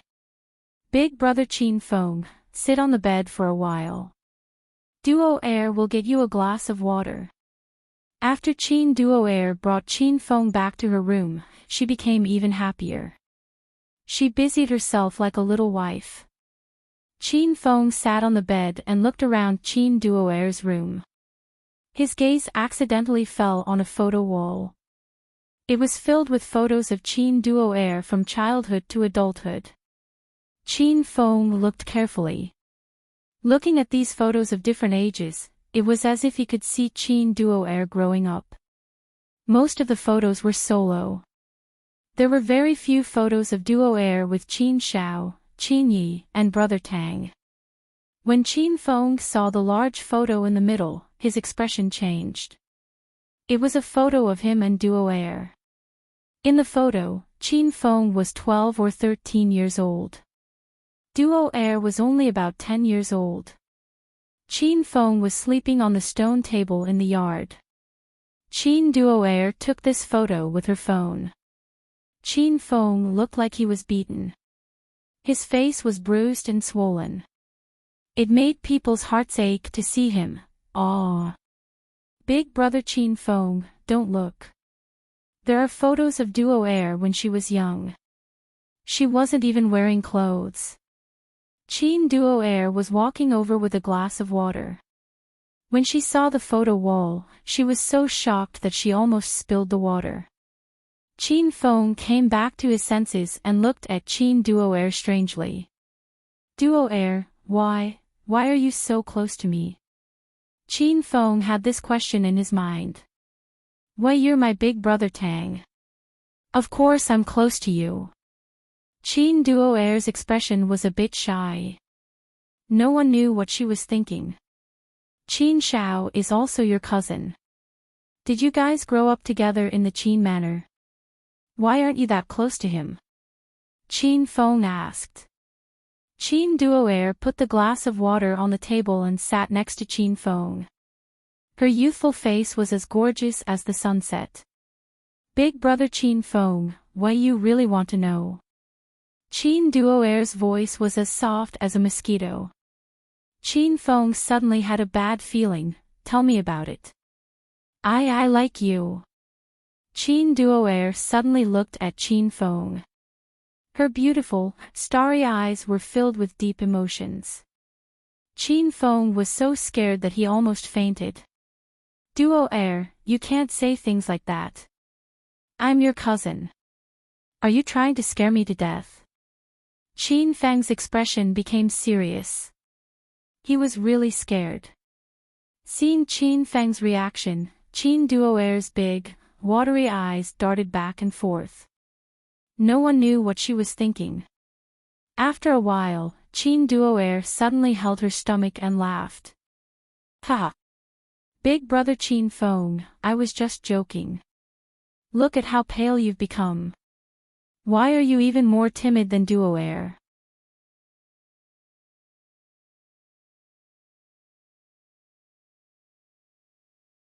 Chapter 843. Duo Air, be serious. Don't joke about this in the future. Chin Feng said with a straight face. The joy net Chin Duo Air pouted unhappily. Chin Feng's heart immediately softened. He put his arm around Duo Air's shoulders and patted her head. Duo Air, why did you take photos of me? Why was I beaten up? Chin Feng changed the topic and pointed at the biggest photo in the middle of the photo wall. Chin Duo Air burst into laughter and returned to her cute self. Big brother Chin Feng, you have the nerve to ask. You were weak and sickly when you were young. When did you not get beaten up? Chin Feng rolled his eyes. He suddenly didn't want to talk to Chin Duo Air anymore. Chin Duo Air realized she said the wrong thing.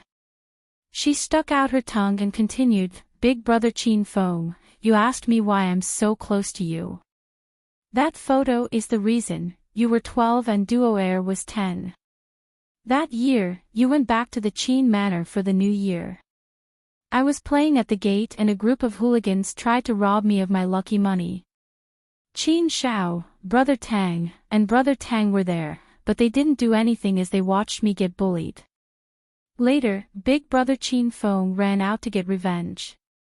Though big brother Chin Feng was beaten up as soon as he came out, you protected me in your arms. That incident left a deep impression on me. From then on, I liked big brother Chin Feng and treated you like my real big brother. Later, big brother Chin Feng was too strong-willed. You didn't tell the adults that you were beaten up. You laid on the stone bench in the yard to rest and fell asleep. Duo Air stayed by your side the whole time and took that photo. Chin Duo Air's eyes were misty. She seemed to have returned to the past. It had been 10 years since then, and Chin Feng had long since forgotten about it. Qin Feng looked at the photo again and realized he was very handsome when he was young. No wonder he became even more handsome when he grew up. Big brother Qin Feng, why did you rush out to save me? You weren't strong at all. You must have known you were going to get beaten up. This was a question Qin Duo'er had buried in her heart for many years. After 10 years, the siblings sat together warmly and sweetly. Qin Duo'er couldn't help but ask. Though Qin Feng had forgotten about it, he could guess why he showed up. Qin Feng patted Qin Duo'er's head and said seriously, because we're a family. His words were simple, but they filled Qin Duo'er's heart with warmth. Qin Duo'er suddenly flipped over and sat in Qin Feng's embrace. She hugged Qin Feng's waist tightly and refused to let go. Duo'er, what are you doing? Hurry and let go. Qin Feng jumped in fright. He had only done this kind of ambiguous position with his women. Big brother Qin Feng, let me hug you for a while. We haven't seen each other for 4 years. Ever since Qin Feng turned 18, the annual family banquets were cancelled. Qin Feng hadn't seen his cousin in 4 years. The two of them hugged each other in an ambiguous position, but Qin Feng didn't have any improper thoughts. This was the first time he felt that hugging a woman was such a torturous thing. Alright, big brother Qin Feng, quickly go back and rest. You must be careful in the clan martial meet tomorrow. Qin Duo'er suddenly jumped down from Qin Feng's body. Her beautiful eyes were filled with worry for Qin Feng. Qin Feng had been sitting on the bed and didn't dare to move. Now his legs were a bit numb. Duo'er, don't worry. I'll be fine. Qin Feng patted Qin Duo'er's head, then said goodbye and left the room. After Qin Feng left, Qin Duo'er's expression was a bit downcast. She walked to the window and looked at the hazy moonlight outside. She muttered to herself. Big brother Qin Feng, I like you. What should I do? Anyway, you're not my biological brother Tang. Should I tell you about this? Qin Feng had already returned to his father's courtyard. This was where Qin Huang grew up. But after he went to Acropolis City, the courtyard became empty. It was getting late. Qin Huang was still awake. He sat at the stone table in the courtyard, drinking to drown his sorrows. From time to time, he raised his head to look at the hazy moonlight. There were a lot of things he wanted to say. Tomorrow was the day of the clan martial meet. Qin Huang was even more worried than Qin Feng. Half a year ago, Qin Huang had no intention of letting Qin Feng participate in the clan martial meet. Qin Feng was born unable to cultivate. Qin Huang brought him to Acropolis City because he hoped that Qin Feng could live a peaceful life. As for the Qin family's disputes and the identity of Qin Feng's mother, Qin Huang planned to bury them in his stomach and let them rot in his heart, but half a year ago, Qin Feng started to turn the tables. He had climbed step by step from a young playboy who didn't have the strength to truss a chicken to the position of the Green Dragon of Hua State. Such a great change and rapid growth shocked the Qin Emperor and Uncle Fu. Now, Qin Feng had changed. He became even more powerful than Qin Huang. Qin Feng took the initiative to take on the heavy responsibility of investigating his mother's whereabouts. While Qin Huang was gratified, he was more worried. It was because the Qin Emperor knew better than Qin Fen that once the identity of his mother was revealed, Qin Fen would have to face more powerful forces and more enemies. This was like a never-ending cycle, and it was hard to say if it would be solved one day. Dad, you're not asleep yet? The door to the courtyard suddenly opened and Qin Feng walked in. Qin Huang hurriedly put away his messy thoughts and greeted him with a smile. At least for this moment, the father and son were reunited and happy. Qin Huang was a person who knew how to cherish the present situation. Feng, did you have fun with your little sister Duo'er? Qin Huang pulled Qin Feng to sit on the stone bench. Qin Feng poured himself a cup of wine and drank with his father. Little sister Duo Air is very kind and close to me. I get along well with her. When Qin Feng talked about Qin Duo Air, he felt a surge of warmth in his heart. It was the taste of family love. Qin Huang was also very happy. After toasting Qin Feng, he said, Duo Air has no right to be the heir of the Qin family. She's an obedient child. You can keep in touch with her in the future. After all, you're all members of the Qin family. Qin Feng was prepared to do this even if Qin Huang didn't say it. After chatting about Qin Duo Air for a bit, Qin Feng got to the main topic. Dad, tomorrow is the clan martial competition. I'm 100% sure I can win. You promised me that when I become the heir of the Qin family, you'll tell me about Mother. Qin Feng looked at his father expectantly. Qin Huang knew that what would come would come. Qin Feng suddenly becoming so powerful was the will of the heavens. Even Qin Huang couldn't stop it. Dad keeps his word. I'll be waiting for your spectacular performance tomorrow. It's getting late, go back to your room and sleep. Seeing Qin Feng return to his room, Qin Huang continued to sit in the courtyard, drinking wine while facing the bright moon. He still couldn't let go of the worry in his heart. Qin Feng hadn't returned to this room in a long time. Before he turned 18, Qin Feng would stay here for a few days during the new year. Although he hadn't been here for 4 years, when Qin Feng lay on the wooden bed, a familiar and warm feeling enveloped his body. This was home. No matter where you were, it would always be there after so many years. Qin Feng wasn't too worried about the clan martial competition tomorrow. Taking advantage of this rare moment of leisure, Qin Feng's consciousness entered the hedonist sovereign system. Shimin Chui Shui of Plum Villa greets Master. Western Poison Ouyang Feng greets Master.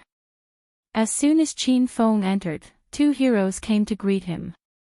Hua Tuo was placed in Hero City by Qin Feng, so he wasn't in the system. Little Pig, Glacial Snow Mastiff, and Flaming Golden Eagle also came to greet him.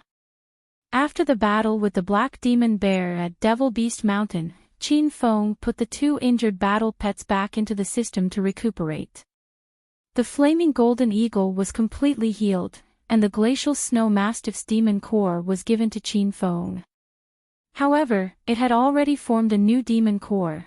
Qin Feng played with the 3 pets for a while, then checked the interface of the Million Treasure Pavilion. The interface of the Million Treasure Pavilion was the interface that rewarded Qin Feng for helping Saint Medic win the title of King of Elixirs. Qin Feng didn't have time to check it at the time. Now, he finally had some free time. Million Treasure Pavilion. This interface could be used to store equipment, elixirs, medicinal ingredients, and other items. White equipment could be turned into orange equipment, first-grade elixirs could be turned into second-grade elixirs, and ordinary medicinal ingredients could be turned into high-grade medicinal ingredients and materials. The introduction of the Million Treasure Pavilion was simple and easy to understand. Qin Feng immediately understood the function of this interface. Little Pig, is there a limit to the items that can be stored in the Million Treasure Pavilion? Qin Feng asked. Of course there's a limit. Master, you want to put blue and purple spiritual equipment in the Million Treasure Pavilion and then store them into purple and pink spiritual equipment, right? At least with the current level of the Million Treasure Pavilion, it's impossible. Little Pig could read Qin Feng's mind. Without Qin Feng saying anything, Little Pig poured a bucket of cold water over his head. Qin Feng rolled his eyes. He was really going to throw the blue sky splitter and purple bloodthirsty dagger into the Million Treasure Pavilion. It would be great if he could store them into purple and pink equipment. Qin Feng also wanted to find a few 6th-grade golden cores and throw them into the Million Treasure Pavilion. It would be amazing if he could store them into 7th-grade golden cores. Chin Feng had a lot of ideas, but they were extinguished by Little Pig as soon as they popped up. What level of items can the Million Treasure Pavilion store now? How many items can it store at one time? Chin Feng asked. The Million Treasure Pavilion, the Cauldron of Heaven and Earth, and the Heroes Alliance can all be upgraded. The Million Treasure Pavilion is divided into 9 stars, and it's currently a 1-star Million Treasure Pavilion. Little Pig introduced the Million Treasure Pavilion in detail. In 1-star mode, 10 items can be stored in the Million Treasure Pavilion at one time, and only the lowest level items can be stored. Upgrading from 1-star to 2-star requires 50,000 Hedonist points. Chin Feng felt that 10 items could be stored at one time wasn't a small amount. However, the 1-star Million Treasure Pavilion could only store the lowest level items. In that case, the 1-star Million Treasure Pavilion can only store first-grade Wonder Pills, white-grade Spiritual Energy, and the lowest level materials. Chin Feng wanted to confirm. Master, it's like this. Little Pig said. Chin Feng was somewhat disappointed. The lowest level items were of little use to Chin Feng's current strength, and he was too lazy to upgrade those types of items. Master, you can put the materials for refining the Cosmic Flying Sword in the Million Treasure Pavilion. That way, the materials will be of higher quality after storage, Little Pig suggested. During this time, Chin Feng had been collecting materials for the Cosmic Flying Sword. He already had a lot of materials in the Emerald Spirit Ring. Chin Feng moved his mind slightly, and Purple Star Sand, Black Luo Wood, Spirit Stones, Yuan Meteor Stones, 100-Year Ice Crystals, Gold Bars, Heaven and Earth Yuan Stones, and other items appeared on the bed. However, when Chin Feng wanted to put the items into the Million Treasure Pavilion, he found that a few items couldn't be sent in at all. Master, half of your materials belong to the 2-star Million Treasure Pavilion. You need to upgrade the Million Treasure Pavilion before you can store these materials, Little Pig reminded. The quality of the Cosmic Flying Sword was the most important to Chin Feng. No matter how powerful China's 9 dragons were, no one could fly on a sword and kill people with it. Chin Feng didn't think too much about it. He immediately spent 50,000 Hedonist points to upgrade the Million Treasure Pavilion. Ding! Congratulations host Chin Feng for spending 50,000 Hedonist points to upgrade the 1-star Million Treasure Pavilion to 2-star Million Treasure Pavilion. The host's Hedonist points total is 16,000. Boom! A loud explosion sounded, and the space in the Million Treasure Pavilion doubled. Golden light shone in all directions, and it looked much more high-class than before. Chin Feng moved his mind again, and all the materials for refining the Cosmic Flying Sword were stored in the Million Treasure Pavilion. A 2-star Million Treasure Pavilion could store 20 items at the same time, and the time needed to store them was twice as long as a 1-star Million Treasure Pavilion. Storing 20 materials at the same time cost Chin Feng 5 mid-grade Spirit Stones.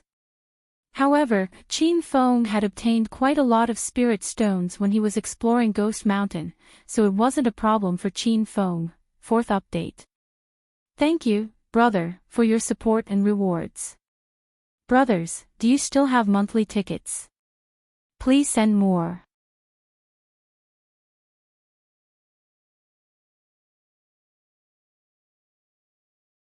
Chapter 844. Someone once said that Chin Feng was trash. Someone once said that Chin Feng only knew how to pick up girls. But this was all in the past, and the current Chin Feng made everyone in the Chin family feel a deep fear. Early in the morning, the training field in the Chin family's backyard was filled with people. They were all direct descendants and collateral relatives within 3 generations of the Chin family. Today was a big day for the Chin family. They were going to hold a family martial meet and elect the position of the young patriarch. Different from the Yunza family's martial meet, only direct descendants had the qualifications to participate in the Chin family martial meet. Furthermore, the position of patriarch was passed down to males and not females. But there were similarities. The martial meet would have 2 rounds of competition, the martial competition and the strength competition. Because the contestants had to be direct descendants, there were only 3 contestants in the Qin family martial meet, Qin Feng, Qin Shao, and the 3rd son of the Qin family. Only 2 of the 3 contestants had arrived. Qin Feng and Qin Shao were already standing on one side of the training field. Qin Feng's expression was calm, and no one could tell what he was thinking. Qin Shao, on the other hand, was slightly nervous. After witnessing Qin Feng's skills last night, Qin Shao didn't sleep well. Qin Shitian sat on the stone chair at the highest point of the viewing area. His old and dignified expression was very grave as he stared at Qin Feng and sized him up. After watching for a moment, Qin Shitian stood up. He was tens of meters away from the training field, but when he opened his mouth, his strong aura and voice spread to every corner of the training field. Qin Feng, are you ready? I'm ready. Qin Feng's voice wasn't weak either, it was loud and clear like a bell. Qin Shao, what about you? I'm ready. Qin Shao was a little lacking in confidence, but he already had no room to retreat. Alright, I now announce that the Qin family martial meet begins. Following Qin Shitian's roar, the Qin family martial meet officially began. Qin Feng and Qin Shao leaped onto the training field. Both of them stood 5 meters away from each other and looked at each other. The sound of metal clashing reverberated in the air, and the atmosphere turned heavy in an instant. Qin Shao was already in position to attack. His expression was serious as if he was facing a great enemy. Without waiting for the gong to ring, Qin Feng suddenly said, "Wait, let that old man come up as well. You two fight with me together." Qin Feng pointed at the audience stand. The person he pointed at was Uncle Yan, who was wearing a black training suit. Uncle Yan's expression changed drastically. Obviously, he was shocked by Qin Feng's behavior. Not only Uncle Yan, but the entire audience was in an uproar. All the members of the Qin family were dumbfounded. Uncle Yan was Qin Zhao's personal bodyguard. Everyone in the Qin family knew Uncle Yan's strength. He was an expert who had reached stage 8 inner qi for a long time. In the entire Qin family, Uncle Yan's strength was only lower than old master Qin Shitian's. Qin Feng's performance was too confident, so much so that everyone thought he was overconfident and arrogant. Everyone had seen that Qin Feng could defeat Qin Shao last night. However, if Uncle Yan was added into the mix, no one would continue to be optimistic about Qin Feng's chances. Brother Qin Feng. Feng Qin Duo and Qin Huang came back to their senses. Both of them looked at Qin Feng anxiously and wanted to persuade him to stop. However, before they could say anything, Qin Feng waved his hand and interrupted them. "Grandpa, this is my decision after careful consideration. I hope you can grant my wish." Qin Feng looked at Qin Shitian on the high platform with unswerving determination. Qin Shitian's expression became more and more serious. Even he couldn't see through Qin Feng's thoughts. Qin Feng was not arrogant, nor was he pretending to be pretentious. As the Green Dragon of China, as long as he casually spread his name, it would be more pretentious than anything else. Qin Feng had an irreconcilable conflict with Uncle Yan. The members of the Qin family, Qin Shitian, and even Qin Huang didn't know about this conflict. During the battle at the Amethyst Dragon Palace, Qin Shao appeared for the first time with Uncle Yan. Uncle Yan attacked, killed Qin Yi, and broke Qin Feng's flying dragon armor. At the moment of life and death, it was Shimen Chueshue who saved Qin Feng. Otherwise, Qin Feng would have been dead. After that, the two of them fought one after another. Qin Feng escaped from danger several times. At that time, Qin Feng's strength was too low and he couldn't defeat Uncle Yan. Every time he saw Uncle Yen, he would either run away or let Shimin Chueshue fight him. Qin Feng didn't like this feeling. Now that Qin Feng had transformed into a butterfly, it was time for him to take revenge. Qin Shitian's expression changed several times. Finally, he regained his calm. Qin Shitian had already made his decision. He said in a low voice, "Since Qin Feng requested to challenge two people at once, then we'll do as he says. For the sake of fairness, Qin Feng can only win if he defeats two people." As soon as Qin Shitian's voice fell, the audience burst into an uproar. Since the establishment of the Qin family, they had held many family martial gatherings. However, this was the first time a contestant requested to challenge two people at the same time. Wasn't this asking for trouble? Moreover, Qin Shitian actually agreed to Qin Feng's request. Ha! Qin Feng is too arrogant. Originally, he had a high chance of winning first place in the martial gathering. Now, it seems like he's courting death. He's still too young. His heart isn't steady enough. A good-for-nothing young master suddenly became powerful. He wanted to show off in front of us at the martial gathering, but in the end, he's going to become a retard. Almost all the discussions were against Qin Feng. Only Qin Huang, Qin Duo, and Qin Shitian didn't say anything. The three of them had grave expressions, and their gazes were fixed on Qin Feng. They were all worried about him. Thud. With a light sound, Uncle Yen had already landed beside Qin Shao. Qin Shao, who originally had no confidence, suddenly became strong. A playful smile blossomed on his face. In his heart, he was grateful to Qin Feng. This big brother of his is really sick in the head. Qin Feng, you think too highly of yourself. Perhaps I really couldn't defeat you just now. Now, you can only be abused. Qin Shao looked at Qin Feng proudly. He stopped his attack and prepared to watch Uncle Yen make his move in a moment. Uncle Yen stood with his hands clasped behind his back. His expression was also very grave. He stared at Qin Feng from the beginning to the end and didn't say a word. Qin Feng also didn't say anything because the strong would only prove themselves with their strength. Only the weak would find comfort in words. The atmosphere became even colder. The Qin family members were full of anticipation. Because of Uncle Yan's sudden participation, this martial arts competition was more interesting than they had imagined. Dong!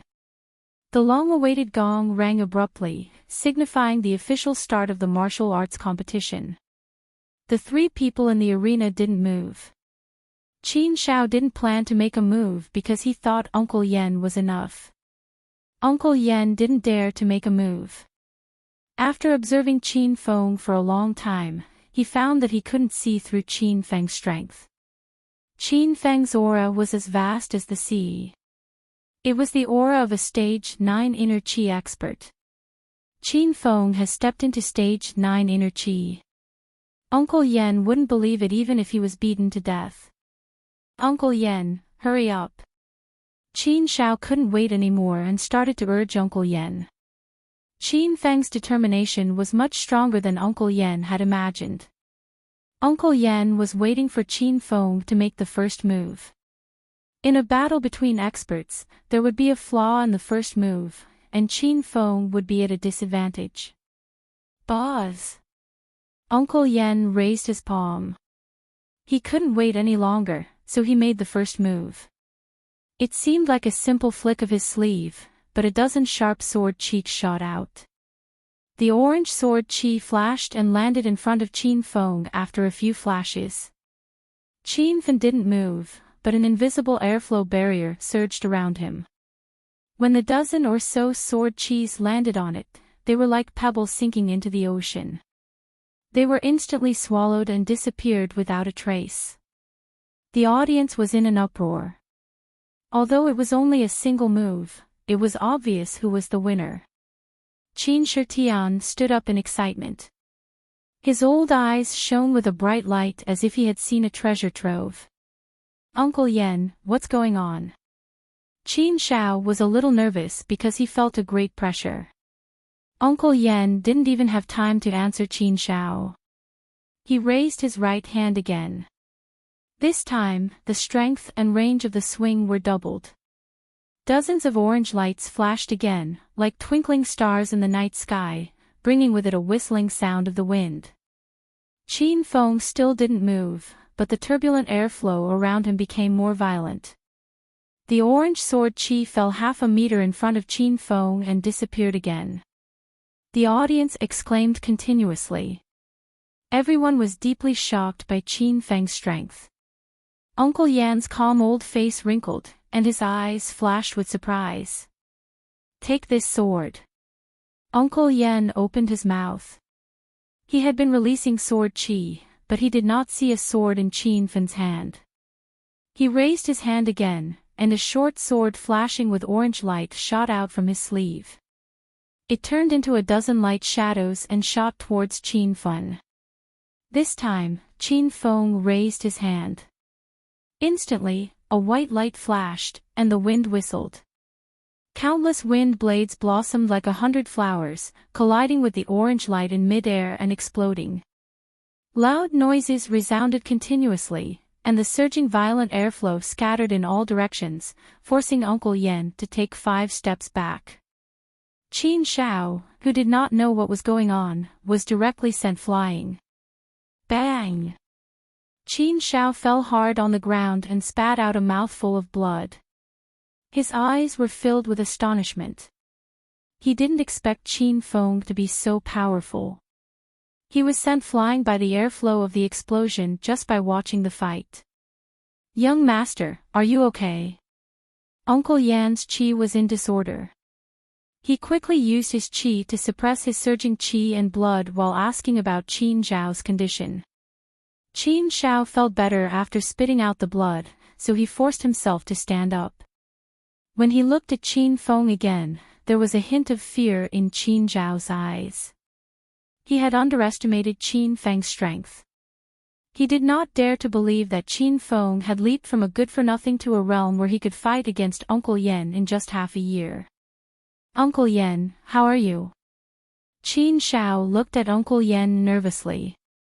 He was afraid that Uncle Yen would say that he was no match for Qin Feng.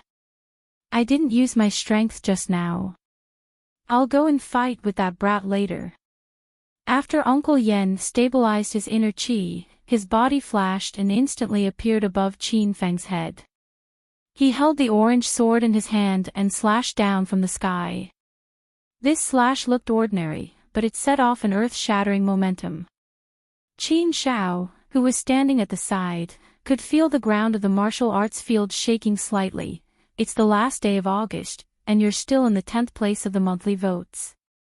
Today is the crucial moment to decide the result of this month's hard work. You're tuning into the LoveLore Library YouTube channel.